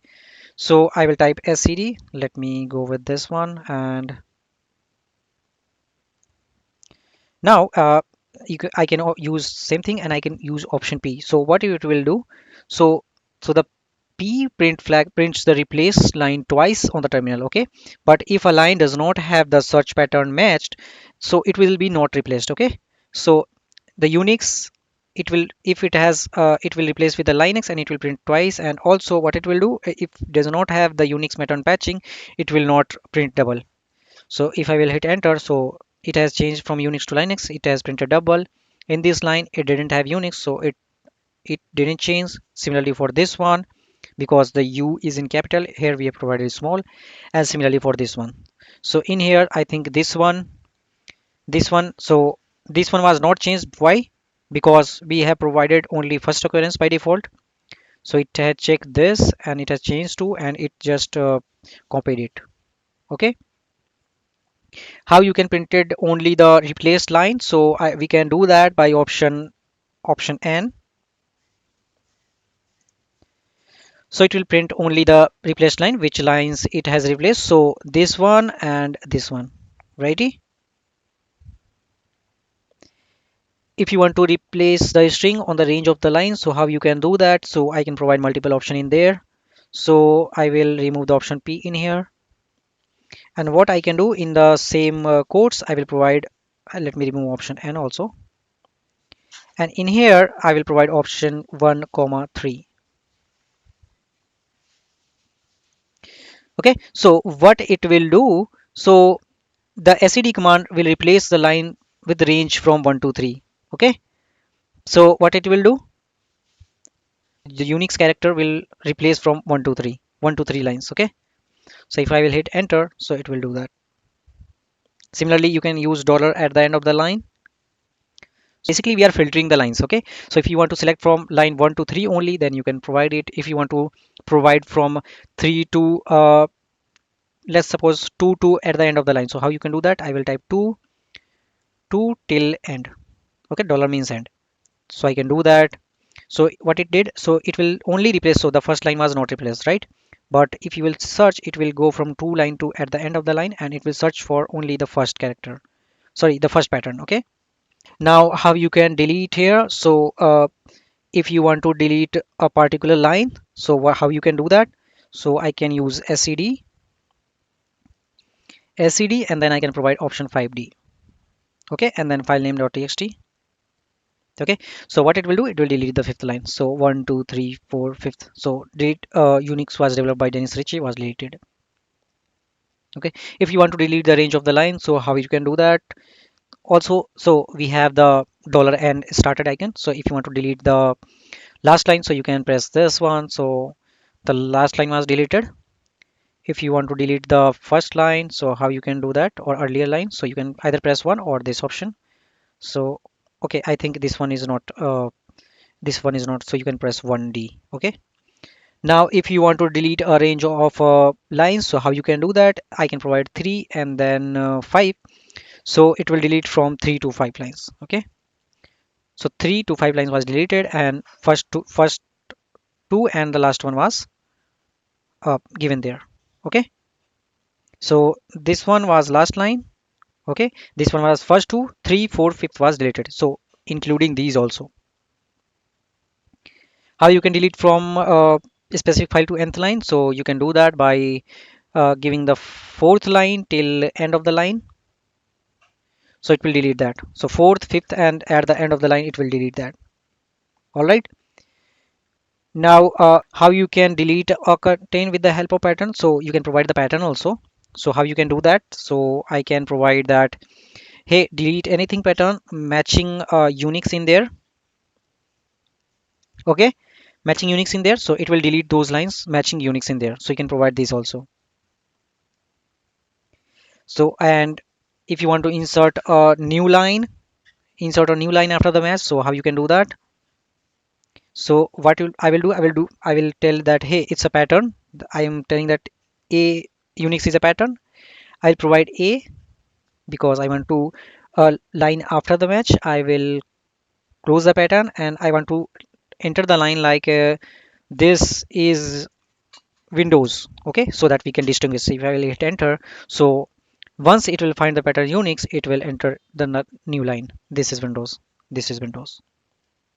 Correct. So you can do this also. Let me open any text editor. Now the sed command is also useful for used as a bash script. So let me not use a bashing here right now. I will illustrate on my text editor. So what I will do, I will explain it later also. So basically this is, so I'm telling that, hey, go to this one and bin, then bash. Suppose I am giving any file, okay, and it is taking input.txt. Then there is some output file, okay, and it has also some output.txt. Now I can directly provide the sed command here. It does not need any other parameter. So I can do that. I can say that, hey, substitute this one with old pattern is this and new pattern is this, and replace all the global occurrences. Okay, and what you can do, you can write this thing to any input. Okay, input that this input variable we have declared earlier. So write anything, take input from in there and redirect it to the output file. So I will give the variable output in here. Okay, so if you will run it as something in there, your input.txt and output.txt, so it will replace and it will tell you, right? So you can directly save it to any file. Okay, so yeah, that's it for this lecture, and in the next lecture we will learn about the more powerful awk command. So till then, take care. Hi friends, in the earlier lecture we have learned about sed command and also how it can be useful for insertion, deletion, search or replace. So by default it is used for substitution. We have also seen how you can create a script with it by creating an input text file. We will create bash script later on the sections.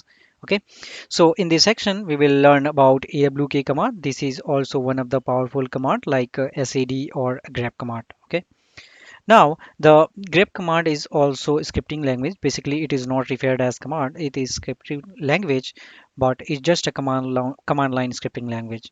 And it can be also useful for manipulating and generating report.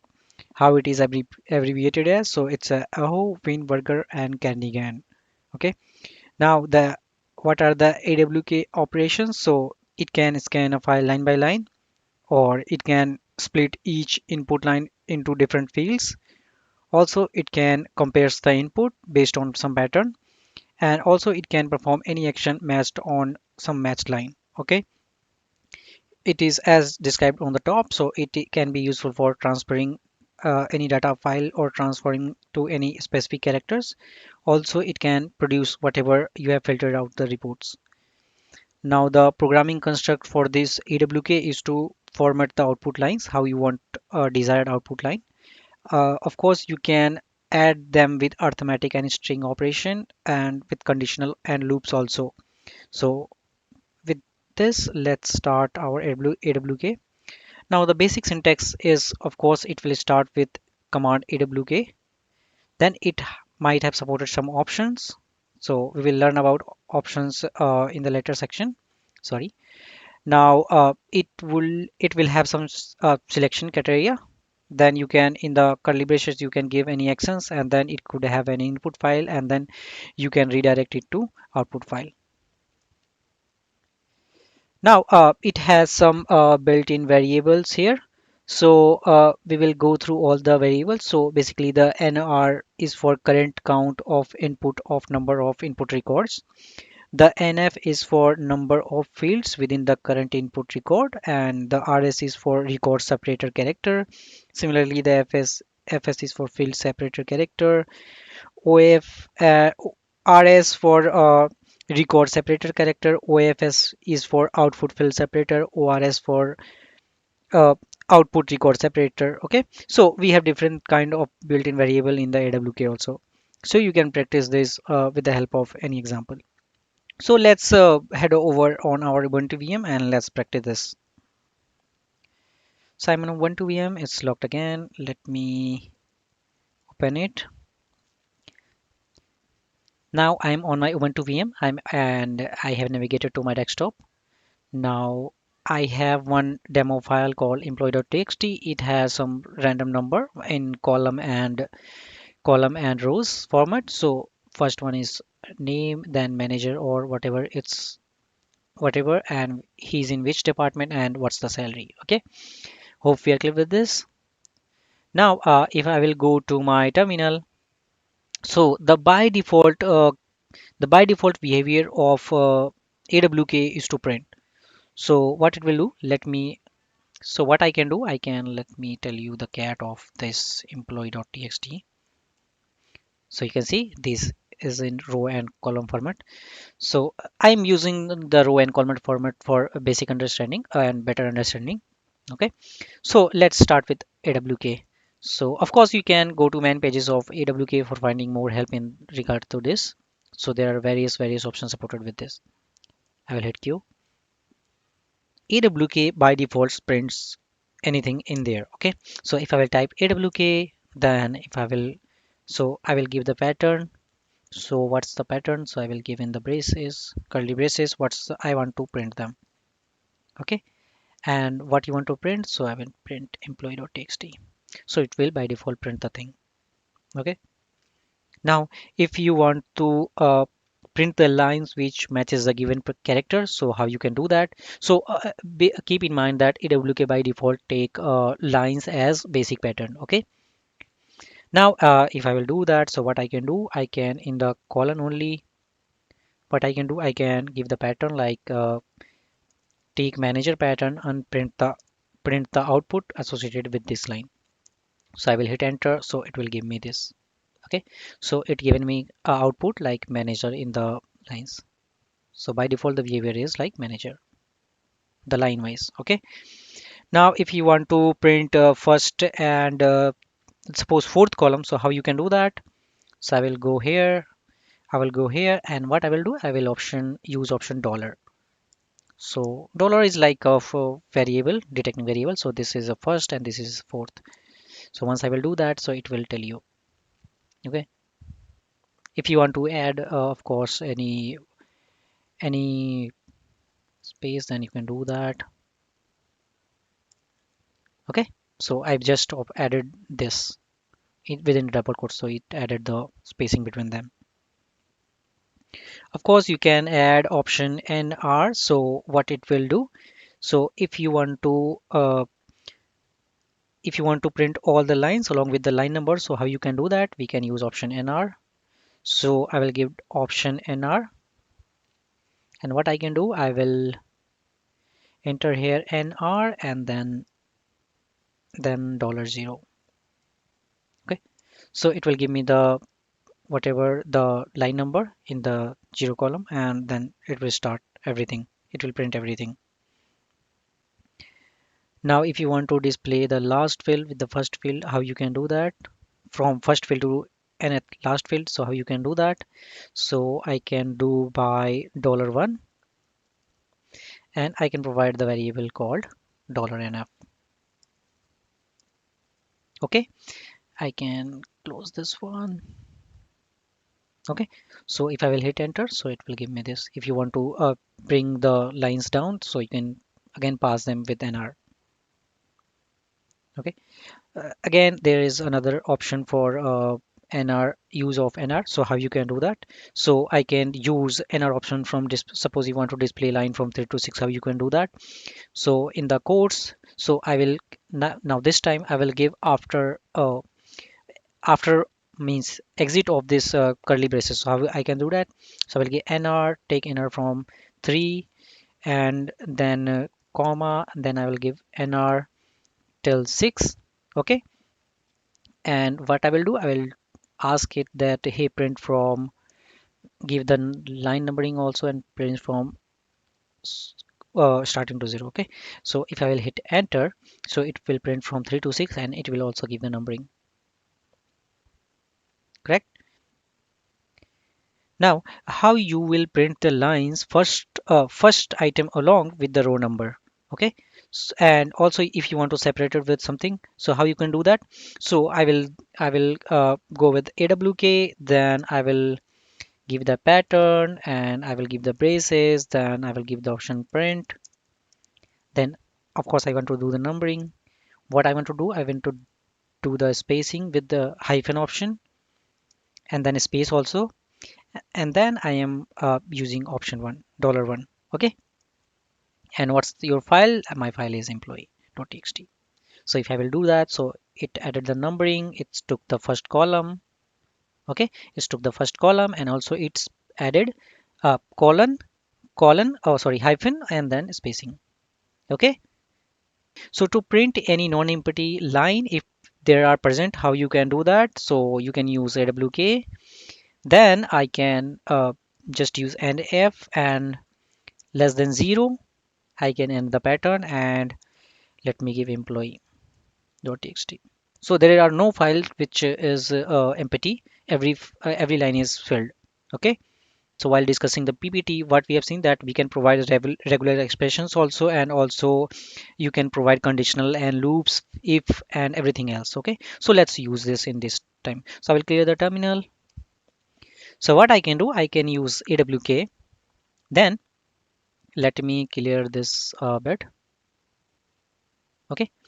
I will use awk. Then I will give the pattern. Okay, and in the pattern and of course I can use employee.txt. Okay, now in the pattern I will give my expressions or whatever commands I can put in here. So I will give the curly braces. Now I will type if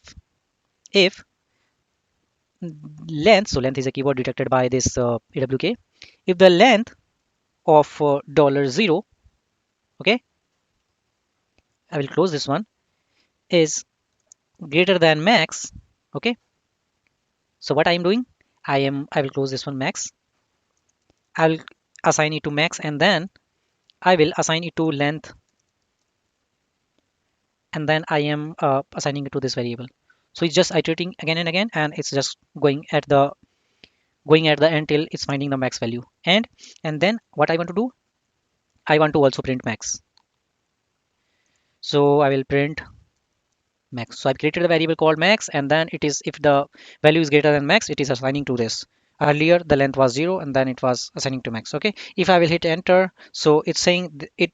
So the length was 31 character of the length, the longest longest line present in the employee.txt. Okay, so get employee.txt. So I think it might be this one, right? 31 characters. So hope we are clear with this. Now what if you want to print the lines with more than 10 characters? So this one is very easy. So we have already learned about the length word. So I can use length, then take the word as 0 if it is greater than 10, sorry,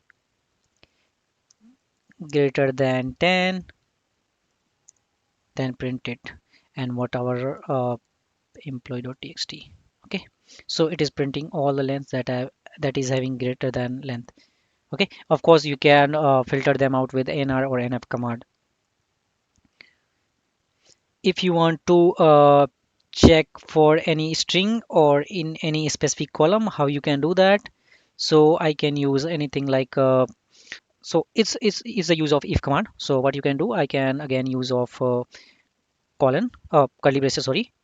So I can use curly braces and then I can pass it to if, then sorry, if, and then I can pass it in whatever the variable. So if the third column is equal to b6,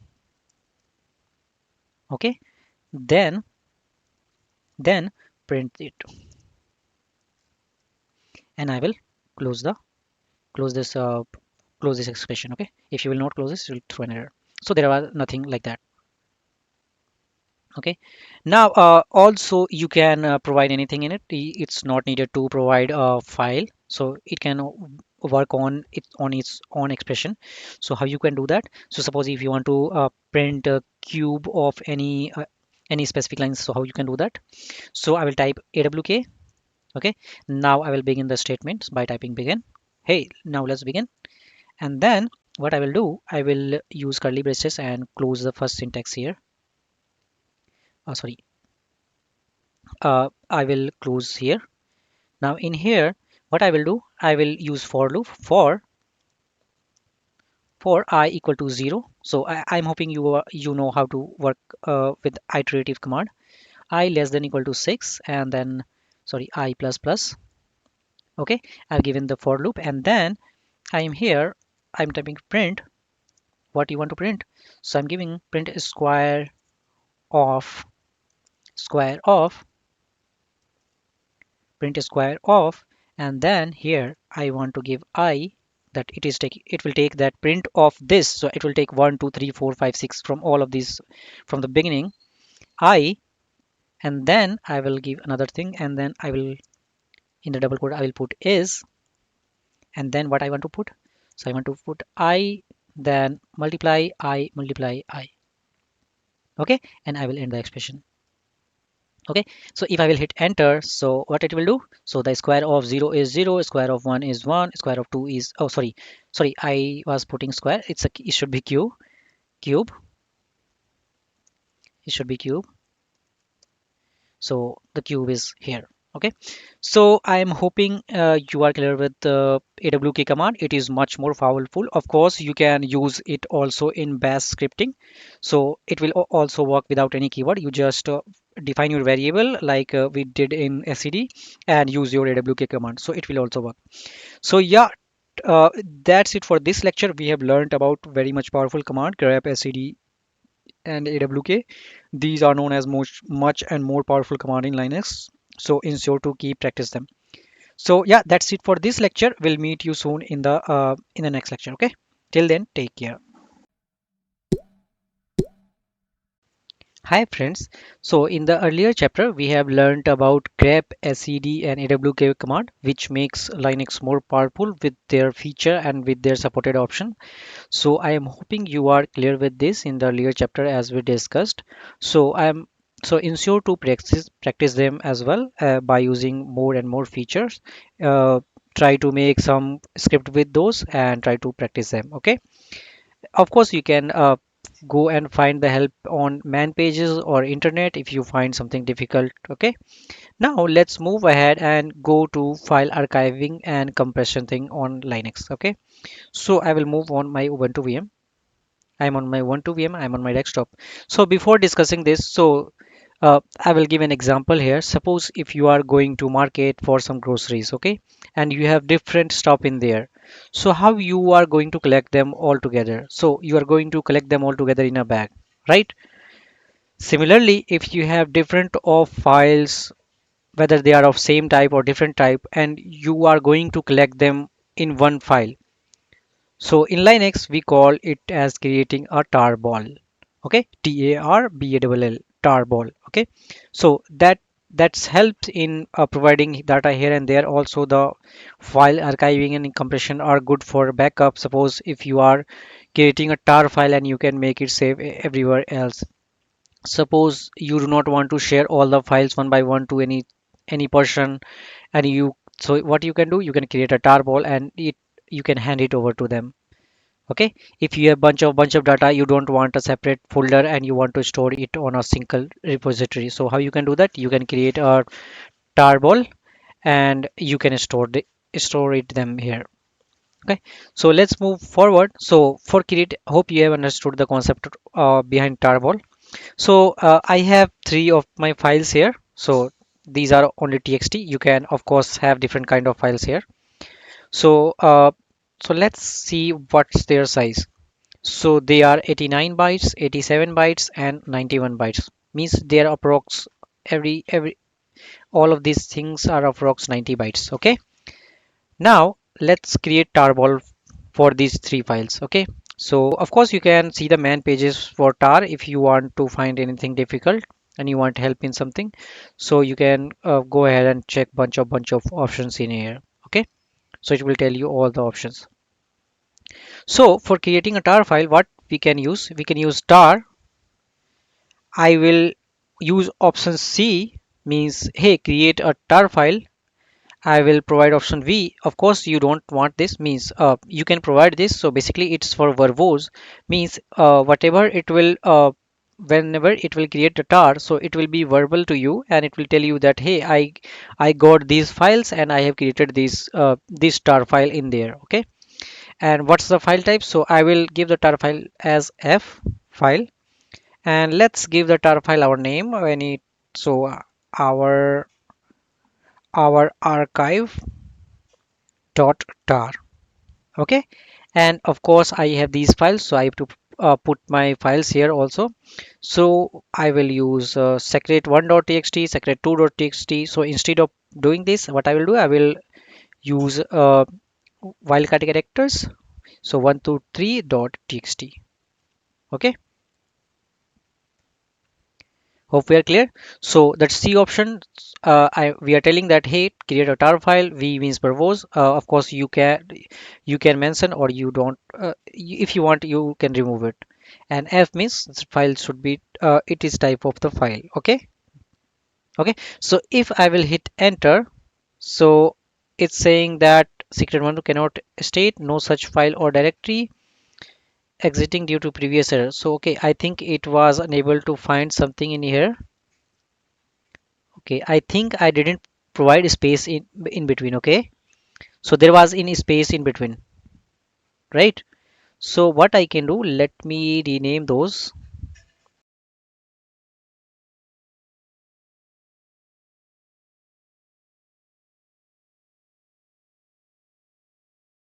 Okay, I'm again back. Let me go to the previous, and if I will hit enter, so due to verbose is given us our thing. Okay, in the output that hey, I have taken these three files and created your tar file. Okay, so if you will see the file type, so let me see the list. So first let me see ls. So the tar file is represented by red. Okay, and the white one are files and blue ones are directories. Okay, now if I will ls option L, so if I will see, so this was of approx 100 bytes, then this was of 100 bytes, and this was of 100 bytes, right? So these were of approx 300 bytes. Okay, but here it has, it is telling that it was approx of 100 bytes. Okay, so how it becomes so much larger? We just stored three of these, right?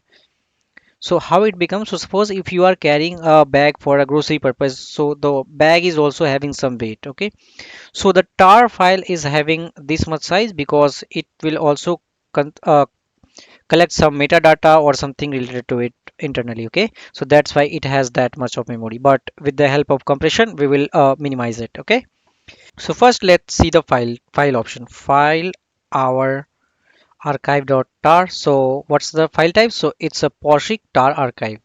Okay, and we'll discuss about GNU thing. It's basically a project, so we'll discuss about this in a later section. So let me clear the terminal. So you have seen the file type. Now let me clear the terminal. Now if you want to see what's the content, what is in without archiving or compression or decompression it, how you can do that. So I will use tar option tf and then our archive.tar. So it will tell you that hey, these folders are in this tar file. So you did not extracted it, but you point out that hey, these are the files in there. Now if you have created the tar file, if you want to delete this, how you can do that. So I will delete these files. I have deleted this, right? So if I will list my content, so there is only tar file in here. Now if you want to extract them, so how you can use, so what you can use, so in here you have created cvx, right?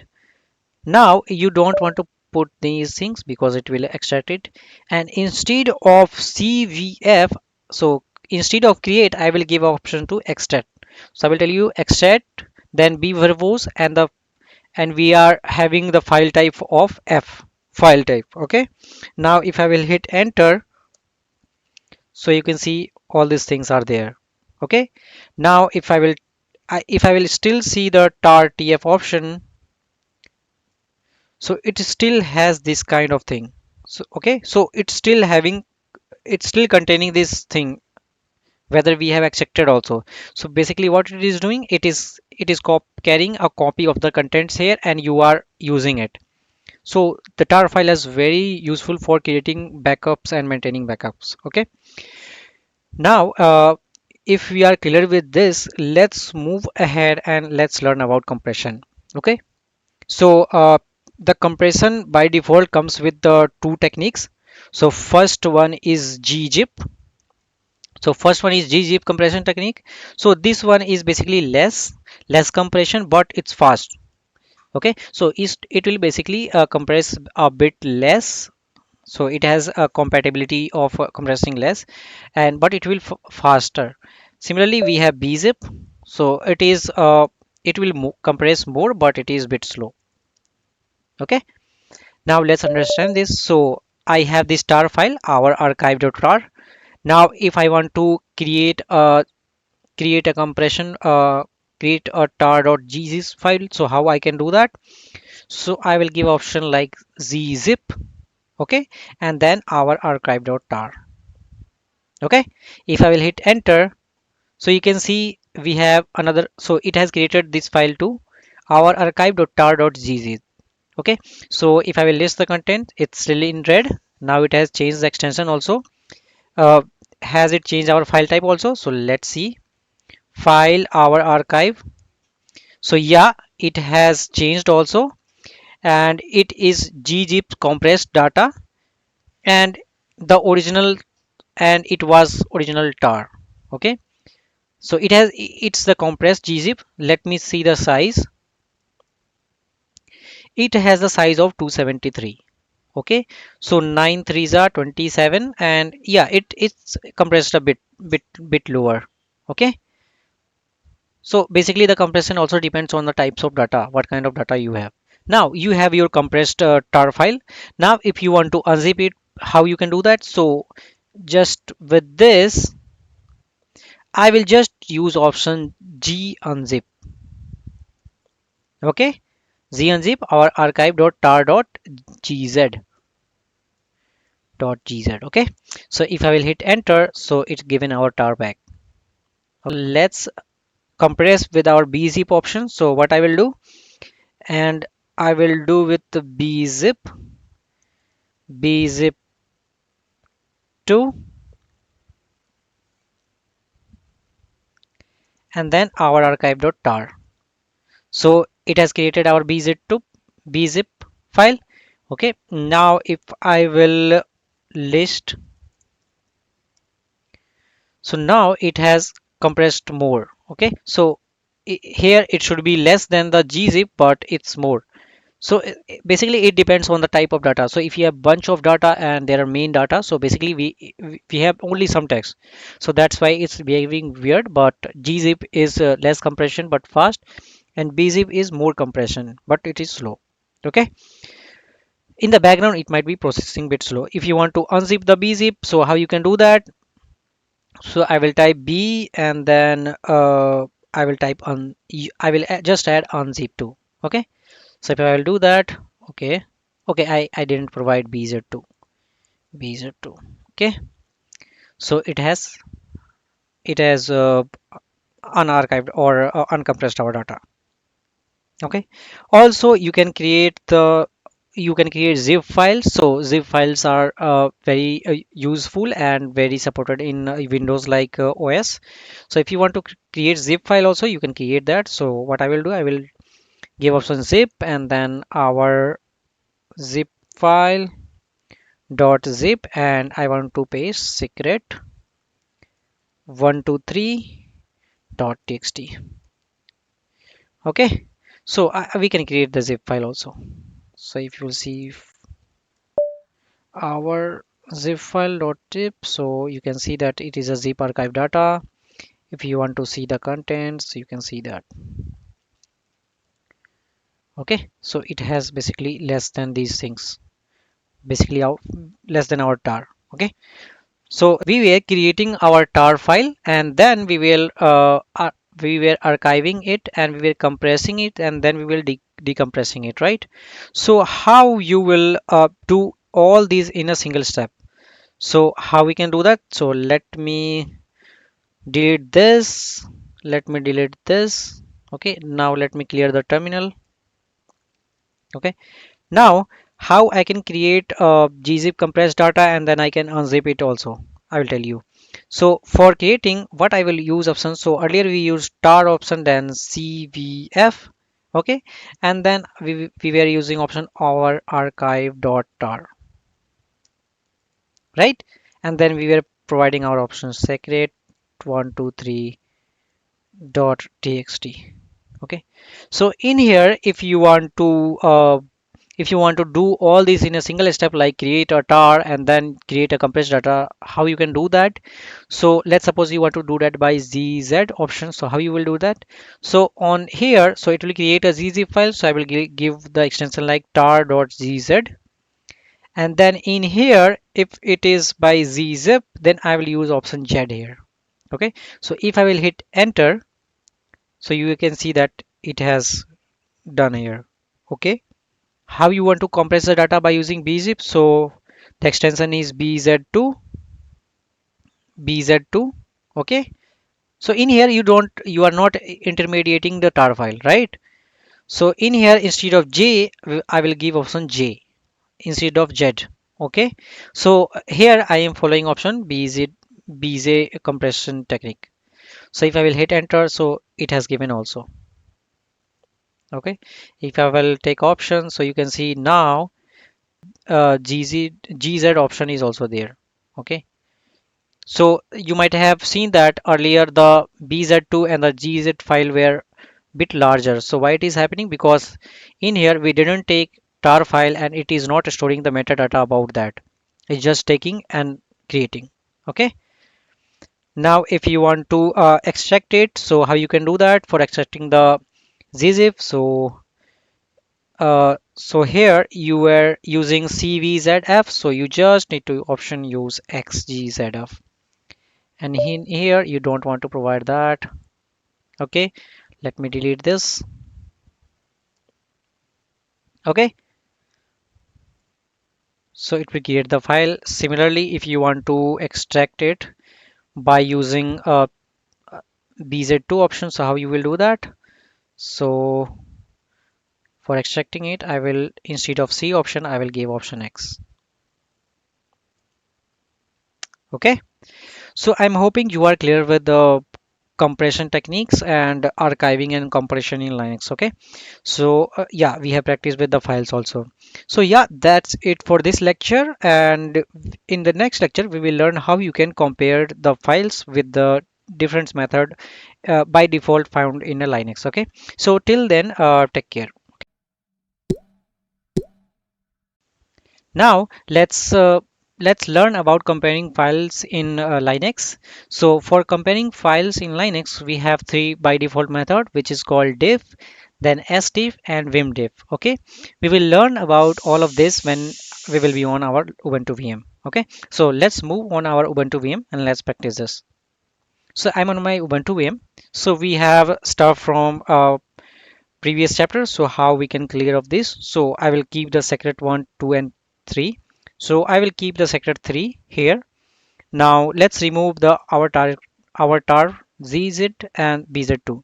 So how you can do that?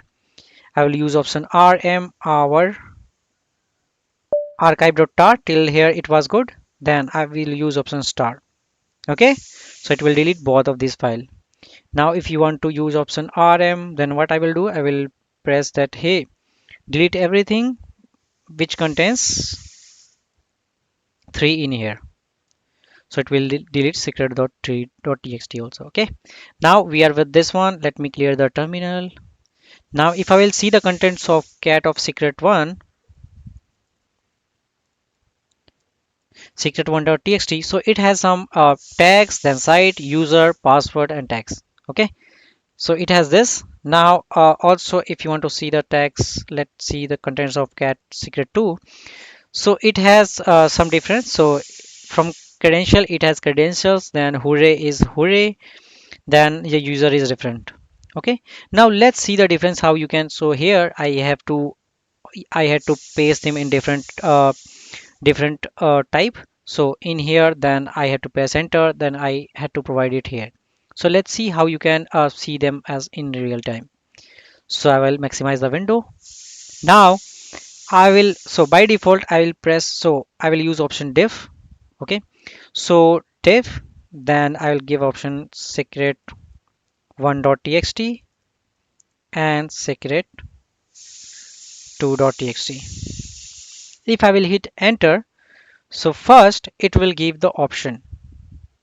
Okay, so what option it will give? So first one is the line number in file text1, then the comma will come on comma later, and the last one is the difference in the that it is differing in the second file. Okay, so the comma before the first comma, it will be in the first file, and the comma after that it will be in the second file. Now what's the middle one?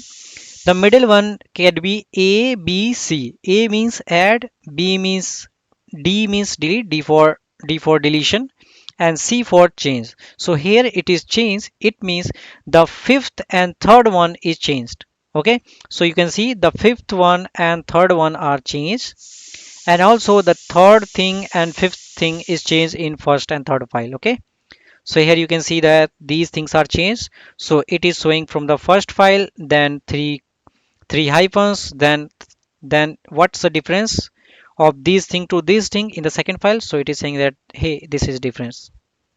Hope we are clear with this. Now let me clear the terminal. Now I will use option sdiff. Okay, I will use option sdiff. This is also by default method for differentiating the files.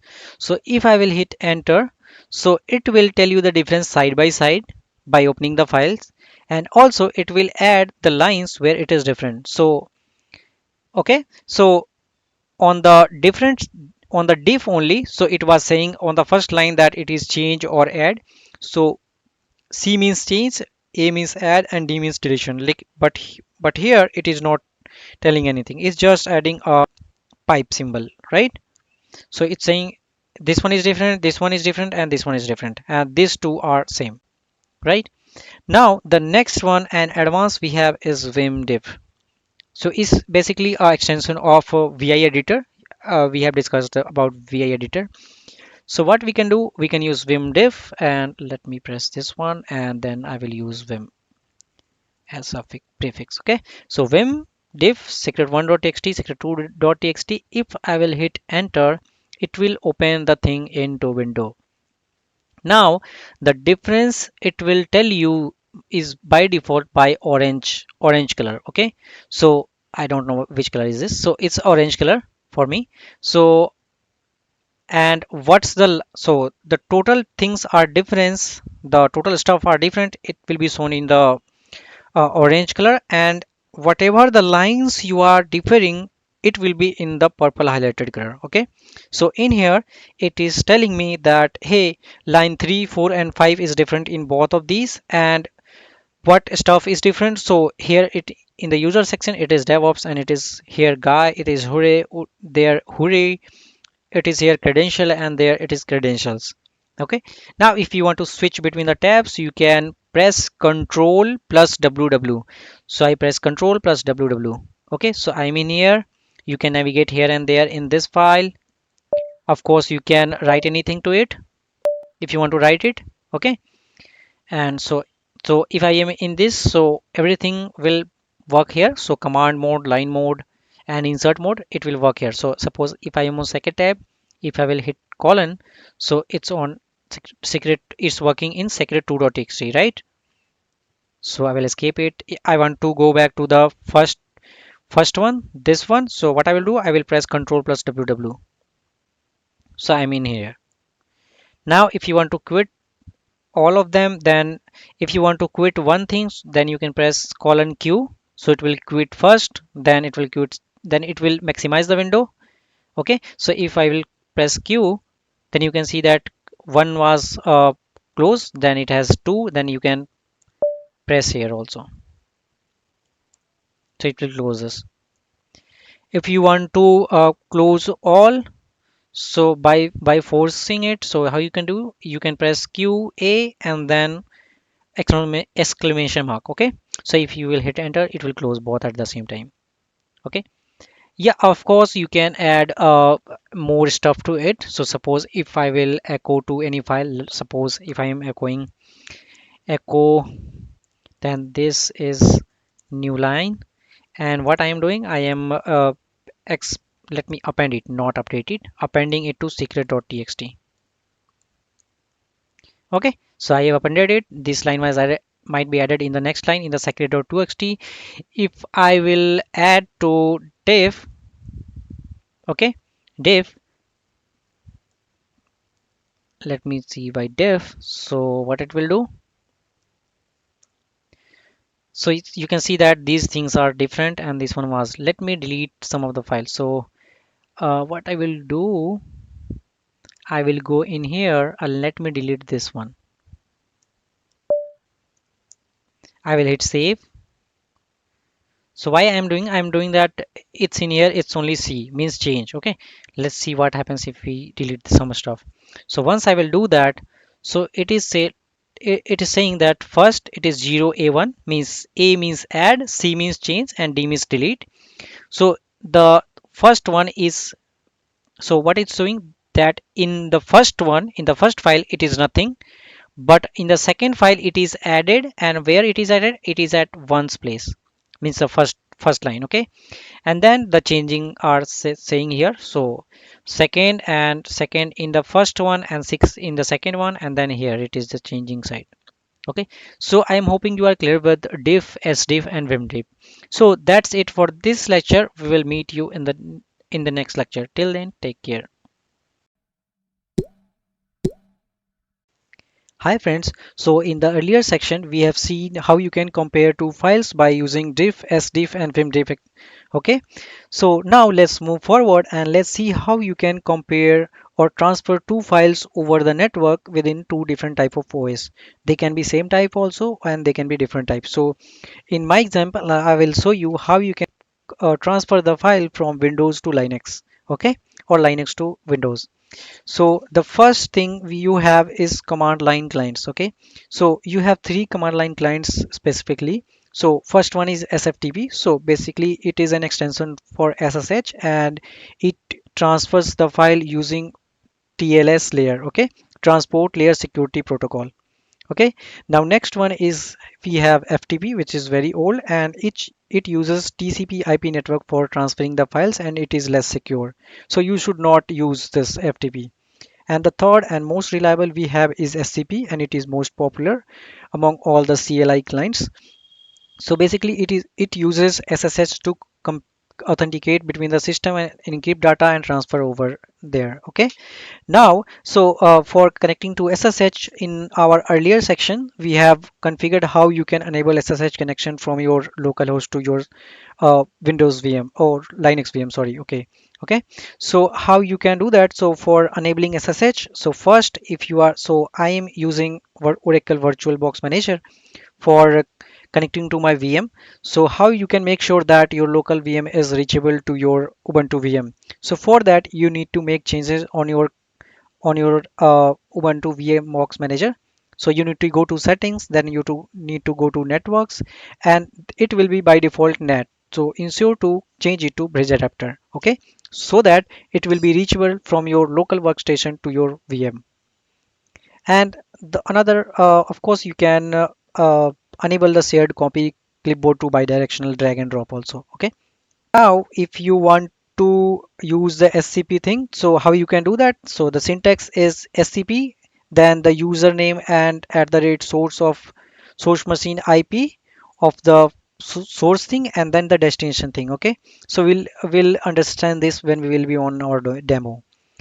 And that was for CLI clients. Now, if you want for graphical user clients, so we have CyberDuck, FileZilla, and WinSCP, and we will learn about and we will see the example of WinSCP in our lecture. Okay, so now let's move on our Windows VM and let's see how you can transfer the file from Windows to Linux VM. Okay, I will open my command prompt as admin on my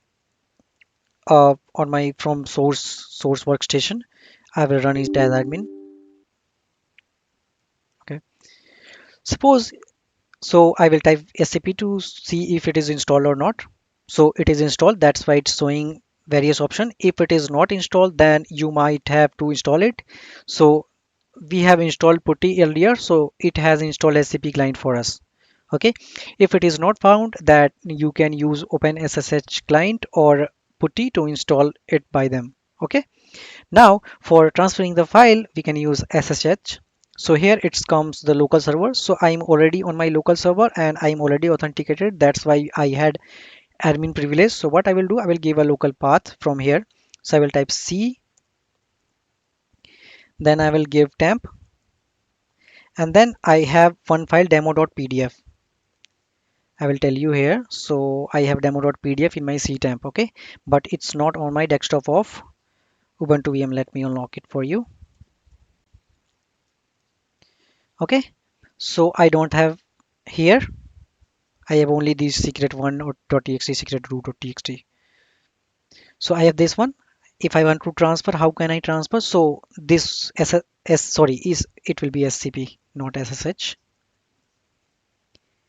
SCP, then our local path. Now the user name of our Ubuntu VM. So for me it was DevOps. So how you can find it? You can enter who am I command. So if you will use who am I, it will give you your username. Okay. So who am I, then at the rate your IP address. So how you can get the IP address for that, in if you are using Ubuntu, you can press IPADDR command. So it will give you the options if you have enabled bridge adapter, and this is my IP. So I will copy it. So if I will paste right icon, it will paste it me for you. Now if you want to paste it, so where you want to paste it, so on my root folder, go to my home folder, then go to DevOps folder, my user folder, then inside it paste it in my desktop. Okay, now if I will hit enter, oh sorry, it should be SCP. So if I will hit enter, it came to the next line. Let's see. Okay, now it is asking for my password, so I will give the password of my VM. So basically it has enabled SSH connection for you. That's why if it has detected the Linux feature that if I am entering the password, it will not show your password. It's not on Windows environment now. Okay, so if I have entered my password. If I will hit enter, now it is showing you the real-time coverage, what was the speed and how much time it took. So now it is saying that it was successful. Now if I will go back on my this one, if I will minimize this, you can see my demo.pdf is there. If I will try to find the properties, it is 8 point something 4 megabytes. Okay, all right. Now it has modified 12:35 p.m. and the time is there. Okay, now how you can copy from destination to server? So by using scp you can't do that. So if you want to copy from linux vm to this machine, so how you can do this? So you need to go on your ubuntu vm and then you need to use scp here. So scp, then if you want to go to home, then devops, then desktop, then secret1.txt. Then here you need to destination server name. So in my case it's windows, so what I will do, I will give my username and everything else, then password, and it will ask for my password, right? So there is no way that on the from the same host you can copy paste to and fro via scp. So if you want to copy it from here, so you need to you need to give source here, and from destination you need to give from there. Okay, hope you understood the concept of scp. Okay, now let's understand the graphical user interface via WinSCP. So how I can do that? I will exit the terminal now. Now I have closed my command prompt. Now I don't have WinSCP installed, so I am going to illustrate on how you can transfer the file by using GUI. And we have various options: CyberDuck, FileZilla, and WinSCP. And in this lecture, I will make you understand what's its WinSCP, how it is work. So I will install WinSCP download. I will search for it. I'm on here. I will go here and I will install it.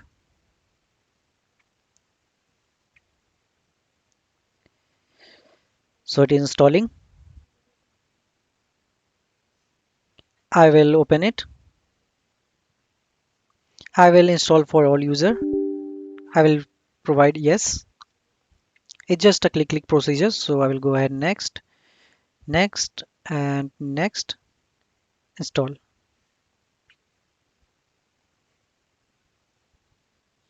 Okay, it's done. I will remove this one and I will ask for launch WinSCP. Now I have my this one.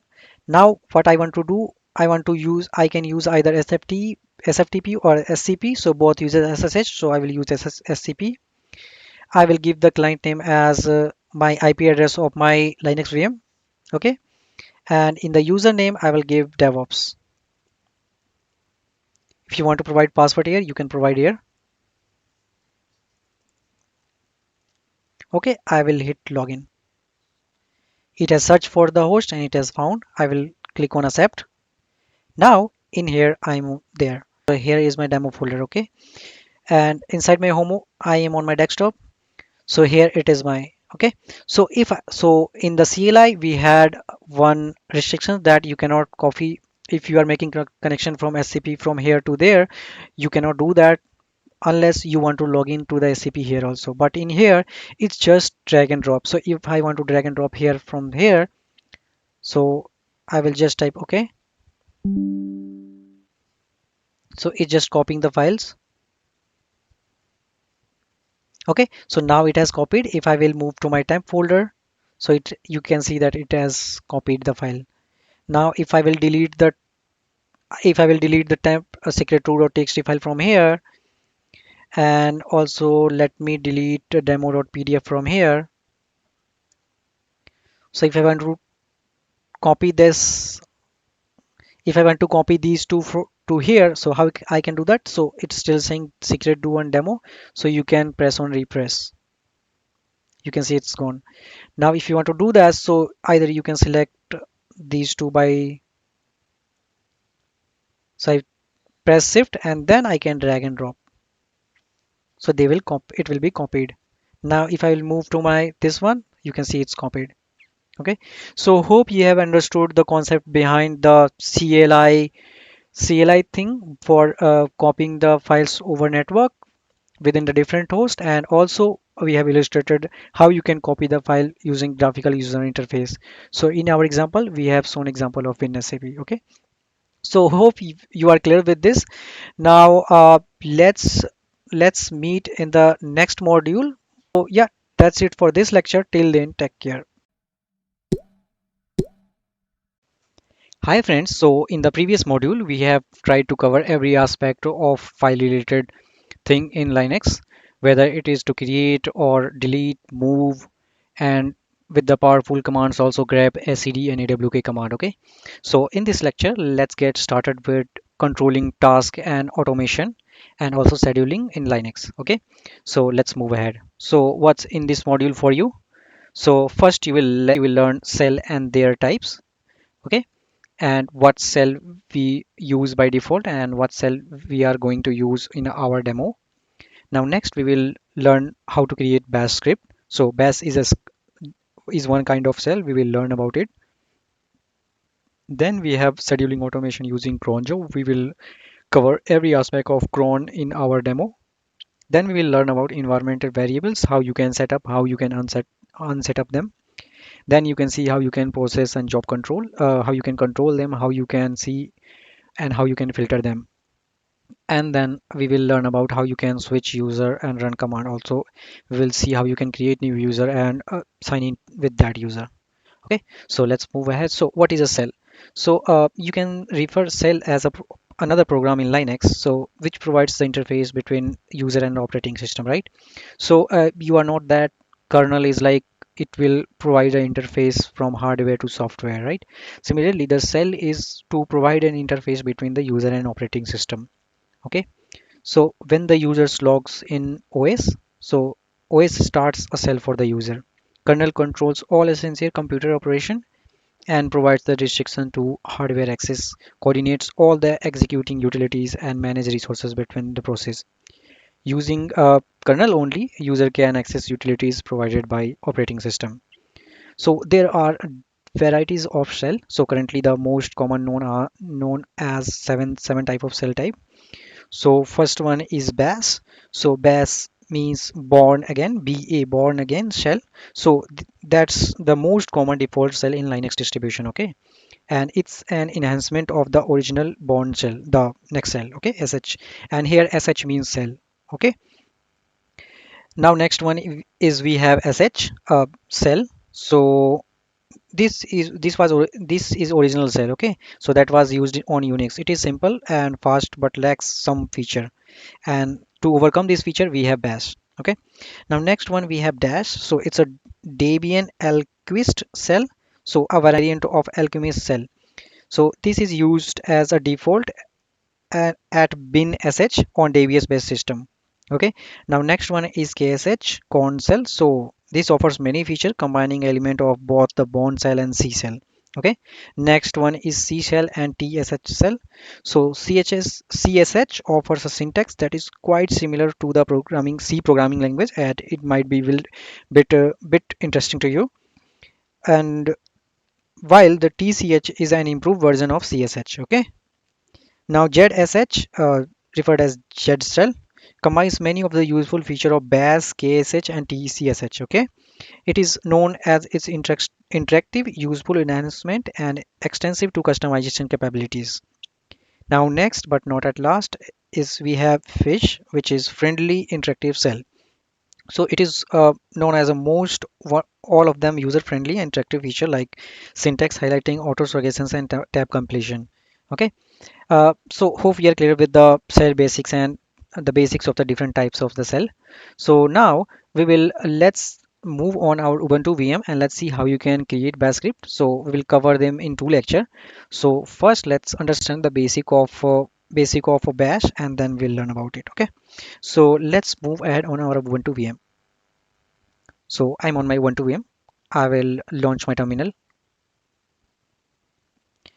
Now I'm hoping you might have learned about VI editor. So I will use VI editor to create my shell script here. So what I will do, I will create a script here. So I will go to desktop first. Now I will create a file by VI and then let's create our script dot sh. Okay, so by default I will tell you by typing the file name command. So I am giving the command as sh. I will write something in it so that it will detect sh. So if I am writing it, I am giving the extension as sh, I know that it is going to be our shell script. Okay, so I'm hitting enter. I am here. Now I will press I for insert mode. Okay, now I will try to save it. Just I will hit escape, then I will save it by line mode WQ. Okay, I will hit enter. Okay, now I will exit it.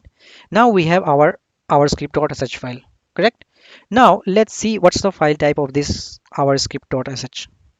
Okay, I have typed in the command, and if I will hit enter, so it is saying that it's very short file, no magic, and nothing is special about this whenever you have added an extension or not. Okay, so the extension will not tell you that hey, it's my shell script. So it's in something in the content of the file will tell you that hey, it's a type of the project.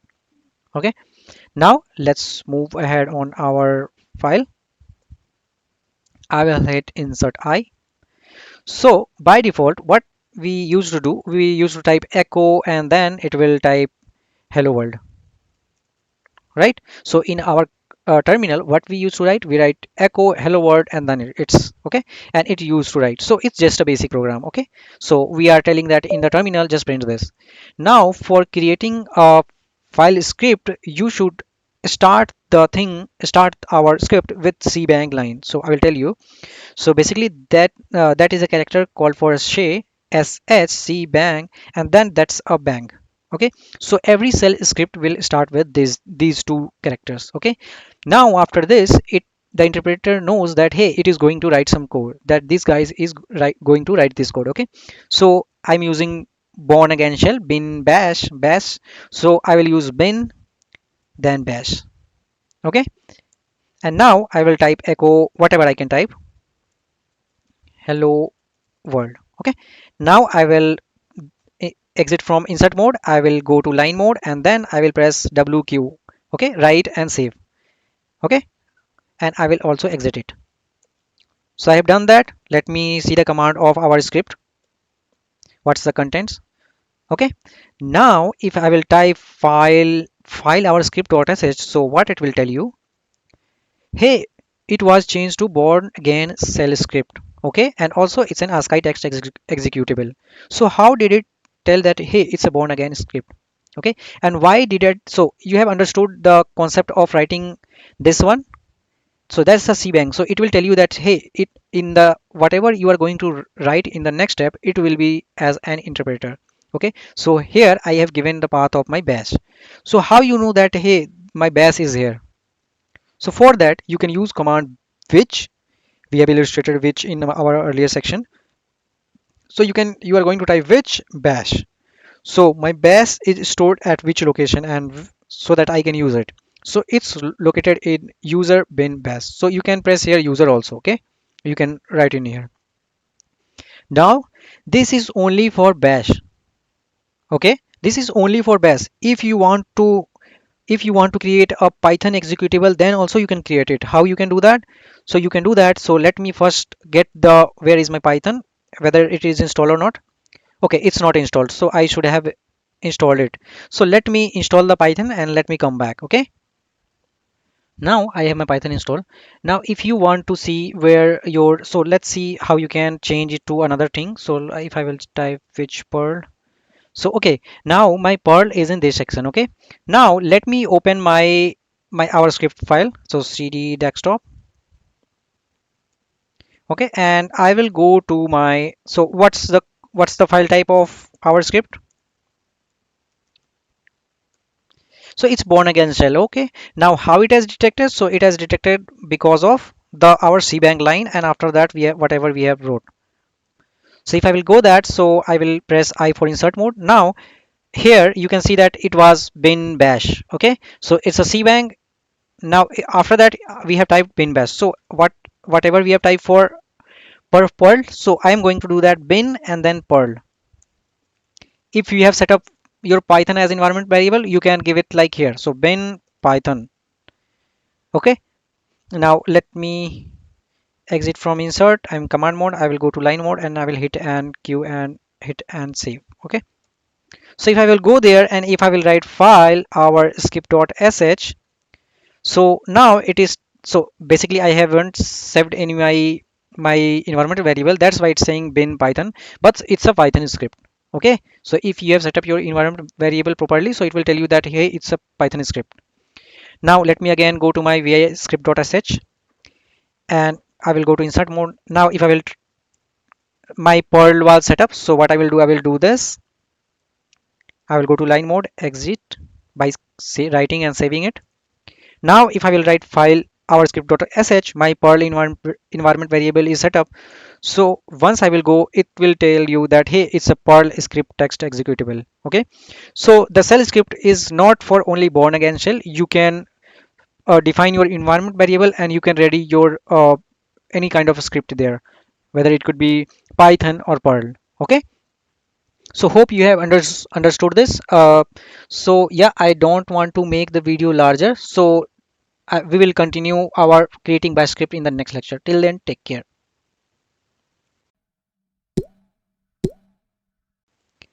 Hi friends, so in the earlier section we have learned about the basics of bash, also what is shell, what are their types. Okay, and also we have learned about the cbank line. Okay, and so yeah, let's move ahead and let's create some script with from basic to advanced. So I will move on my Ubuntu VM. I will clear the stuff. Okay, now what I will do, I will open my our script.sh with my vim editor. So I'm in here, I will press I for insert mode, and I will change it to bin then bash. Okay, I have written these contents, echo hello world. So it's 10. I am in insert mode. So what I will do, I will press ESC for command mode, then I will go to line mode, and I will write, save, and exit it. Now I'm in here. For running the script, what I will do, I will use bash our script.sh. Okay. So if I will hit enter, so it will tell you hello world. Of course, if it is a Python script, how you could have do that? So you could have written Python 3 or Python, whatever your Python version is, Python 3, then our script.sh. So it will run your Python program also. Okay. So hope you understood this. Now the bash script is not for one line command. Okay. So what you can do, you can write bunch of command at the same time, and you can run these command. So let's head over on our script.sh file. I will hit enter. I will press I for insert mode. And what I can do, I can write series of command so that it will get run at once only. So first, I will give the cbang line with my bin bash. Then I will make my directory. Let's what we are going to do. Let's create a directory and then navigate to it, and then create some file and write something to it.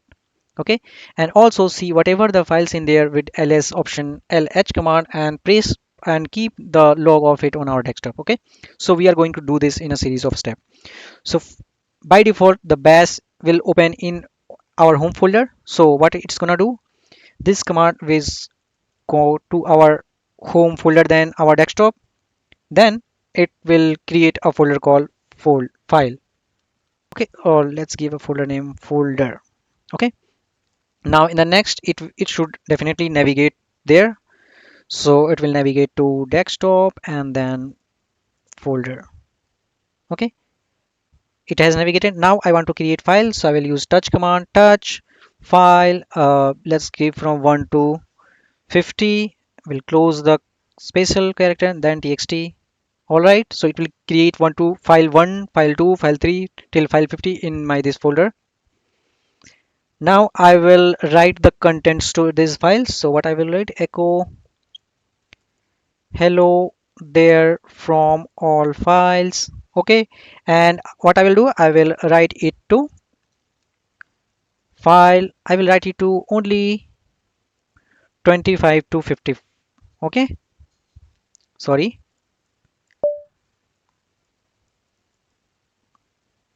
50.txt. Now what I will do, I will ls option lh. Okay, where, and what I will do, I will run this command and I will paste this output to option desktop. Then I will create a file log.txt. Okay, so we have wrote a series of command in our bash script and we are going to run it. Okay, so what I did first, I created a folder on our desktop, then I navigated to it. So definitely you need to navigate it. If I will cd, if I will run this command in the here, so it will create files in my home folder itself. Okay, now I am writing content to all of these files that I am creating here, and only from 25 to 50, and then I am giving command ls option lh. It will long list the file with human readable size format, and then it will save all these things to our desktop with the file called filelog.txt. Okay, so I will exit from my insert mode by pressing esc. Then I will go to line mode, and then I will write and quit and exit it. Let me verify the content. Cat our script.sh. So okay, looks good to me. Now we are going to run it. Our bash our script.sh. Okay, so I'm going to hit enter. Did you see this? So it is telling that it is an ambiguous redirect. We will fix this. We will see how you can fix this later. So let me verify the content. So it created my folder on my desktop. Let's see the file log.txt. So it will tell you the ls option lh. So if I will go, the size it's 8 bytes only. Okay, now why it didn't write to our file? Let's see. So here it is saying, so why it didn't write? Because the echo is used to print only at once. That's why it is saying that, hey, it's ambiguous redirect, you cannot. Okay, so hope you're clear with this. And also if there will be warning or error, so we will also tell you how you can redirect them to anything else. So for that, you can, what you can do, you can redirect them to option called dev null. So whatever warning or whatever it will tell you, so we can redirect it. We have understood this in our earlier chapter while we were creating bash underscore less file. Okay, we will learn now. I will open my bash our script.sh. I will press I for insert mode, and then I will close everything. So for deleting the line, so we have option dd. Okay, in the command mode, you should be in command mode. So dd and then dd dd. Okay, now I will again go to my insert mode. Now in here, so basically let me create a backup file. Okay, so what we will do, let me go to my recycle bin. Okay, and let me restore this, restore from trash. Okay, and also let me restore this one also. Okay, so we have this folder on our desktop. Now what I will do, I have written my cbank line. I'm going to create a backup file which is going to create a tar file or compressed tar archive for my these two folders. So what I will do, I will go to tar, then c create v verbose, then z because I want to use gj algorithm, and then f because the file type will be file type, because hope we have learned about this in the earlier section. Okay, and you might have remembered. And I want to give the name backup dot tar dot gz. Okay, and what's the content I am taking? So I'm taking the content from, let's take the content from desktop. Okay, and let's take content from picture, not picture, let's take the content from downloads.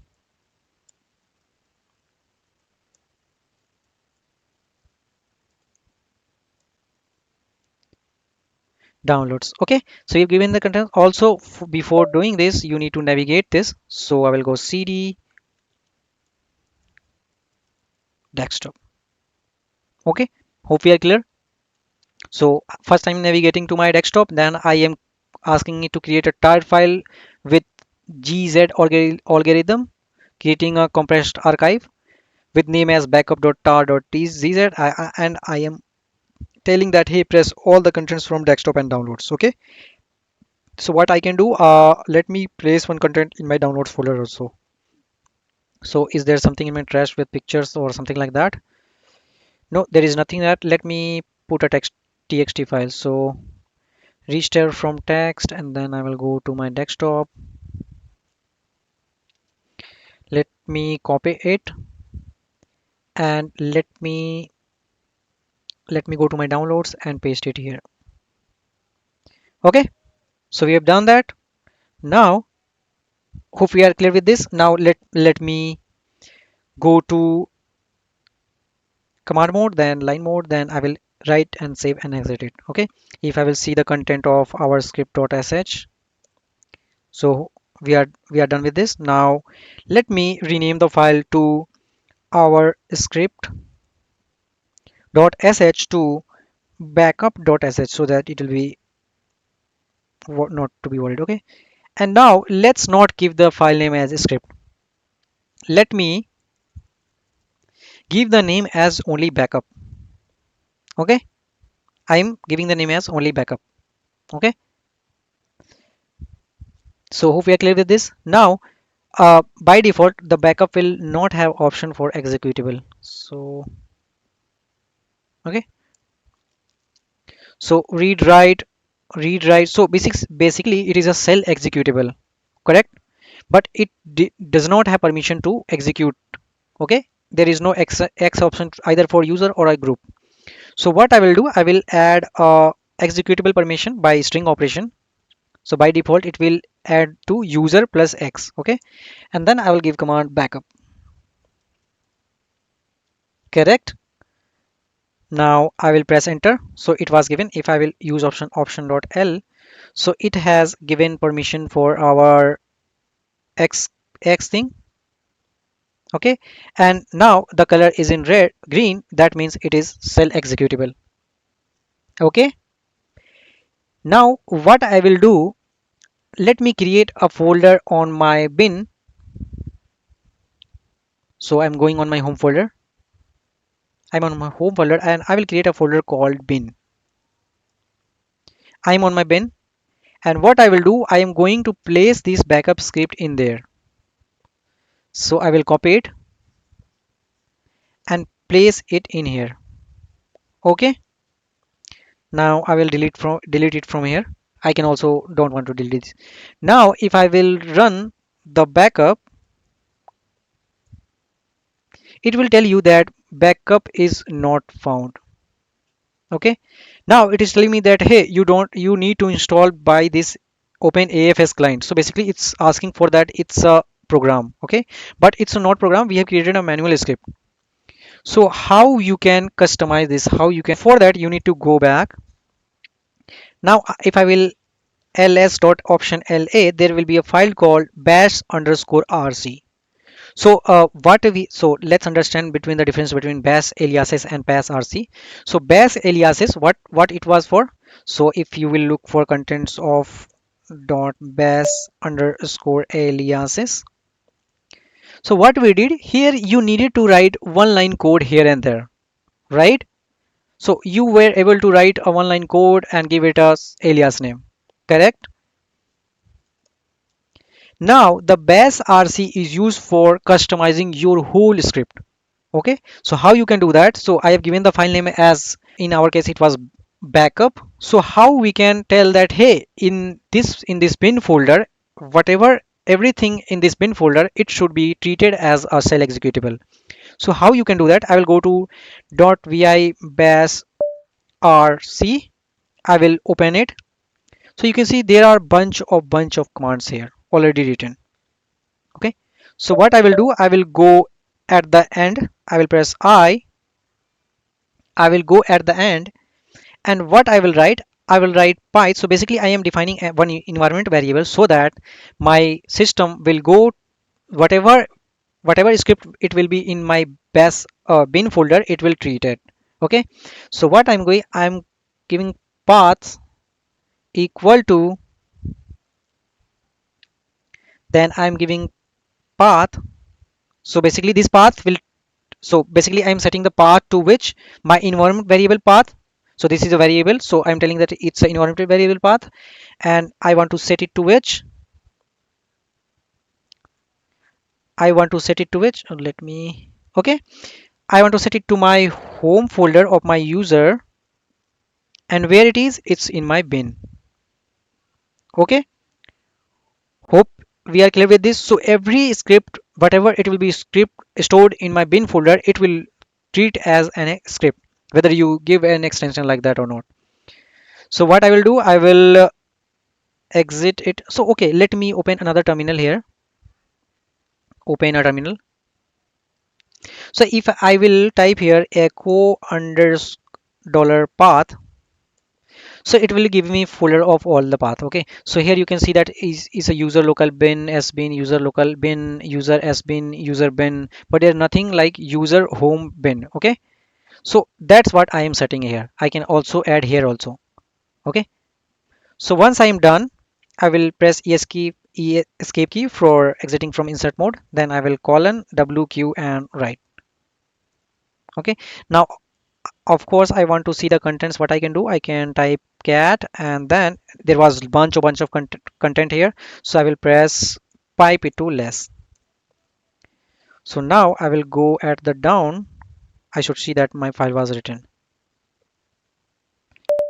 Okay, so it was there. Now I will quit it. So now I have modified my bash.rc file. So if I will verify my environment variable path, so how I can do that, I will go echo and then path. So you can see my home and bin was here.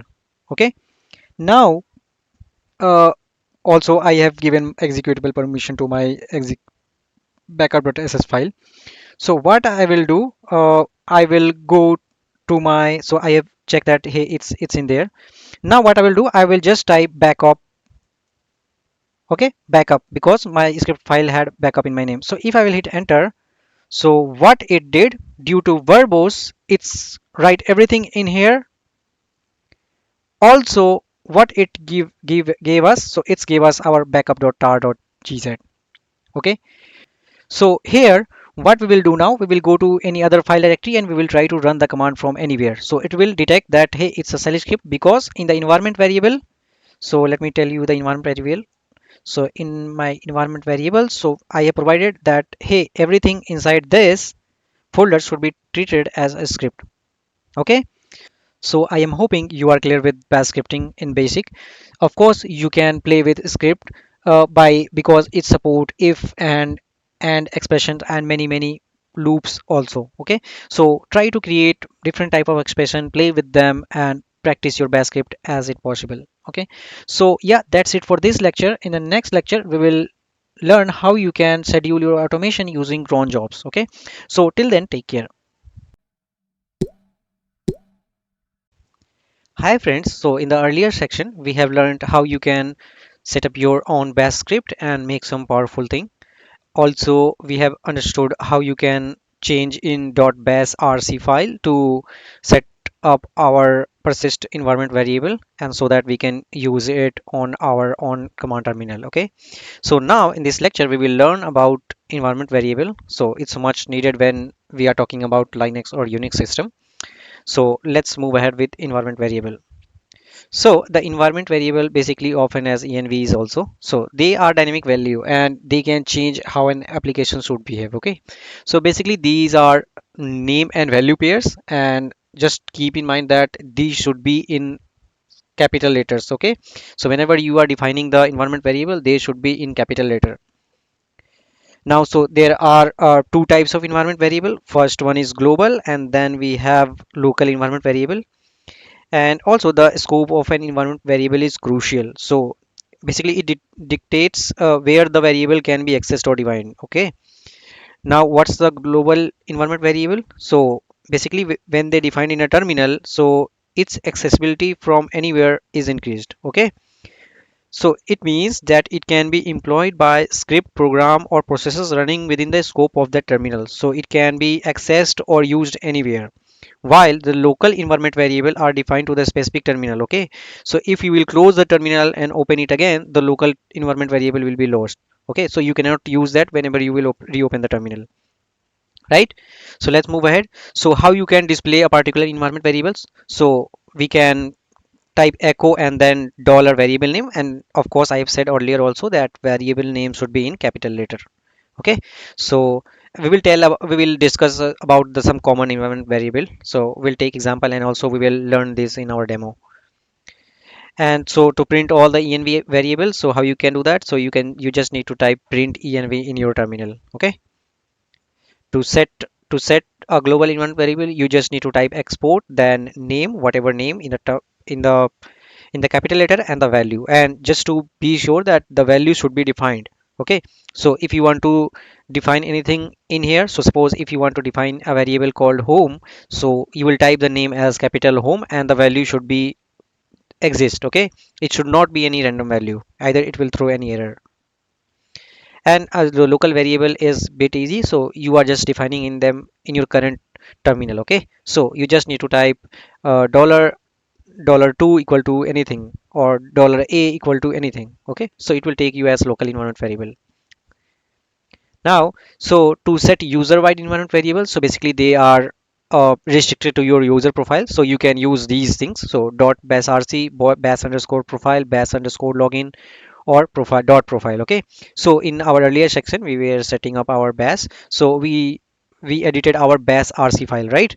So for defining our environment variable path. Okay, so that was the example of user wide. Now what's a system wide? So for that it will be configured as globally system wide. Okay, and you can change these files so that it will be your system wide environment variable. Okay, so you can go to these files and edit them with your perfect editor, whatever editor you want to open with. Now you want to unset the environment variable, you can either type unset and then name, or give it a name equal to uh, blank colons. Okay, now let's discuss about some common environment variable. So these are some common global environment variable. So editor will tell you that, hey, what is your environment default editor. Then you have home and user pwd path. Okay, and the important ones are home and path. Okay, so these are important. Also the user is also one of the important. So let's move on our ubuntu vm and let's get practice to this. So I'm on my ubuntu vm. I will open my terminal. So for displaying any, so for displaying all the environment variable, what I will type print env. So it will display my all of my environment variable that is used in currently. Okay, okay, so you can see that path and then this, then gdm session this, so all of them are in capital letter. There will be none of them that will be in small letter. Okay, all of them will be in capital letters, and then they will be assigned to any particular value that it should exist. Okay, now to echo any particular environment variable, what you can do, you can type echo and then let's see if I want to see home. So I will type home. Okay, so it will give you that, hey, environment variable of home is set to this one. All right, now if you want to set any variable, so of course you can do that. You can type set, then you can define any environment variable like so if you want to set any environment variable, you can give it like set demo equal to hello. So I cannot set that because it will change the system specific configuration, so I will not. I just making the example. Also you can use set, either set option or export option.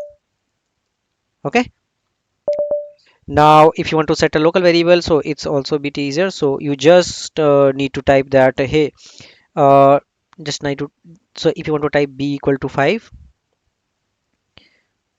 b equal to 5. Okay, now if I want, okay, it's done. Now I can recall this local environment variable by $b. Okay, so it will type. Okay, we have understood the system user wide specific environment variable. So it was our bash rc file. We also set this. So let me use cat command dot bash rc. Okay, so in here we edited in our previous section, and when we edited this, so what it means to say, it meant to say that whenever this user will run this thing, whenever user will be in this terminal, so whatever in the will be in this bin folder that we created, it should be acted as a script or runnable for enabling runnable program. To that we change the permission also to executable. Okay, hope you understood the system. Similarly for system wide configuration, so how you can do that, so you can open any file. Okay, so if I will see the content of cat etc, and then let's see the option profile.d.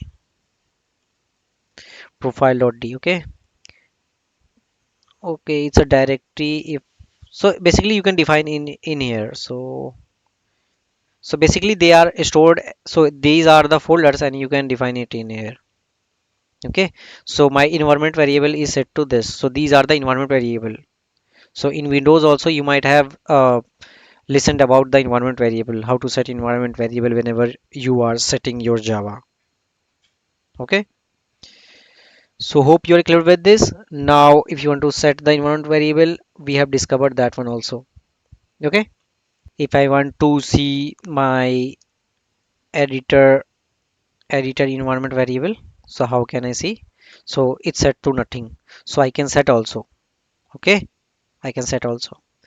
So yeah, I think that should be enough for our intro about environment variable, how you can set them, unset them. Okay, so yeah, that's it for this lecture, and in the next lecture we will learn about cron tab or cron jobs and how they are helpful. Okay, so till then, take care. Hi friends, so in the earlier section we have learned about important aspect in Linux, which is environment variable. Okay, and we have also seen how you can set up environment variable, whether they are user wide or system wide. Also we have seen the common environment variable that is in Linux. So now let's move ahead and let's schedule and see how you can automate your jobs or your script with cron or CronTabs. Okay, now so the basically the CronTab Linux command goes on the check the time on the device, and when that particular time arrives, whatever you have defined in there with the format. So we will tell about the cron format in the next slide.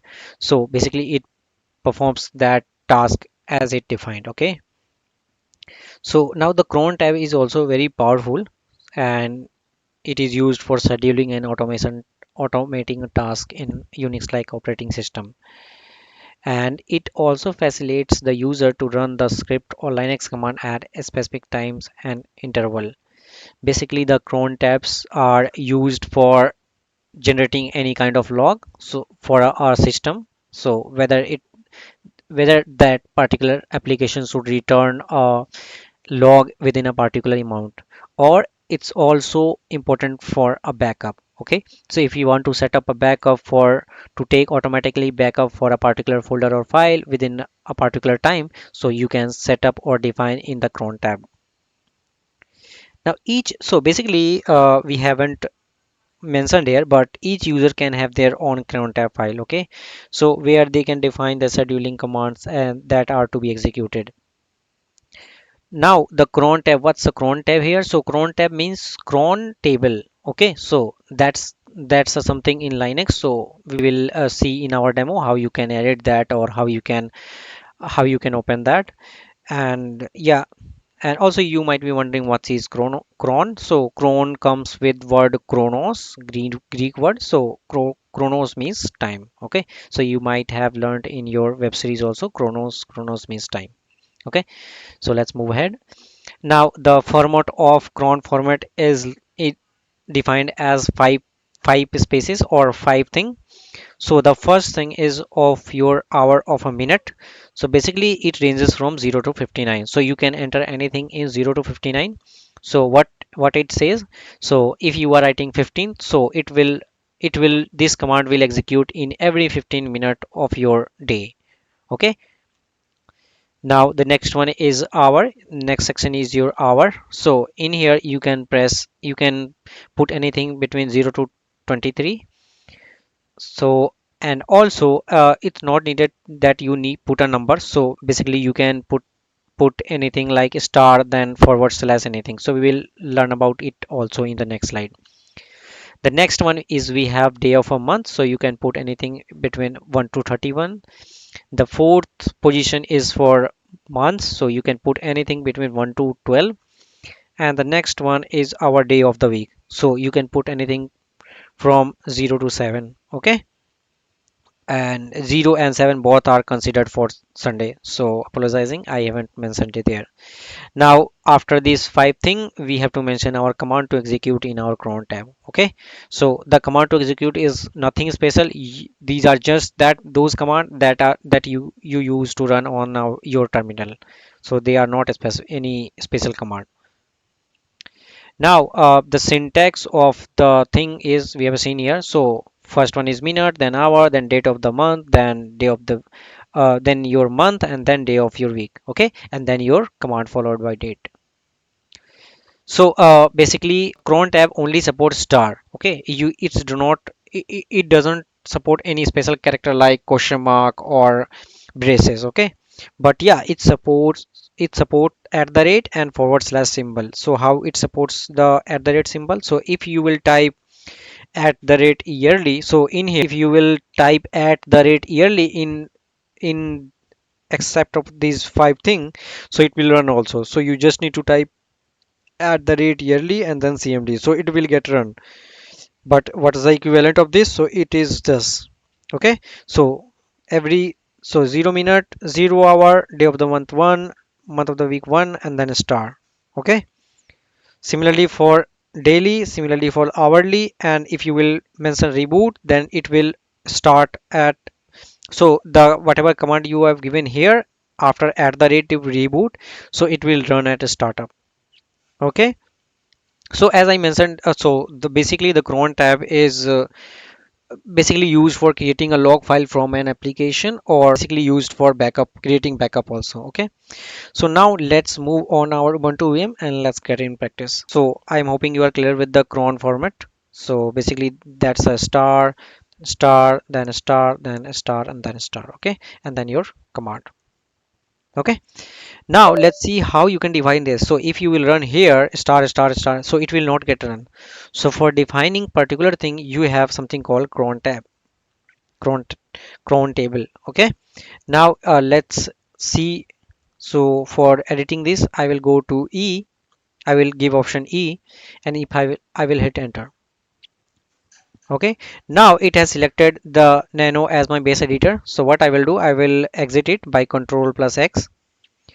Okay, now what I will do, I will change my editor.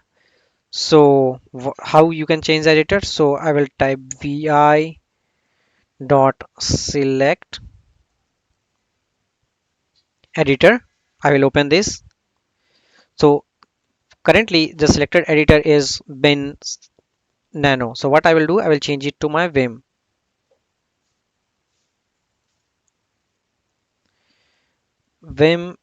and here, and now I will press escape from exiting from insert mode, then go to line mode, then write and quit and exit it. Okay, now I'm in here. If I will use cron tab option e, so now I will press I for insert mode. Okay, now I will go inside downside of this thing. Okay, now here you can see it's already telling you that hey, this is the thing. So I'm hoping that you are clear with how you can change your editor if you have already set up to a different one. Now here is, it's already saying the example. Okay, so it's also saying to create a backup. So now if you want to run all backup of your user account at 5 a.m. every week, how you can do that? So this one was for week, right, day of the week, and this one was for 5 a.m. So 0 minutes, fifth of hour. So if it was 5 p.m., so I could have given what, 15 or 13, I think. Okay, so 0 and 5, and then star star 1. Okay, then whatever your command is. Okay, so these are not a specific command. So let me give any command and let's run this. So what I am saying that hey, so in here if I will type a star, so it will get run in every minute. Okay, then it's for hour, then star, then it's for minute, sorry, for every minute, for every date of the month, day of the month, then this, and then day of the week. And then what I want to do, I want to use echo hello from scheduled job, and I am going to write it in my desktop. So I'm giving here relative path, oh, absolute path. Okay, so because it can be run from anywhere. Okay, So desktop, and then let's give a name like hello cron.txt. Hello cron.txt. Okay, so I'm giving here, hey, run this program every minute of every hour in every date of the month, and every month, and every day of the week to run this command. So if I will type right now, so what it will do, it will create once there will be a particular minute. Okay, so what I will do, I have done that, I have written this. So what this command will do, this command will create a text hello cron.txt on my desktop, and it will write this stuff, hello from schedule job.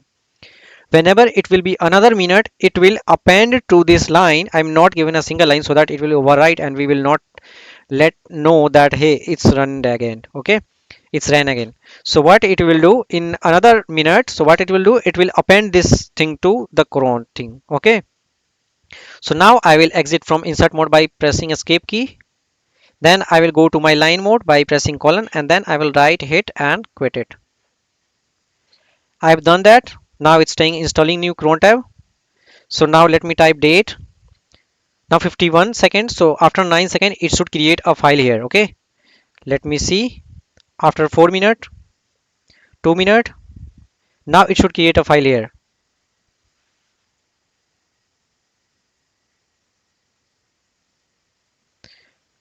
Okay, I think okay.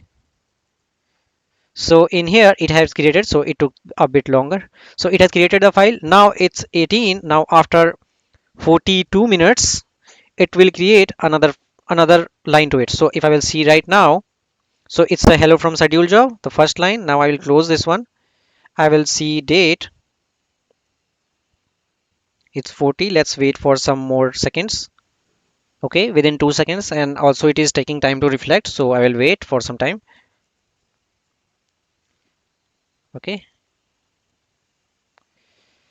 now let's see whether it has written or not. So you can see it has appended to our next line. Okay, so similarly, if we will wait for another one more minute, it will append to that line. Okay, now it will keep writing it again and again until we do not specify it. Okay, so hope you have understood this. Now let me go to my cron tab and let's edit it. Okay, so I'm in here. I will go through, I will press I for insert mode, and I will in here. Now in here, of course, you can provide different type of options. So if I will give here option like star slash 15, so what it will do, it will run this command in every 15 minutes. Okay, of course you can provide here also 15 or anything like that. Okay, so you can press star forward slash 15 here, and of course you can provide here also. So what's the middle star? So it's for day of the month. So you can, if you want to press star forward slash 3, so it will get run on every third date of the month at every 15 minutes. Okay, so that's the format. Now if you want to, in every 3 days, okay, sorry, in every 3 days. Now what if you want to run one command, this command, on December and January only, and you have to run it only at 11:59, okay, in the night. So how you will do that? So it's very easy. So first I will modify the day of the months first. So I will give option Jan and December, so DEC. Okay, now in the next, so you can give more spaces also, and I want to run it only on Sunday, so I will give option like Sunday. I can also specify 0 or 7. Okay, so you can press 0 slash 7, and also I can provide Sunday SUN. Okay, and here date of the month should be star, and in here I want to run it on every 11 in the night, and in here 11:59. Okay, so when this command will run on every January and December on each Sunday at 11:59 in the night. Okay, hope you understood. Now so these are very basic stuff for cron. So if you want to learn more advanced about cron tabs, so you can head over on your browser. So I'm on my browser. So if you want to learn about more about cron tabs, so you can visit the website crontabguru. So here you can practice more of options here. Okay, so you can press anything like that and you can edit it. So if I will press here star backslash 5, so what it will do, it will add every fifth minute past 4 hours. So this command will run every 4 hour of fifth minutes. Okay, and let's see what we have practiced there. So we have practiced 59, and in here it was 23. Here it was star, then here it was Jan and December, and here it was Sunday. So what it will do, it will add 23:59 on Sunday in January and December. Okay, and what command we used for illustrating our echo file? So star star star star star. So it will run at every minute. Okay, hope you understood and you have clear concept of cron tab. Now in the earlier section you might have remembered that we had a file called backup. So if I will run in my bin folder, so if I will open backup, so it had file and it was creating a backup. Okay, so in here of my desktop and downloads folder, of course, so in here what I'm going to say that hey, create a tar czf. I'm not giving verbose options here, and what I will do, I will press option I for insert mode. Then I will tell that hey, go and save this thing to my desktop folder. Okay, by name backup.tar.gz, and also what the content should be the from backup. So it's from desktop and download. Okay, and in here of course we need to then this and Dave underscore null. So what it will do, if it will throw any error, so it will not interrupt our cron tab and it will report to void. Okay, so that's why we are giving this. So that's a data stream number of error, so I'm giving that hey, any error from this just move it to null. Okay, void. And also I am giving the date command, whatever output from date command, append that whenever it will get run, append those output to any file backup.log.txt on my desktop. Okay, so hope we are clear with the bin bash stuff. So I will press escape and then I will hit and save and exit it. Now I will also open my cron tab. I will edit it. I will press I for insert mode, and in here, so it's so we could of course use option called star 5 or star 5. So it will run at every fifth minute. So I don't want to do that because for illustration purpose we need smaller time. So what I will do, I will go in here and what I will do, so this whatever command we are going to write, it will run on every minute. Okay, so if we are clear now, in here what I will write, I will write hey, run the bash script. And where you want to run the bash script, so I want to run it at bin, go to bin location, and what's the name, it's a bash, sorry, it's a backup. All right, now I will press escape, then I will write save and exit it. Now I have saved my cron tab and exited. Now if I will type date, so currently it's this. Now let me wait for some minutes, so for another minute, and let's see if it is appearing or not. Okay, so I will keep pressing date to see it in real time. Date.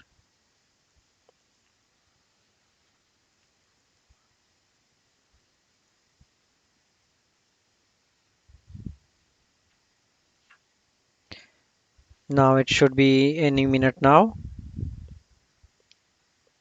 I will clear my terminal again. Clear. Date.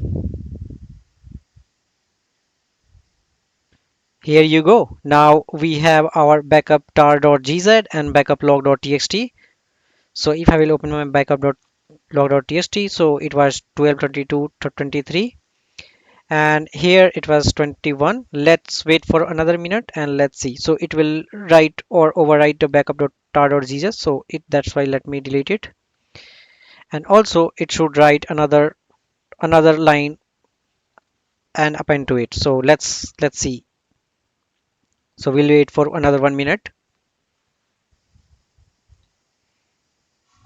Now you have seen that it has written, and if I will look on our backup log.txt, so we have our second entry. Okay, so hope you are clear with cron tab and cron jobs and how you can create a schedule automation and backup.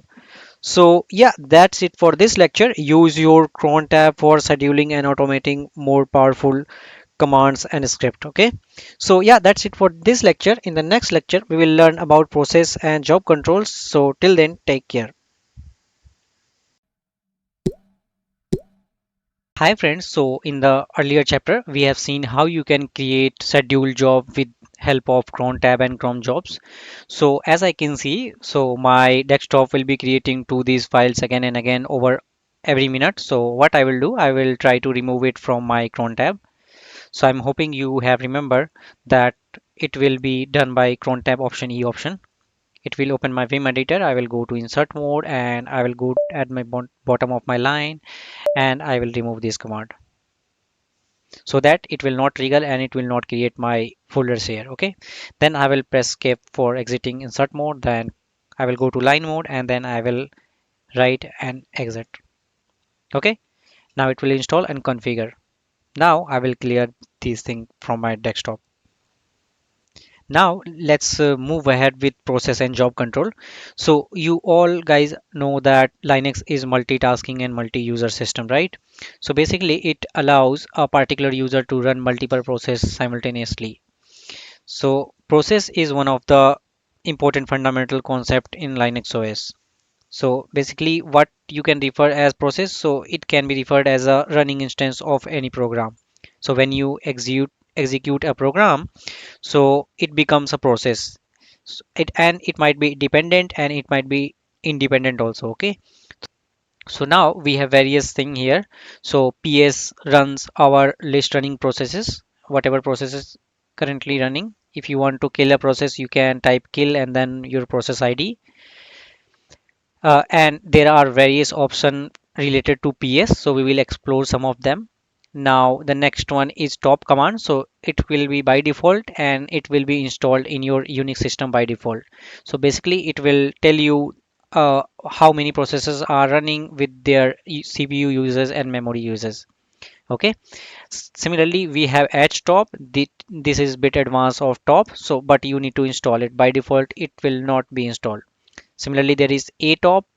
This will also tell you a tabular method of whatever process is running and you also need to install it. Now pgrep, you can provide an option with pgrep option to filter out whatever processes in your running. So it will give you that process name or process details id with whatever you will provide an option as an option. Okay, while so what's our job, what is the difference between process and job? So basically a job is a complete unit of work under execution. So a job may consist of many tasks which in turn consist of many processes. Okay, and so job is a process of task in a batch mode, so they might be in batch, so once then after one another. Okay, and programs are basically written to execute a job only, right? While whatever what is a process, so process is basically a program under execution, so it's been processing. A program can be defined as a set of instructions, so the set of programs is called as job, but the program, so basically the set of instruction of a program whichever you are deciding, so it will get run by a process. Have various command associated with it. So bg command is, it will put suspended process in the background. fg, it will put in foreground, and jobs will list your jobs. Okay, so let's move on our ubuntu vm and let's practice this. Okay, so I will move on my ubuntu vm. I'm on my ubuntu vm. I will open my terminal. Now to see the running process, what I will do, I will use option ps. So it will tell me the whatever process I am running currently. Okay, so basically the pid, so it will be unique process id of each of the your processes. TTY is basically terminal type that the user is currently logged in. So what terminal I am logged in. Time is like what amount of CPU in minutes and second that the process has been running. So it's been running for a bit seconds. Basically, I just ran PS and also I just opened the bash right now. And CMD is basically so what name of the command that launched that process. Okay. So it's very interesting to see these options give by default by PS option.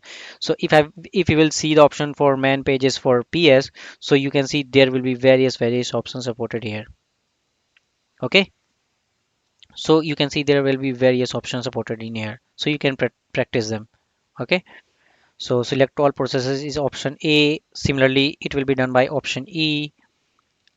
To deselect any process, you can use option deselect. If you want to see the process of session leaders, you can give an option called option D, and you can see that small a and capital A both plays different part. Okay, so now let me hit exit and let's see some of the options here. So if I want to see running all the processes, what I will do, I will see PS option capital A, so it will tell me all the options. Similarly, the small e option will do the same. Okay, so it will do the same. Also, it is if it is bit you are not able to read it, so how you can do that, you can pipe it to less command obviously, and it will give you all the options. Okay, I will hit quit. Now what you can do if you want to list all the processes except session leaders. So what are session leaders? So press session leaders, which is basically triggers other processes. Okay, so you want to see that without session leaders, so you can press with option D. We have also seen in man pages. So these are the process which don't need any session leaders, means they are not triggered by any other processes. Okay, now if you want to see the processes which are not associated with your terminal, so how you can do, you can give it with the option small a. Okay, so these are my processes which are not associated with my terminal, so these are being running. If you want to see the processes which are related to your terminal, so you can give option capital T. Okay, so these are the processes running with associated with my current terminal window. If you want to see processes selection by a list, so how you can do that, so PS option P. Okay, and then you can give various option 1 2, and you can provide it again P and then 3 4 5 6 anything. Okay, if you want to see the process by your command line, so how you can do that, so you can give an option capital C. Okay, and if I will press PS, so basically I want to see this by command name, so if I will hit enter, so it will give me that process.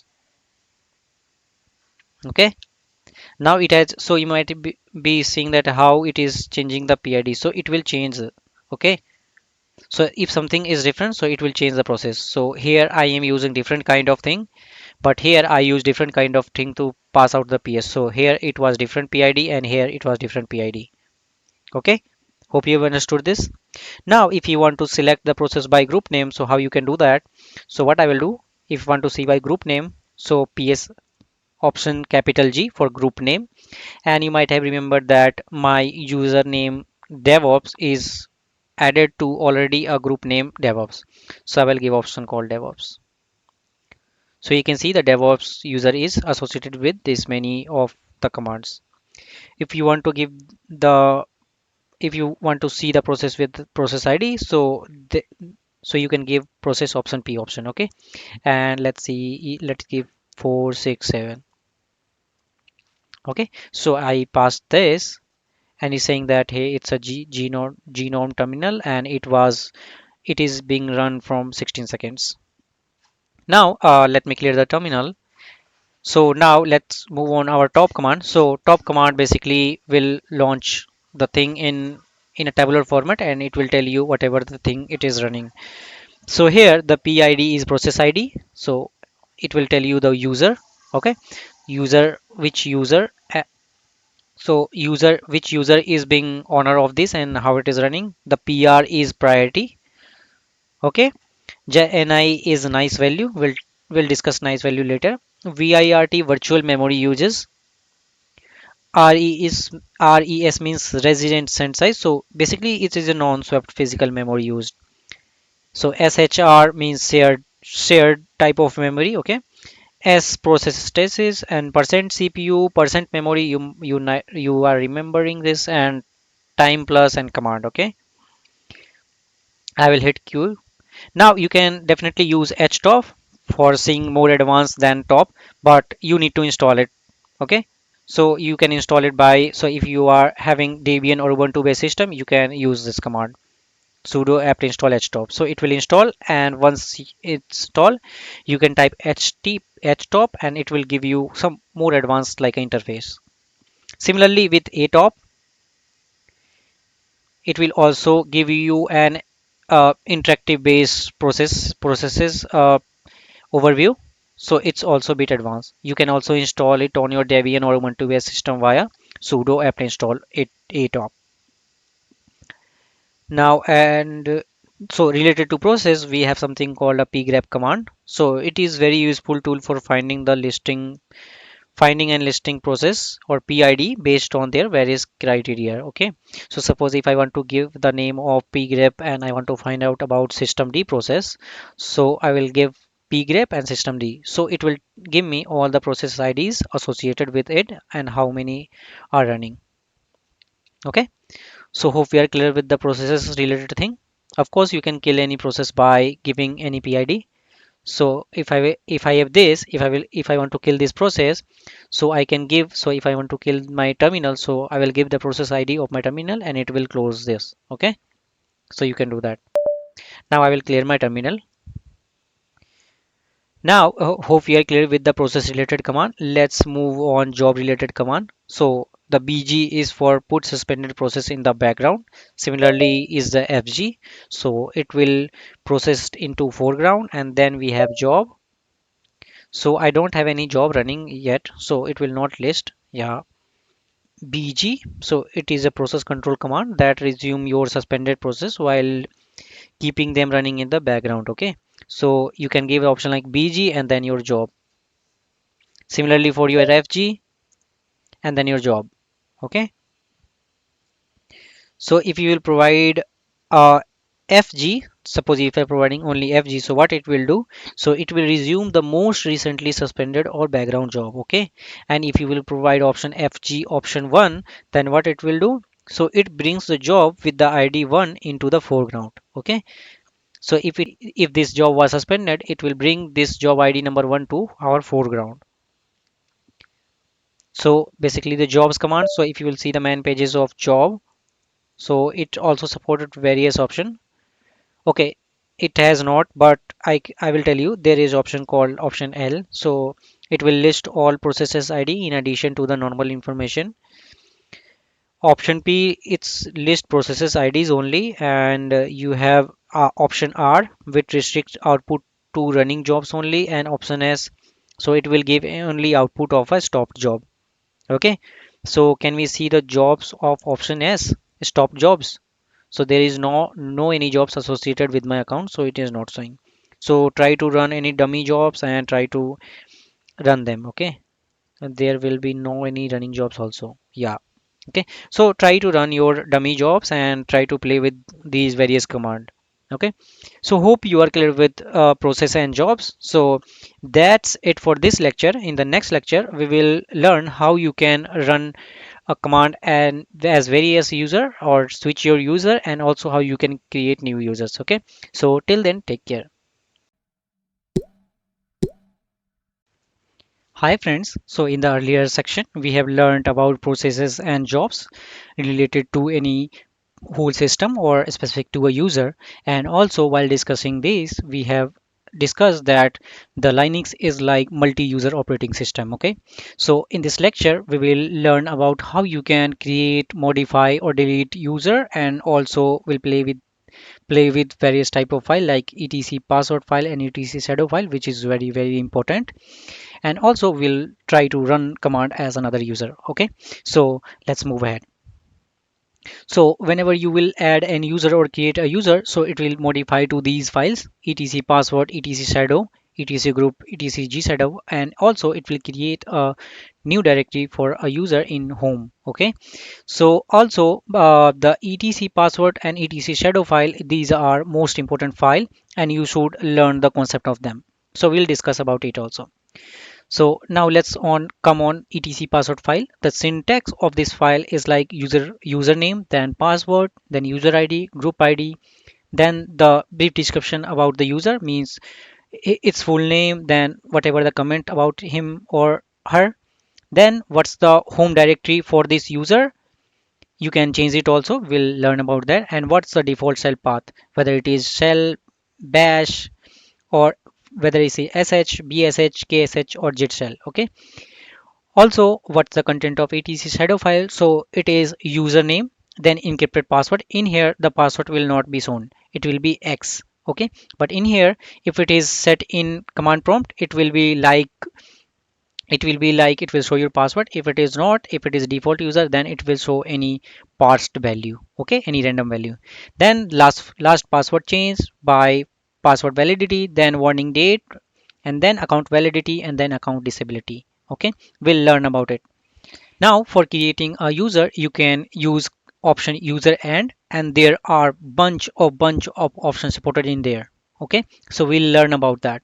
To modify a user, you will use command user mod.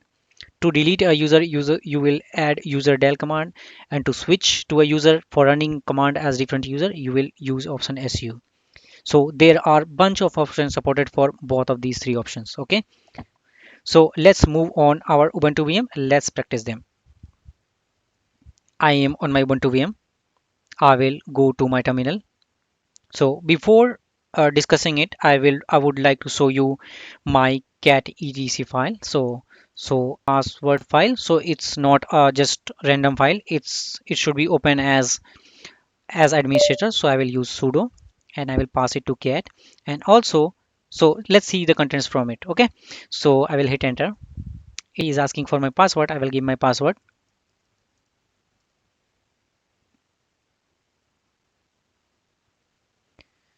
So I have entered my password and it's showing me like this. Okay. Now let's filter out with my user account. So what I will use, you might have remember grep. Okay, so what's the thing here, so first one is username, then my password, which it will be not shown in here, it will be shown in my shadow file, then my user id, group id, the description about the user, so I have given name, full name like DevOps guy, so it's giving me, then the home path, and then what's the default shell path. Correct. Now if you want to show with the shadow file of this for this user, so you can do this. Okay, now let's move ahead and let's create one user. Okay, now let's create a user. So I will give option sudo user add, because only admin will run can add the user. No random user can add the user to the terminal. Okay, so I will give user add. Now there are bunch of options, so for that let's see the main pages for user add. So if I will go in there, so you can see there are various options in there. So if you want to specify option B, it will give you option for appending to base directory. You want to add a description to the user, add option C. If you want to specify the user's home directory, you can specify option D.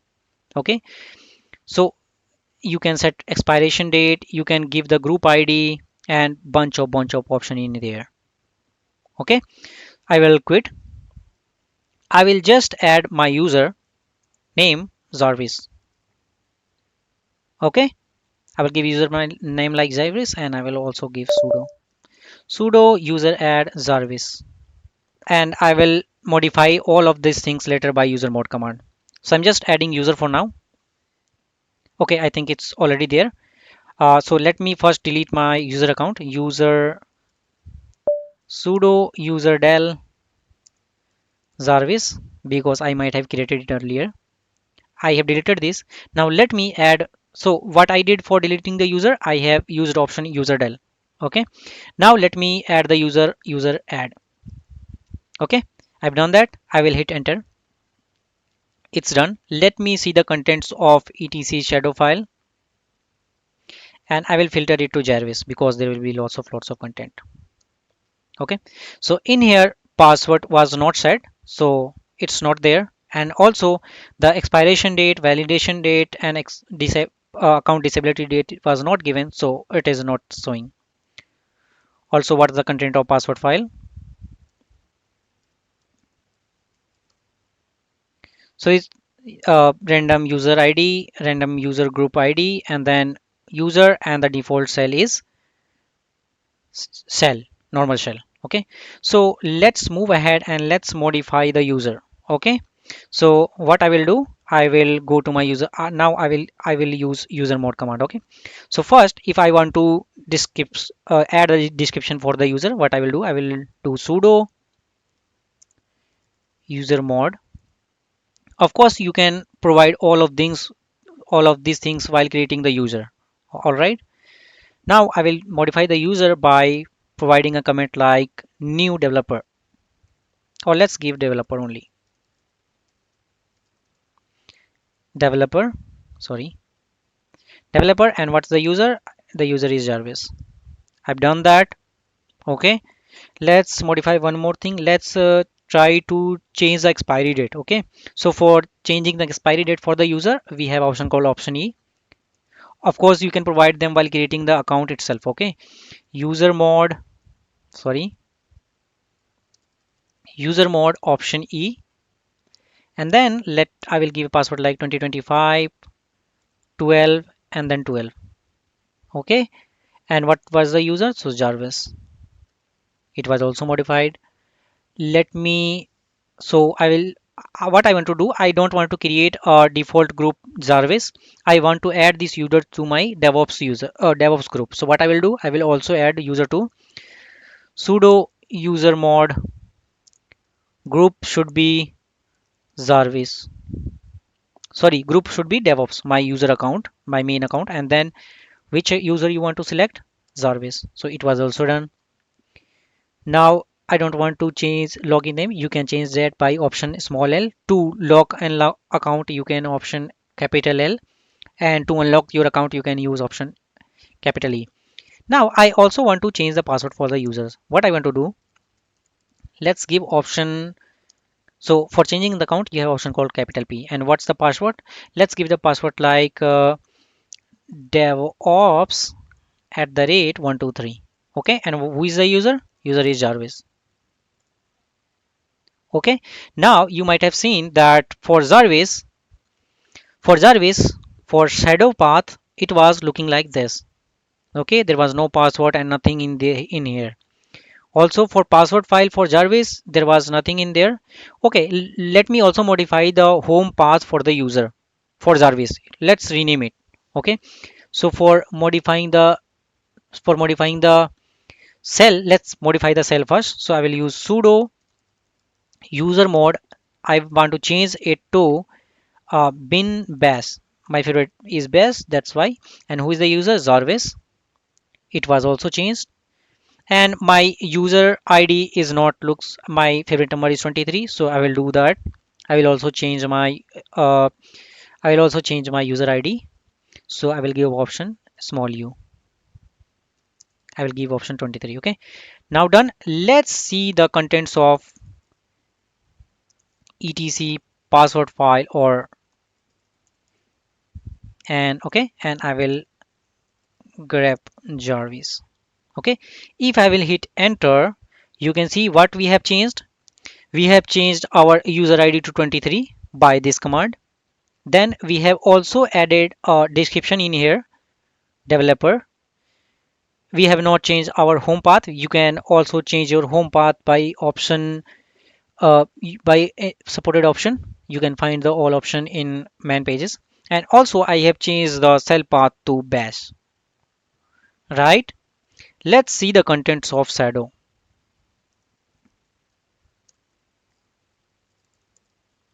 Okay, or and I want to filter it with Jarvis. If I will hit enter, so in here the shadow was first exclamation mark, now it's showing your password. Correct. Now, and it is also showing the account expiration date. So basically we have set in here, and it is showing this random number because it has parsed. Okay, so hope you have understood the user modify command. If you want to again delete this user, you can do that by sudo user del and then service. It will delete your account. Okay, if I want to change the user account, how I can do that? I will use sudo service. Okay, change user, switch user su and then Jarvis. It will ask for my password. I will give my password.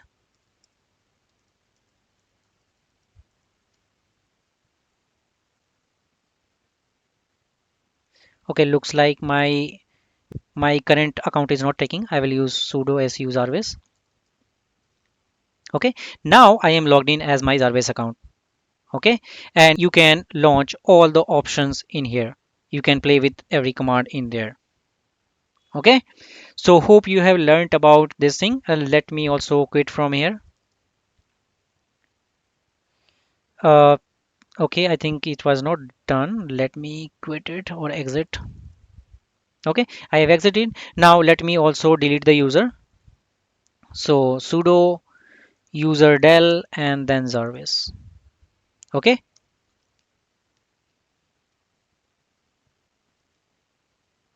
a service group not removed because it is not the primary group of user service. Okay, I think we have modified the group to service. So let me modify the group to, because it was added to DevOps. So what I will do, I will first modify the group. You can also force deleting the user by option F, but I don't want to do that. Let's modify user mod. Then I will specify the group service and then what's the user service. User service does not exist. Okay, I think it was deleted, but the group was not deleted. Okay, okay. So hope we are clear with this. Now, if I will type cat etc and then shadow thing, and if I will grep to my service, so it will not show any entry. Okay, because it was deleted and it has deleted this entry also. Similarly with my password.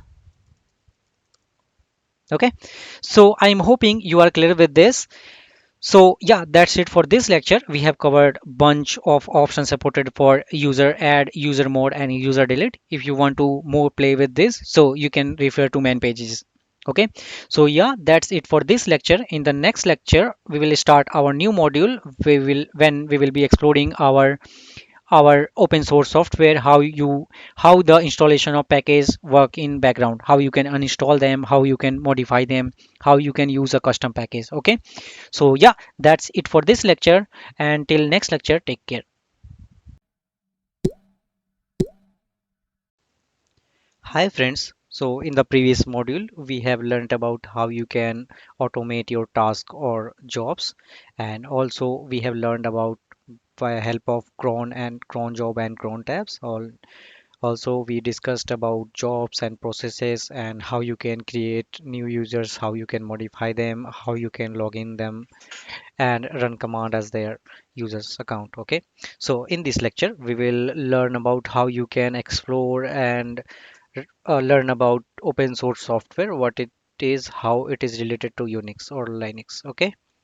So in this module, so first you will learn about the GNU project. So what it is, how it was developed by whom and how it is related to Linux. Then you will learn how you can modify and install the code from source code, where are the all the software repositories where you can find your required software repos. Okay, and at the end, so in the Linux you use sudo apt get install or apt install anything. Okay, so how the apt package manager works, so you will learn. Then you will also understand how the cache is working. So suppose if you are downloading something from the internet, so it is using cache for storing your data. Okay, so if you will try to upgrade that software, so it will not download the backend information all the way from internet again, so it will use cache. Okay, also we'll learn about how you can upgrade your software. Then you will see how you can install new package and to find what's the right package for you. Then you will learn how you can download the source code, modify them, and after this, at the end, you will learn how you can installing the packages and cleaning up also. Okay, so let's move ahead with the GNU project. Okay, so basically the GNU project is a mass collaborative initiative for development of free software. Okay, and this free operating system was called GNU. So basically the GNU OS was designed as a complete OS. Okay, means that not only OS. So basically it's a OS with compilers, text editor, text formatters, and other components, means other utilities. Okay, so the Unix like OS consists of programs released by the GNU project known as the packages. Okay, so they uses the packages as well as the third party free software, also libraries and developer tools combined with them. So they may use the third party free software also and their own packages repos. So we'll learn about those in our lecture. Okay, so here what about the free terms meaning? So in here the free terms meaning about the four freedoms, okay, for any OS should have. That's what on Richard Holman works on this. So the first one is to the freedom to run a program as you wish. So how you can run the program, you can customize it the way you want. The next one is how you can study how the program works. If you want to customize this, then customize this, how this thing is going from here to there. So you have freedom to study that. Then you have freedom to redistribute, means improving from one to redistribute from one version to another. Then you have the next fourth freedom is to distribute copies or share them with your other developers by customizing them. Okay, so hope you've understood the basic of the GNU project. So how GNU project was created? So it was basically announced by Richard Stallman and their group in September 1983. Okay, so they started working on this, and at the 1984 in January, so Stallman quits his job from MIT AI lab to give his full time on making this project full of free software and did it well. Okay, GNU is basically typically used with the Linux kernel. Okay, so how it was done? So in the earlier, so every aspect of the GNU project was created. Okay, so except one piece, they needed some kernel. Okay, so in 1991 he worked with Linus Torvalds. We have learned about him in our demo lectures. So he worked with the GNU project, and then he contributed his Linux kernel to make the GNU the whole project. Okay, and then the GNU project was created. GNU also has its own kernel called herd. So development on the herd has been ongoing since 1990. So it is the kernel's job to allocate machine resources, manage application and underlying hardware, and enable users and application to basically interact with the system. But at 1991, when it was also needed some another kind of kernel, so GNU is typically used with the Linux kernel, so which was developed by Linus Torvalds. Okay, and according to the GNU Linux project, so the Linux OS kernel is Linux. Okay, but all the other elements of the system are GNU. Also, neither OS exists independently, and as such, Linux would more be appropriately be called as GNU Linux, okay, because it was migrated with the GNU project. Now, basically, there are licensing also. So, two GNU licenses are available under GNU project. So, first one is GPL and another one is LGPL. Basically, most of time GNU GPL license is used. Okay, as of now there is GPL version 3. We'll see when we will be on our Ubuntu VM. So basically it's for general public license. So basically it lists the term and condition for copying, modifying and distributing free softwares. Okay, so there should be limit for these four freedoms. So whatever four freedoms we have discussed here, so there should be limit. Okay, so for this we have those licenses. So basically, it guarantees that free software to which the license applies will remain free for all users. Okay, And additionally, GPL allow user to freely share, modify, and distribute all version of that program. Okay, so let me move on my Ubuntu VM and let's find out about the licenses about our GNU. Okay, so if I will go and head over on my browser, so in here I will search for GNU license,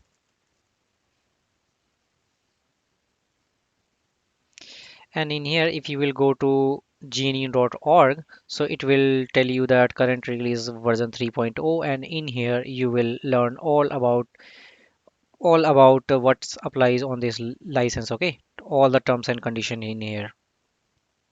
Okay, now if you want to search about or identify the type of the OS, so how you can do that? So you can open your command terminal here and you can type uname option O. Okay, so it will tell you that hey, it's not only Linux, so basically it's GNU slash Linux. Okay, now so what you can do, so for finding out where are all the source code for all these things. Okay, so we were discussing that hey, the Linux is not only Linux, so it's a part of GNU project also. So how it is done, so there should be a source code repository for them. Okay, so for finding this, that go to gnu.org. Okay, so in here you can find the details about the GNU, how it was done. Okay, you can also install versions of the GNU. So GNU Linux distribution can be also installed from here. Okay, and also you can go in here and learn about the free four freedoms. Okay, the freedoms we talked about. Now in here you can go to software section, and in here if you scroll down a bit, okay, so you will find the repository listed here. Okay, so in here there are different types of software source code stored in here. For example, Linux kernel is stored in Linux library. Similarly, your general command like grep, find, everything else, it is stored in core utils package. Okay, so there is a core util package. So in the upcoming lecture we will learn also about how you can customize this or install it. Okay, so yeah, I am hoping that's it for the overview and description about the GNU project and how it works under the hood, how it was created. Okay, so yeah, that's it for this lecture, and in the next lecture we will learn about modifying and installing from source code. Okay, so till then, take care. Hi friends, in the previous section we have learned about GNU project and also the four freedoms which the GNU project provides. Okay, so basically when we were discussing about freedom, so some of the one of the freedoms was to run program as you wish, right? And also how to study how the program works. Okay, so in this lecture what we will do, we will try to change the behavior of our ls command, right? So the ls command by default run and list all the files from a specific directory.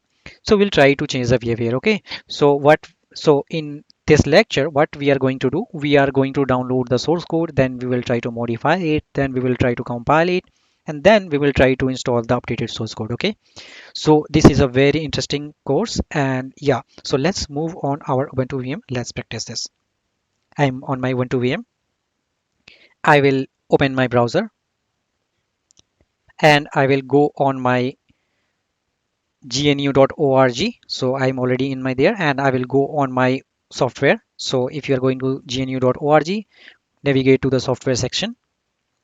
Then in here, so the basic commands are in core utils package. So grep, find, ls, cat, every command is stored in core utils package. So I will go in there. Then from in there, I will look for the source code, how you can download it. So I will go in there. I am on my index pages, so I will check for whatever the latest package is. Okay, the latest package I can see is 9.5. So what I will do, I will use the xz. Okay, so basically you can use a gz. compressed archive also.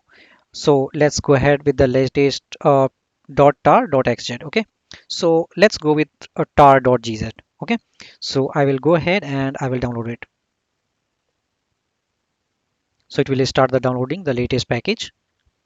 So I have downloaded my tar.gz, and we have already learned about compression and decompression. So what I will do, I will open my terminal. So first I will navigate here. I have navigated, then I will go to my downloads folder. I will delete unnecessary content, and in here, so what I will do, I will right click and open the terminal here. Now in here, if so, we have learned to how you decompress this archive. So you can do that by tar command. So I will do tar, then x, and what was the algorithm for gz compressor algorithm? It was z, then f, right? xzf. Then we have to provide the name core, then utils star.gz, right? If you download xz package, so you will, so this is a z xz algorithm, so you should use capital Z here, capital J, sorry. Okay, capital J, and the small j was for bz compress algorithm. Okay, so I will use xz. Now I will hit enter. I'm not giving verbose options so that it will give me all the list, because it might contain various of the codes here. So once it is done, it is gz. Okay, I will hit enter. Now it has created folder for me. I will navigate to it. I am in there. So if I will list the contents here, so there will be various content. I would see with less command. Once I will go there, so there will be various option in there. Okay, and let me press exit. Now let me also open it from GUI. And in here, if you will navigate to your source folder, it has contained all the commands that you use on your VM, right? So basically what it is, the C extension, it is a C file for that command. Okay, and if you will see here, so there will be ls command also in there. So here you go. So it has ls file also. So if I will ls, and if I will grep it with ls, okay, I haven't navigated to my source folder. If I will now ls, so you can see we have this file of our ls command. Okay, so what I will do, I will open this ls file with my vim editor. So vi, then vils.c file, I will open it.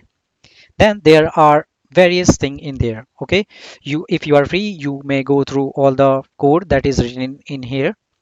Okay, so you might be remembering when you learned about the C programming, there will be something of called a function called main function, right, in the C programming. So what does that function do? So that function controls the whole programming behavior of the program. Okay, so what we are going to do, we are going to write a custom command to it. Okay, so I will go to the line number 1433. So if you are using vim, you can directly press colon and then 1433. I will hit enter. I am inside my main folder. So how you can verify that? So I will, if I will go in there, so okay, I am not in my main folder. So what I will do, I will search for my main. So here I am on my main. Okay, I have searched with my string command. Okay, so in here I will press I for insert mode. I will press I for insert mode, and in here what I am going to do, I am writing a piece of code. And what the code is, so basically printf is the function used for printing anything. Printf and then colon, and then I am going to write hello from DevOps channel. Okay, and in here I am also pasting the everything else to the next line. Okay, so what I'm just adding a print text to it. Okay, what I will do, I will press escape in here. Now I will press colon, then I will write hit exit it. Okay, so I will do that. I have done that. Now you have written your C program. Okay, in your ls. Now you want to, obviously you want to compile it first. So basically the first step is to compile it to machine readable format. So in gnu we have something called gcc, the gnu compiler. So we will install that first. So we'll go to sudo apt get install gcc. So it will ask for my password. I will give my password.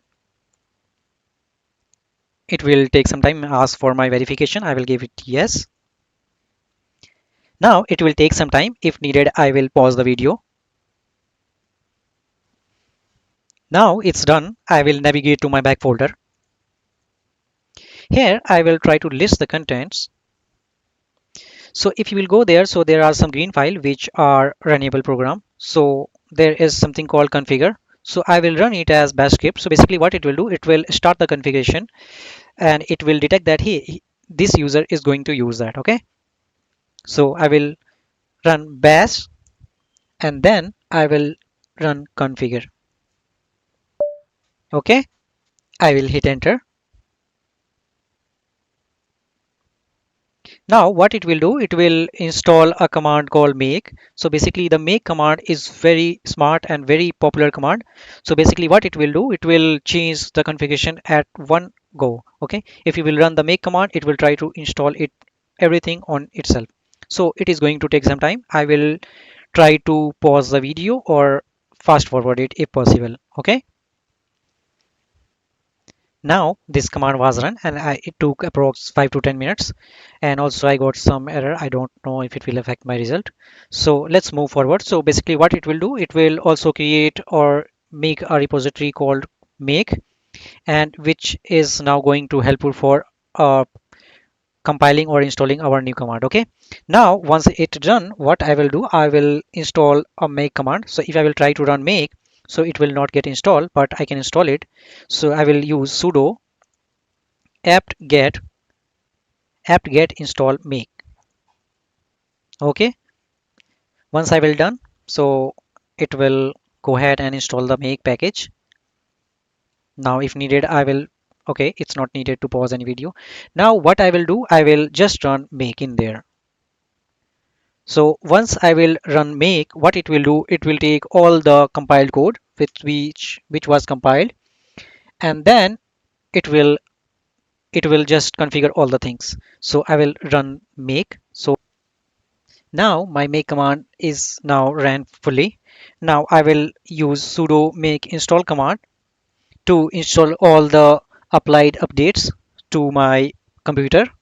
So once I will run it, so what it will do, it will pick all the binary code that it was compiled and then it will apply to my system. Okay, so I will do that and I will pause if needed.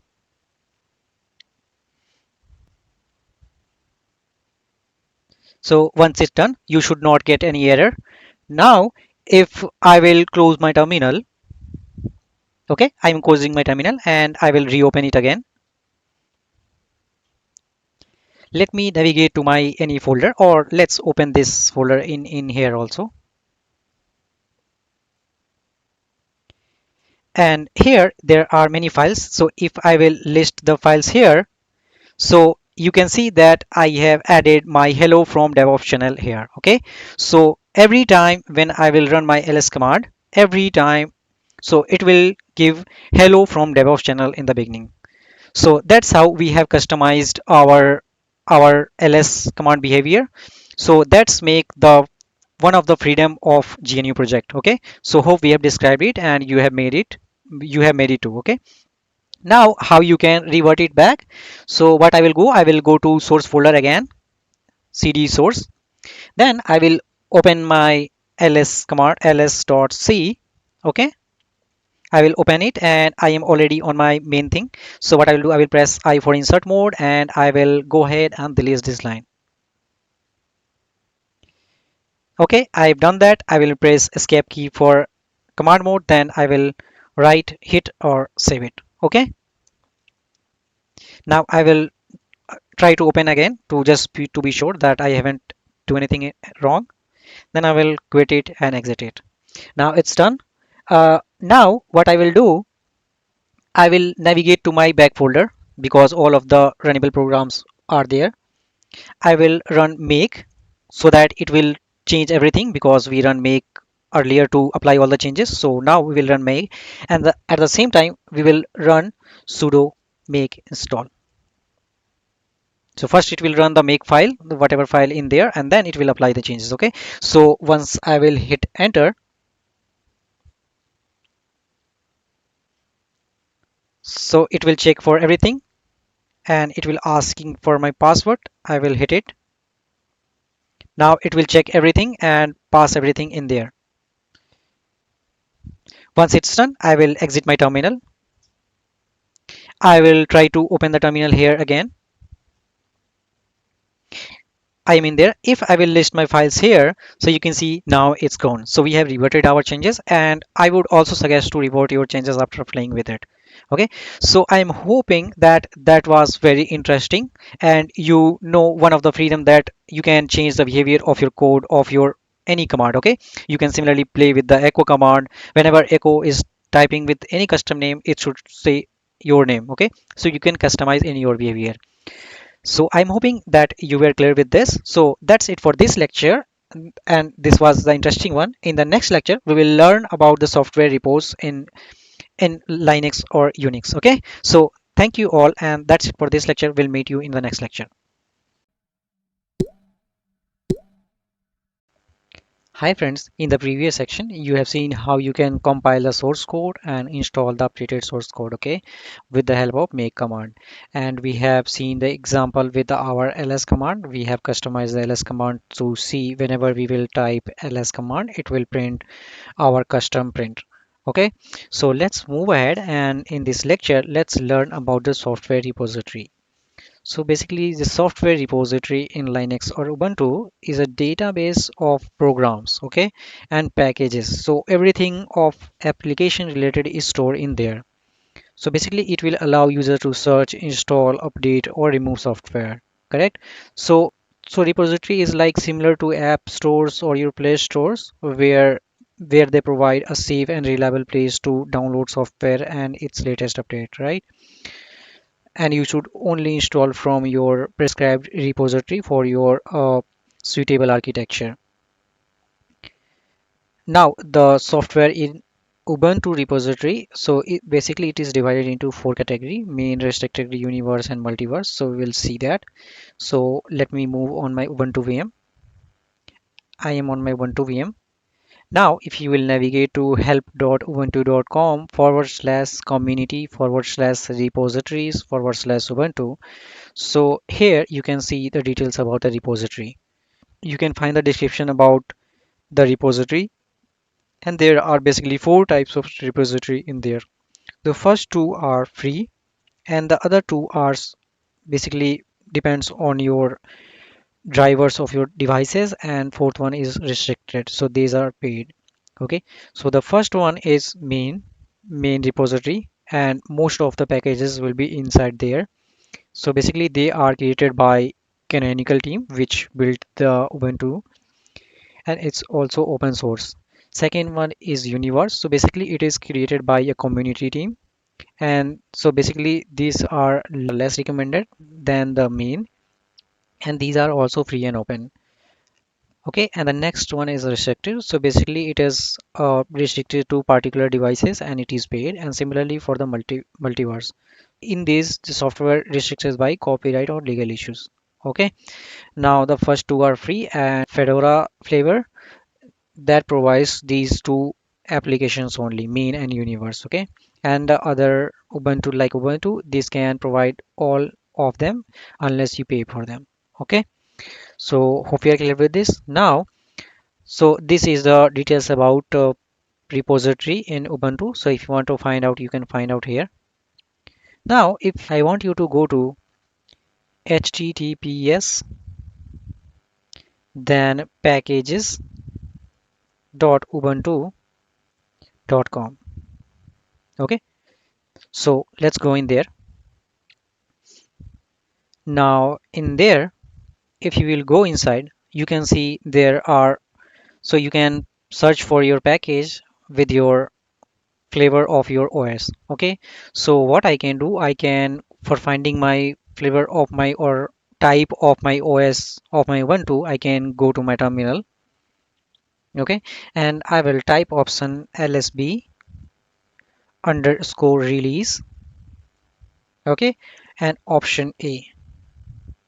If I will hit enter, so the code name for my type of the OS is Jammy. Okay, so what I will do, I will go ahead, I will close this first. So now in here I have this Jammy. I will click on this. Now if you will head over to your Jammy type of OS, then you can find different type of application packages here. Okay, so if I will try to modify to anything, so let me navigate to my genome and let me try to open it in next page.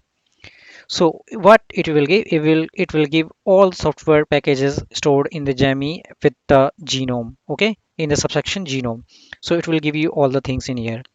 Now if you have clicked this, so you might have seen in the next blank that it is a type of universe repository. If there is nothing written, then it will be your main. Okay, so this is in main, this is in universe. Okay, similarly it will tell you the version and what type of architecture it has supported. Okay, and what's the type of the repository, so it's a different kind of security repository. Okay, so hope you're clear with this, and also there will be a brief description about that. Okay, so hope we are clear with this. Now I will close this tab. Now if you will go at the bottom, so you can see there is a compact compressed textile. Okay, so if I will open it as new tab, so it will have contains the all the packages related to my Jammy Ubuntu. Okay, so if I will let me copy it to Notepad. Okay, I have copied it to Notepad. Let me open my Notepad text editor. I will paste it. Okay, I have pasted this and let me save it. Okay, let me save it on my desktop and let's give a name like packages jammy. Okay, .txt. Now it was saved. If I will go on my desktop, if I will open the terminal here,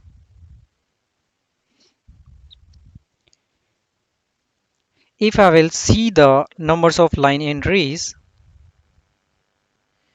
with word count, so it will tell that it has 1,26,198. So there are some previous files, means the earlier lines were not of any mean. There were 10, 20, 12 lines, but there are more than 1,20,000 packages currently are there for Ubuntu Jammy flavor, right? So you have seen that. Now let me go to all packages. Now in there, let me go to any particular package. Okay, so let me go to my 080 just for demo. So let's go for 080 package. So if you will go to 080 package, so here is the package, here is the package name, then the version, and then what kind of repository it is in. So it's in universe. Now here it is some filters. So the red one is depends. So this package will not work with these red flags in here. So if you don't have dpkg, it will not work. So these are dependent. So it should be with this. If you want to run this package, they should be in there. Now next one is the recommends. So basically it recommends that hey, you can install it so that it might enhance your functionality of your package. Next one is suggestion that hey, you may install it, it's not needed.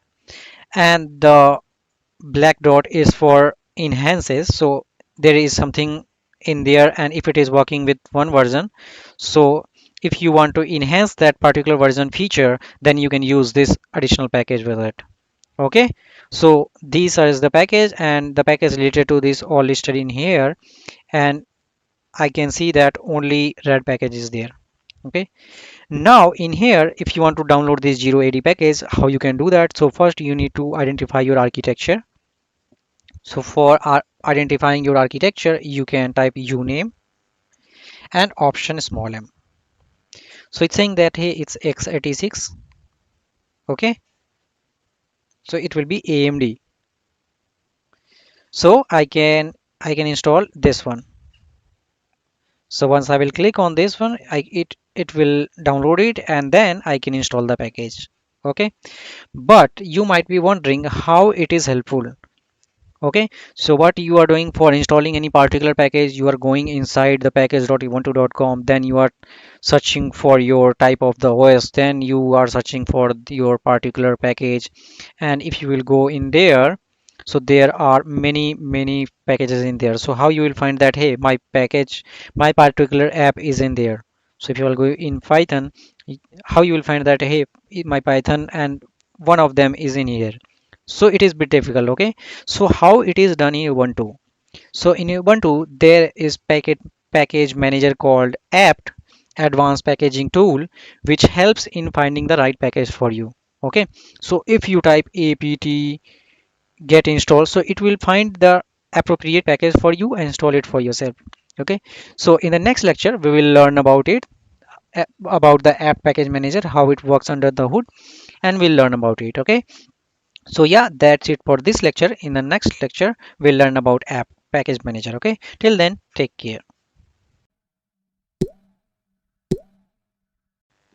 Hi friends, in the previous section we have seen how you can find your particular app repository by navigating to the package manager of Ubuntu on our browser while navigating to packages.ubuntu.com, and how you can find or search for your right package, right? But you don't want to do that. You don't want to go to with that all that trouble and find your right package. So how Ubuntu make easy for you? So it is done by the app package manager. Okay, apt, which is for advanced packaging tool. Okay, so in this lecture we will learn about how app package manager works under the hood in Ubuntu. Okay, so I will move on my Ubuntu VM. Now you might be wondering, so you have seen the working of Windows or Mac OS. So basically what you do there, so you either you can install the packages from Microsoft Store or App Store and you just click and install them, or either you can download the exe and then just right click on it, run it, and then click next, and then go ahead and install it. But in Ubuntu it's different. Either you install a .deb package and make it runnable, or either you can install it by app packaging manager tool by a terminal. Okay, so it's making bit easier, and the app package manager also ensure that you got any verified package and it is reliable. Okay, so now in this lecture we will learn how you can search for packages using apt, and also how apt uses caching for installing and updating a component on your device or on your Ubuntu VM. Okay, so let's go ahead. Now let me open my terminal. Suppose I want to search for any app repository by name. So what I will do, I will use command apt cache, and then I will search for, let's see if you want to search for anything related to which can open a Microsoft doc file. Okay, the Microsoft document. So I will search for docx. Okay, so if I will hit enter, it will give you these entry. Now there are a bunch of entry. Let me try to filter it out by, let's see, by text. So if I will do that, sorry, grep text. Okay, so there are three things related to text. So here what it did, it searched your cache repository for searching that anything related to docx, and also I have filtered out with text. So suppose if you want to find anything related to PDF, so how you can do that? So just do this and search for PDF. So it will tell you all the things related to PDF. Okay, so whatever you want to do with the PDF, any package related to PDF, so it will show you all the things in here. Okay, So I will go to my docs and grep with text. Now suppose if you are interested to learn about this docx2.txt. Okay, so if you want to learn it about, so how you can do that, you can type apt cache, then show, and then what's the name of docx2txt. Okay, if you see that, or also let me type with pipe with less command so that it will be easily readable. So if I will hit enter, so it will tell you all the things in here. So first it will tell you the package, then what's the priority, what's the section. So it's in universe repository, and in the what is the sub repository, it's in text. Okay, who is the developer or maintainer. Okay, its name, his name, and everything, the size, the file name. Okay, it will be as a Debian package. In Windows it's a exe. Okay, so you will learn different types of things in here about that special package. Okay, so I will hit enter. Now how these things are working under the hood. Okay, is it searching from the web? No, it is not. So let me turn off my net here from my Ubuntu. So this is a icon for internet, so let me turn it off. Okay, now I don't have my internet connection. If I will search for my Azure portal, so portal.azure, so it's not saying. Okay, now let me again type to search for any different kind of package. Okay, so let me search for apt cache search. Let you want to search for anything related to web server. Okay, web server, and then let me also pipe it with less. Now it will give you all the packages related to the web server, and the first one you might have already aware about it. It's a most popular HTTP server, which is Apache 2. Okay, now how it searched while the your internet is off, how it did that. So basically it is using cache of your local system on your local environment. I will tell you later where it is stored. So it is using your cache folder to find all these things and all the details about. Okay, let me hit Q. Let me learn about this Apache 2 thing, apt cache show, and I will do Apache 2, pipe it with less. Now you can see it is also showing the thing. Okay, so it is using our cache. Now if you will see here, it will tell you the bunch of different option in there. So what's the version, where it is supported. Okay, I will hit Q. So you have seen here the internet is off, then also it is searching for our particular package. So how it is doing that, it is using our cache. I will keep the internet off to find out all the details. Now let's suppose so how it is working under the hood. So let's understand with the help of example by visiting a website. So suppose if you are visiting any website like see if you are visiting this website. Okay, www.azure.com or portal.azure.com. So how it is making connection from your local workstation to this thing. Okay, so how it is done. So basically there will be different hops between my workstation and this server. So it is going through all the hops again and again. So whether it is going through hops again and again all the time whenever I am visiting the site, no, it is using your cache. Okay, suppose if there are bunch of user trying to visit the with this website at the same time, so this site might crash. Okay, because of load. So that's why it uses a cache to visit the website, and whenever, and keep remember that cache also used for managing updates, whatever thing is, if anything is updated here, so it will update in cache also whenever the internet is on. Okay, so it will take the latest update, it will update the cache, and it will save it on your local thing. Okay, so hope you are clear with the help of example of the web. So similarly it works with the package also. So whatever, so my internet is off but still I am searching, I am able to search for all the types of packages that I can grab, and also I am able to show the details about it, right? Now let's see where are all these packages are stored. Okay, so all of these cache are stored in where, lib, apt, and then lists. Okay, and keep in mind that these are just a cache folder. it will tell you that hey, these things are stored, these are not installed thing. Okay, these are all not installed packages. This will only tell you the cache list of available packages for your Ubuntu. Okay, so if I will go in there and if I will list, okay, and let me pipe it with my less command. Okay, less option n, so that it will add a number line also. So let me maximize the window also, and I don't think we need browser. I will close this one. Okay, so it's done. I will hit enter now.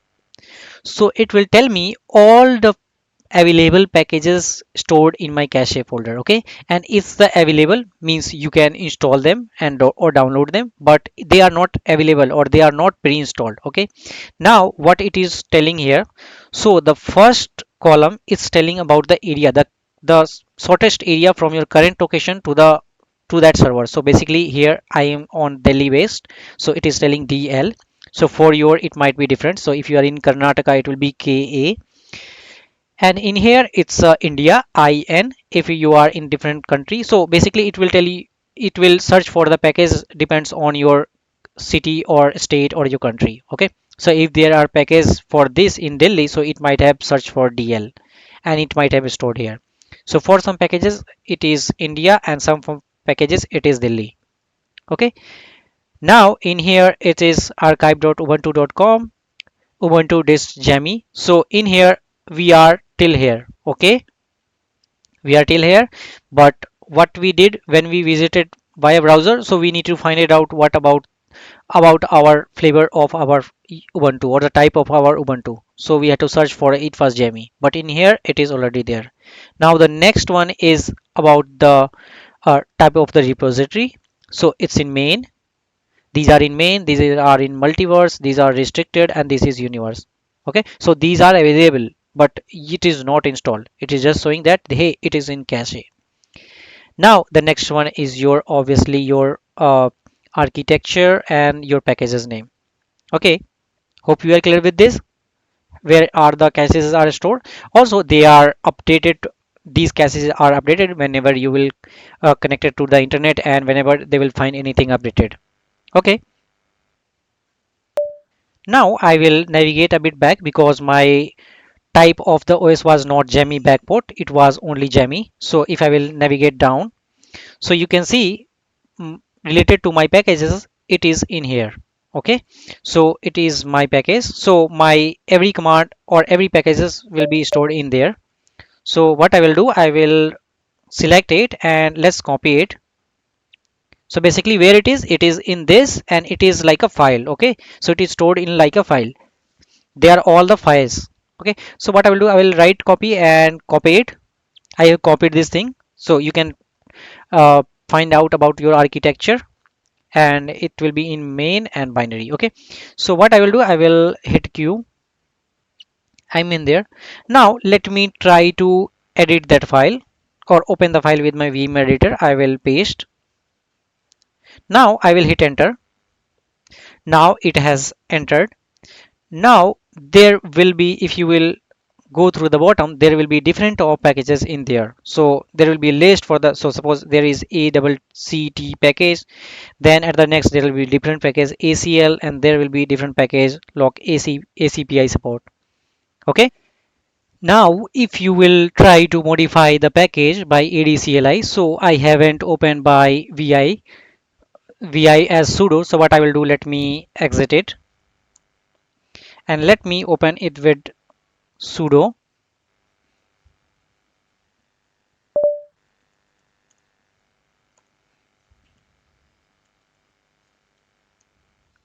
So I have opened that. Now if I will navigate to my ADCLI package, let's see if you want to search for ADCLI package. So what you can do, I will type I for insert mode. Then in priority, let's search for optional but awesome. Okay, I will this one also, and then I will escape it and I will press colon, write it and exit it. I have done that. So basically I was not able to edit it by my vim by normal, so I use sudo. Now in here if I will type for my package apt cache Let's first search for ADCLI package. Okay, ADCLI. So it has searched for the package and it's also telling me about the description about that. Okay, now let me show about that package. Okay, obviously I will pipe it to less. Once I do that, so you can see that my change change thing was is reflecting now. Okay, now priority was changed.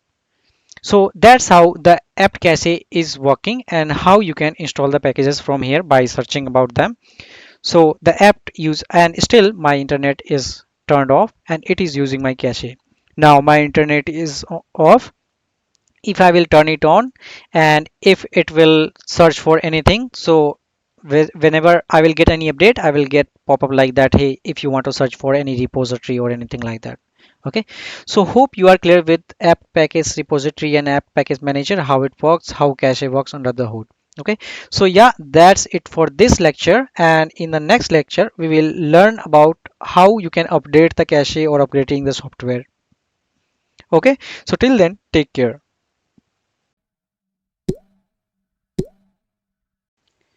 Hi friends, in the previous lecture we have seen how you can search for a package using app tool, and also we have understood that how apt-cache works under the hood and how it is taking all the things from the server. Okay, and also we have seen where all the caches are stored. So basically they are stored in var, lib, apt and lists. Okay, now let's move ahead. So suppose if you want to update your cache, how you will do that? So you don't want to keep using that cache only because it might get outdated.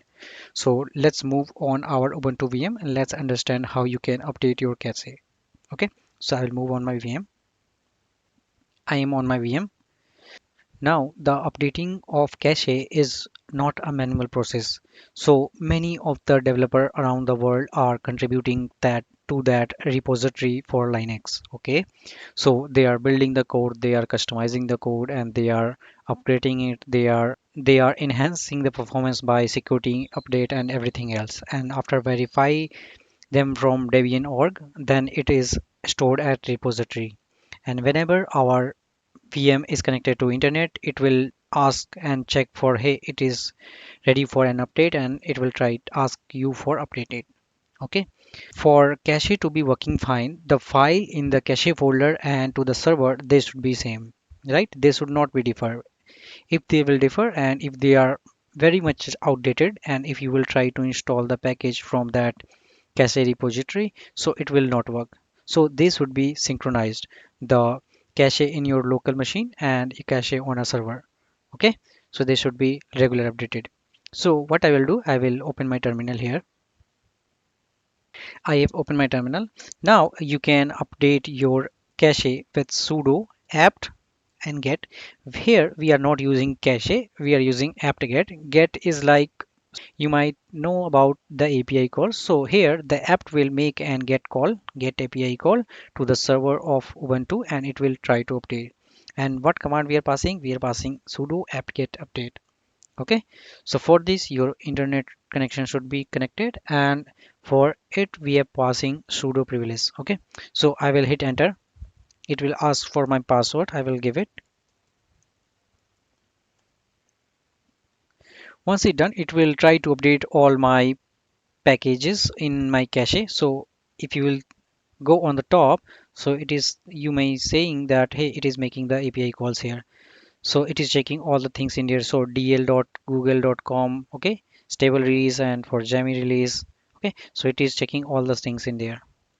So it's done. Now my cache was updated and it has fetched this much data inbound and outbound in 5 seconds. Okay, so hope we are clear.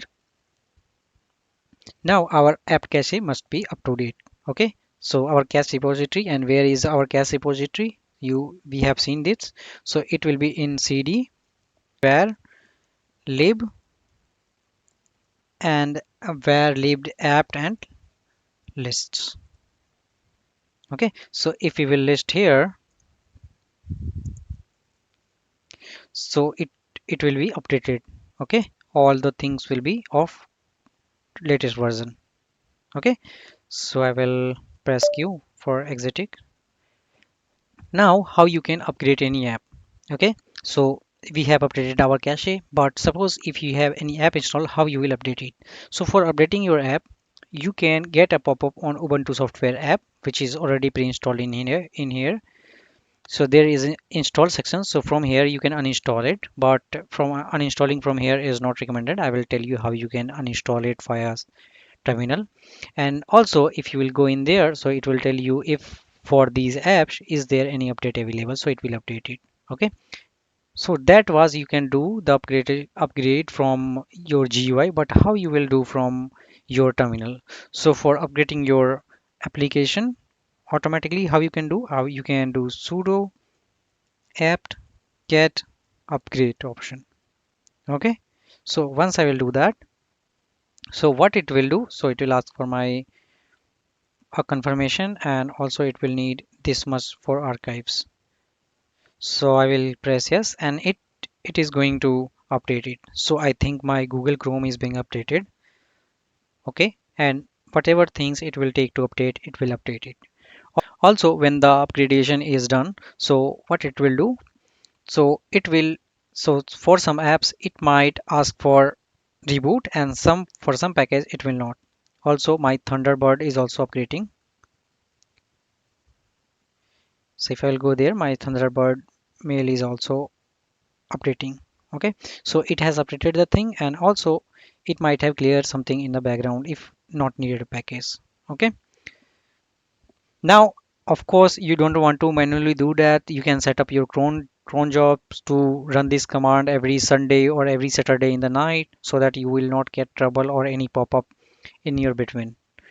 Okay, and also so if you are getting the pop-up again and again, you can set up your do not disturb mode so that it will not remind you for any pop-up, and you can do manually also. Okay, so yeah, that's it for this lecture for updating the cache and upgrading your software by sudo apt-get update command and sudo apt-get upgrade command. And as it is making apt-get, then apt-get, so it is making an API call, and therefore it should be connected to the internet. Okay, so that's it, and that's it for this lecture. So in the next lecture we will learn how we will see installing of new packages. Till then, take care. Hi friends, so in the previous video we have learned how you can update the cache and upgrade your software. So you can also upgrade your software from the app present in your Ubuntu, like Ubuntu software, so you can update the app from there too.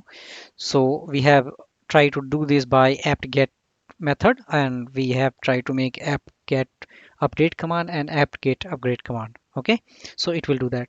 Now let's move ahead and let's learn how you can install new packages, so or application. Okay, so I will move on my Ubuntu VM. I will exit the terminal here, or let's clear the terminal.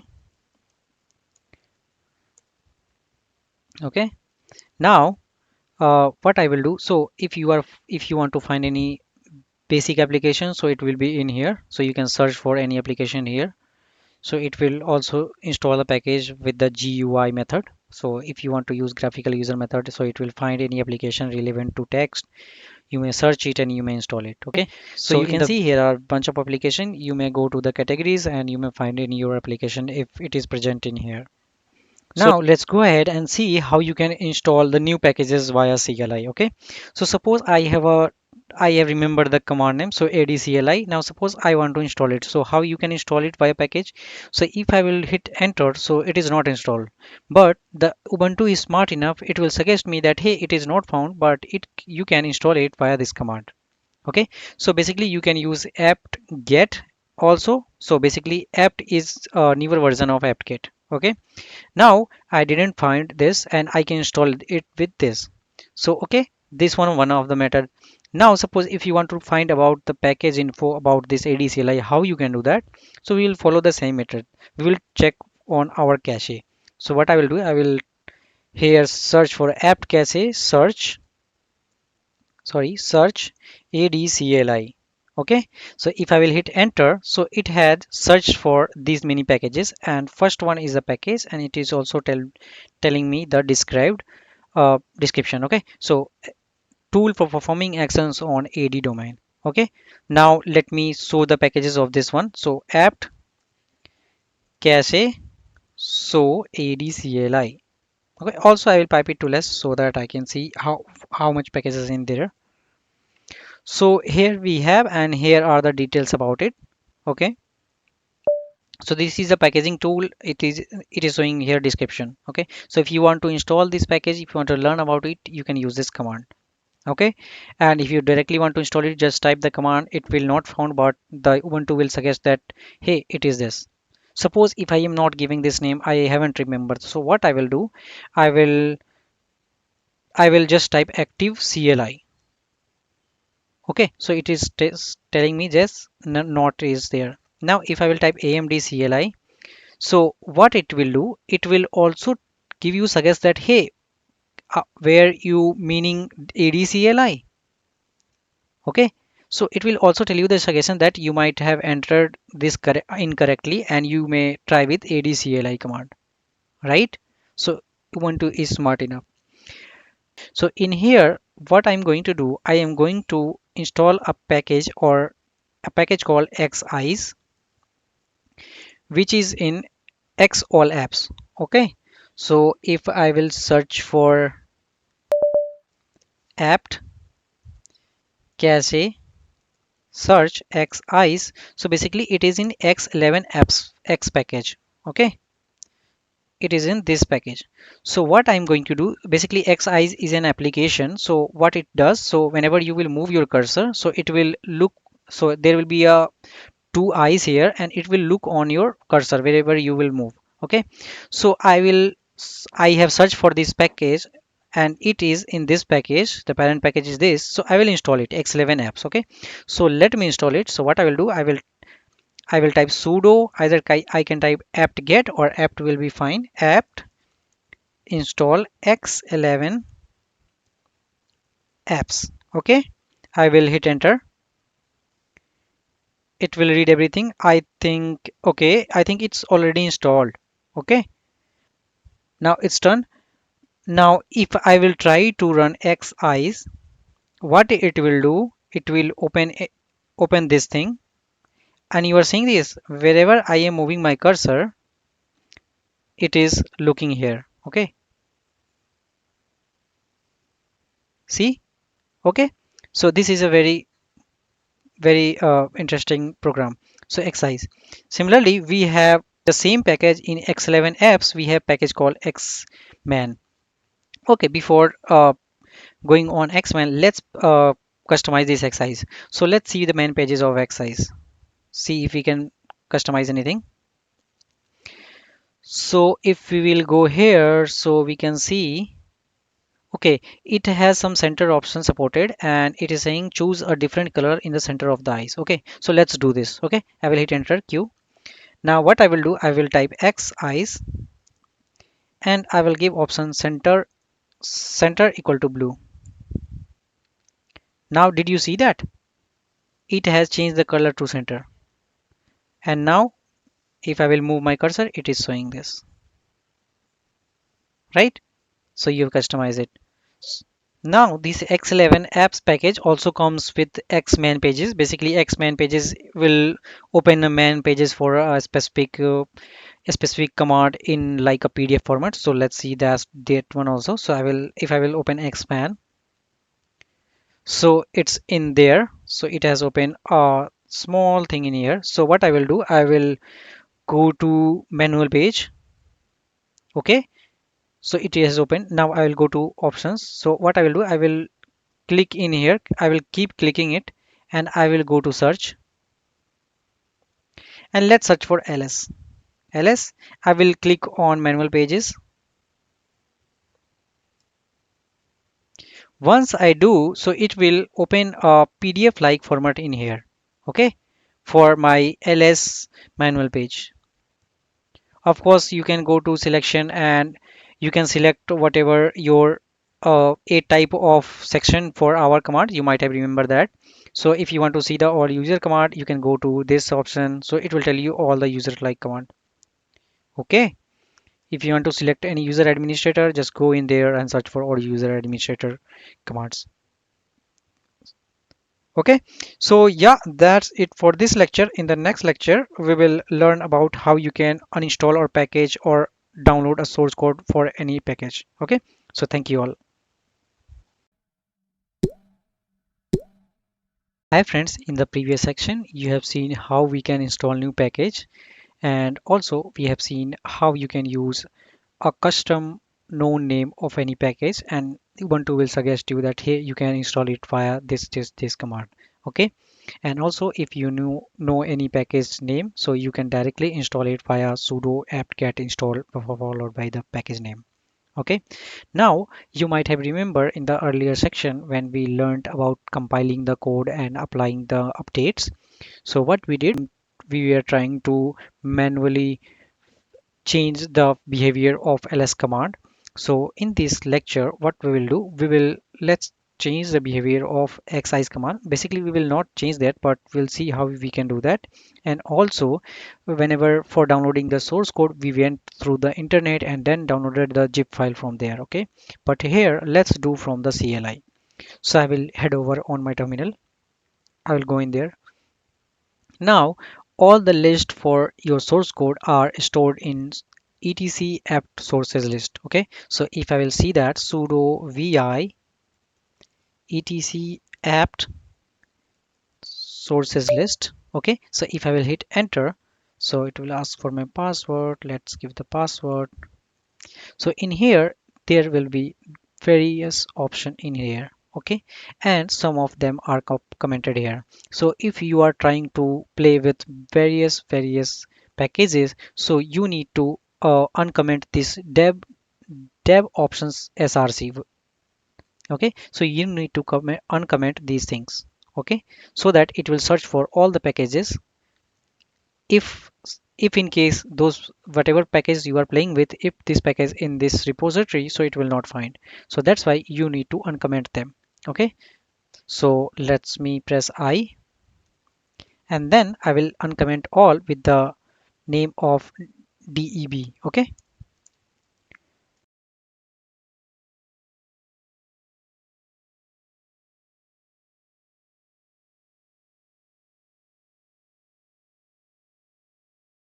now I have uncommented all of my dev option source. So what it will do, if I will run my sudo apt-get update command, so it will search for all the sources code for all the list described here. Okay, so I will press escape and then I will wq and exit it. Once it done, what I will do, I will run again sudo apt get update. Okay, so what it will do, I have updated my sources list for source code. So if I will do that, it will update all the sources list from inside there, because we have just commented uncommented our dev.source one. Okay, so I will hit enter. Okay, sorry, apt option get, or I can do that only apt only. So it will update all the things here.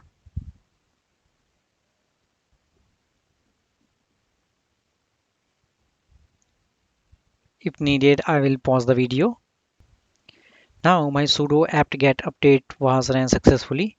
Now I need to run sudo apt get install dpkg, sorry, dpkg option dev. So basically it is a package manager for Debian based system, and it's for Debian environment. Means if you want to modify or change something, so we are going to check for source code. That's why I am installing it. So I will hit enter.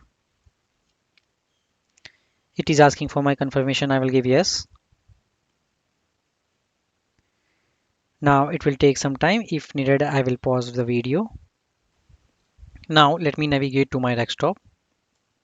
Okay, and let me get source code for my x all apps. Okay, so how you I will get that? So sudo apt get, I will type source,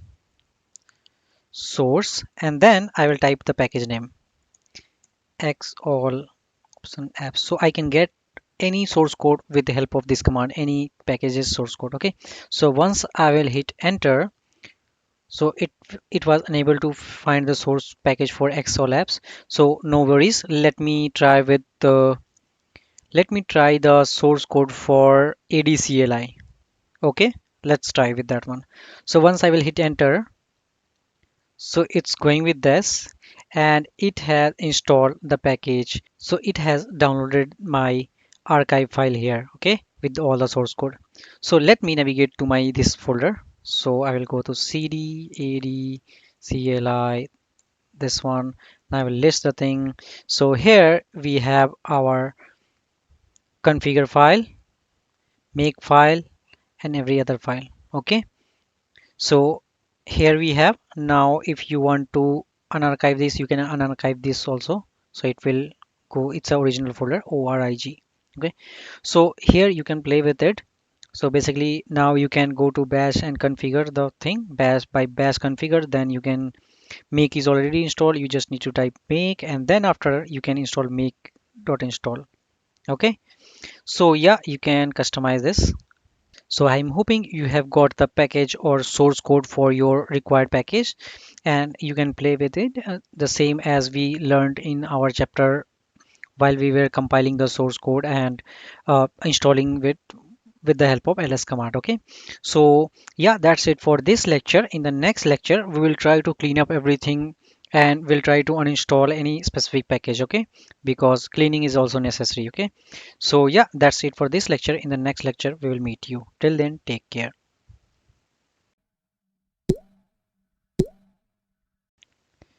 In the previous lecture, you have learned how you can download the source code for a specific package by searching it and by installing it. So we have also seen you can use the source code while playing with it, and you can customize your whatever command and whatever package you have installed, same like that we did in our earlier lecture when we customize our ls command, right? So let's move ahead, and in this lecture let's learn about how you can uninstall the packages and how you can clean up your linux environment. Okay, so let's move on our ubuntu vm. Now, if you want to remove any or uninstall any package, how you can do that? So you have a command called sudo apt get remove. And suppose if you have installed x all pack apps, so you can do that. Okay, but I would say this is not recommended way. Okay, why? Because it will leave all the configuration item or dependency that was installed with it behind. Okay, so it's not the best way. Instead, you should use purge. Okay, so I will use purge here. So once you will use purge, so it will uninstall all the application packages installed with these xol apps, and also it will remove all the dependency and configuration for this package. So I think I haven't installed it because I uninstalled it earlier. So if I will hit enter, it will not tell me that hey, it is able to install it. Okay, so you can use purge command. Okay, now, so whenever we were suffering the web for our packages.ubuntu.com, then we looked for a package and those packages had some dependency with it, so they will not work without some dependency. So if we will use this command here, so what it does, so it will leave some of the linked dependency behind. Okay, so for removing them, what you can use, you can use sudo apt get auto remove. So basically they will remove the dangling packages also. Okay, so dangling packages are those packages which get installed as a dependency with the other software or other packages. Okay, with the linking of them.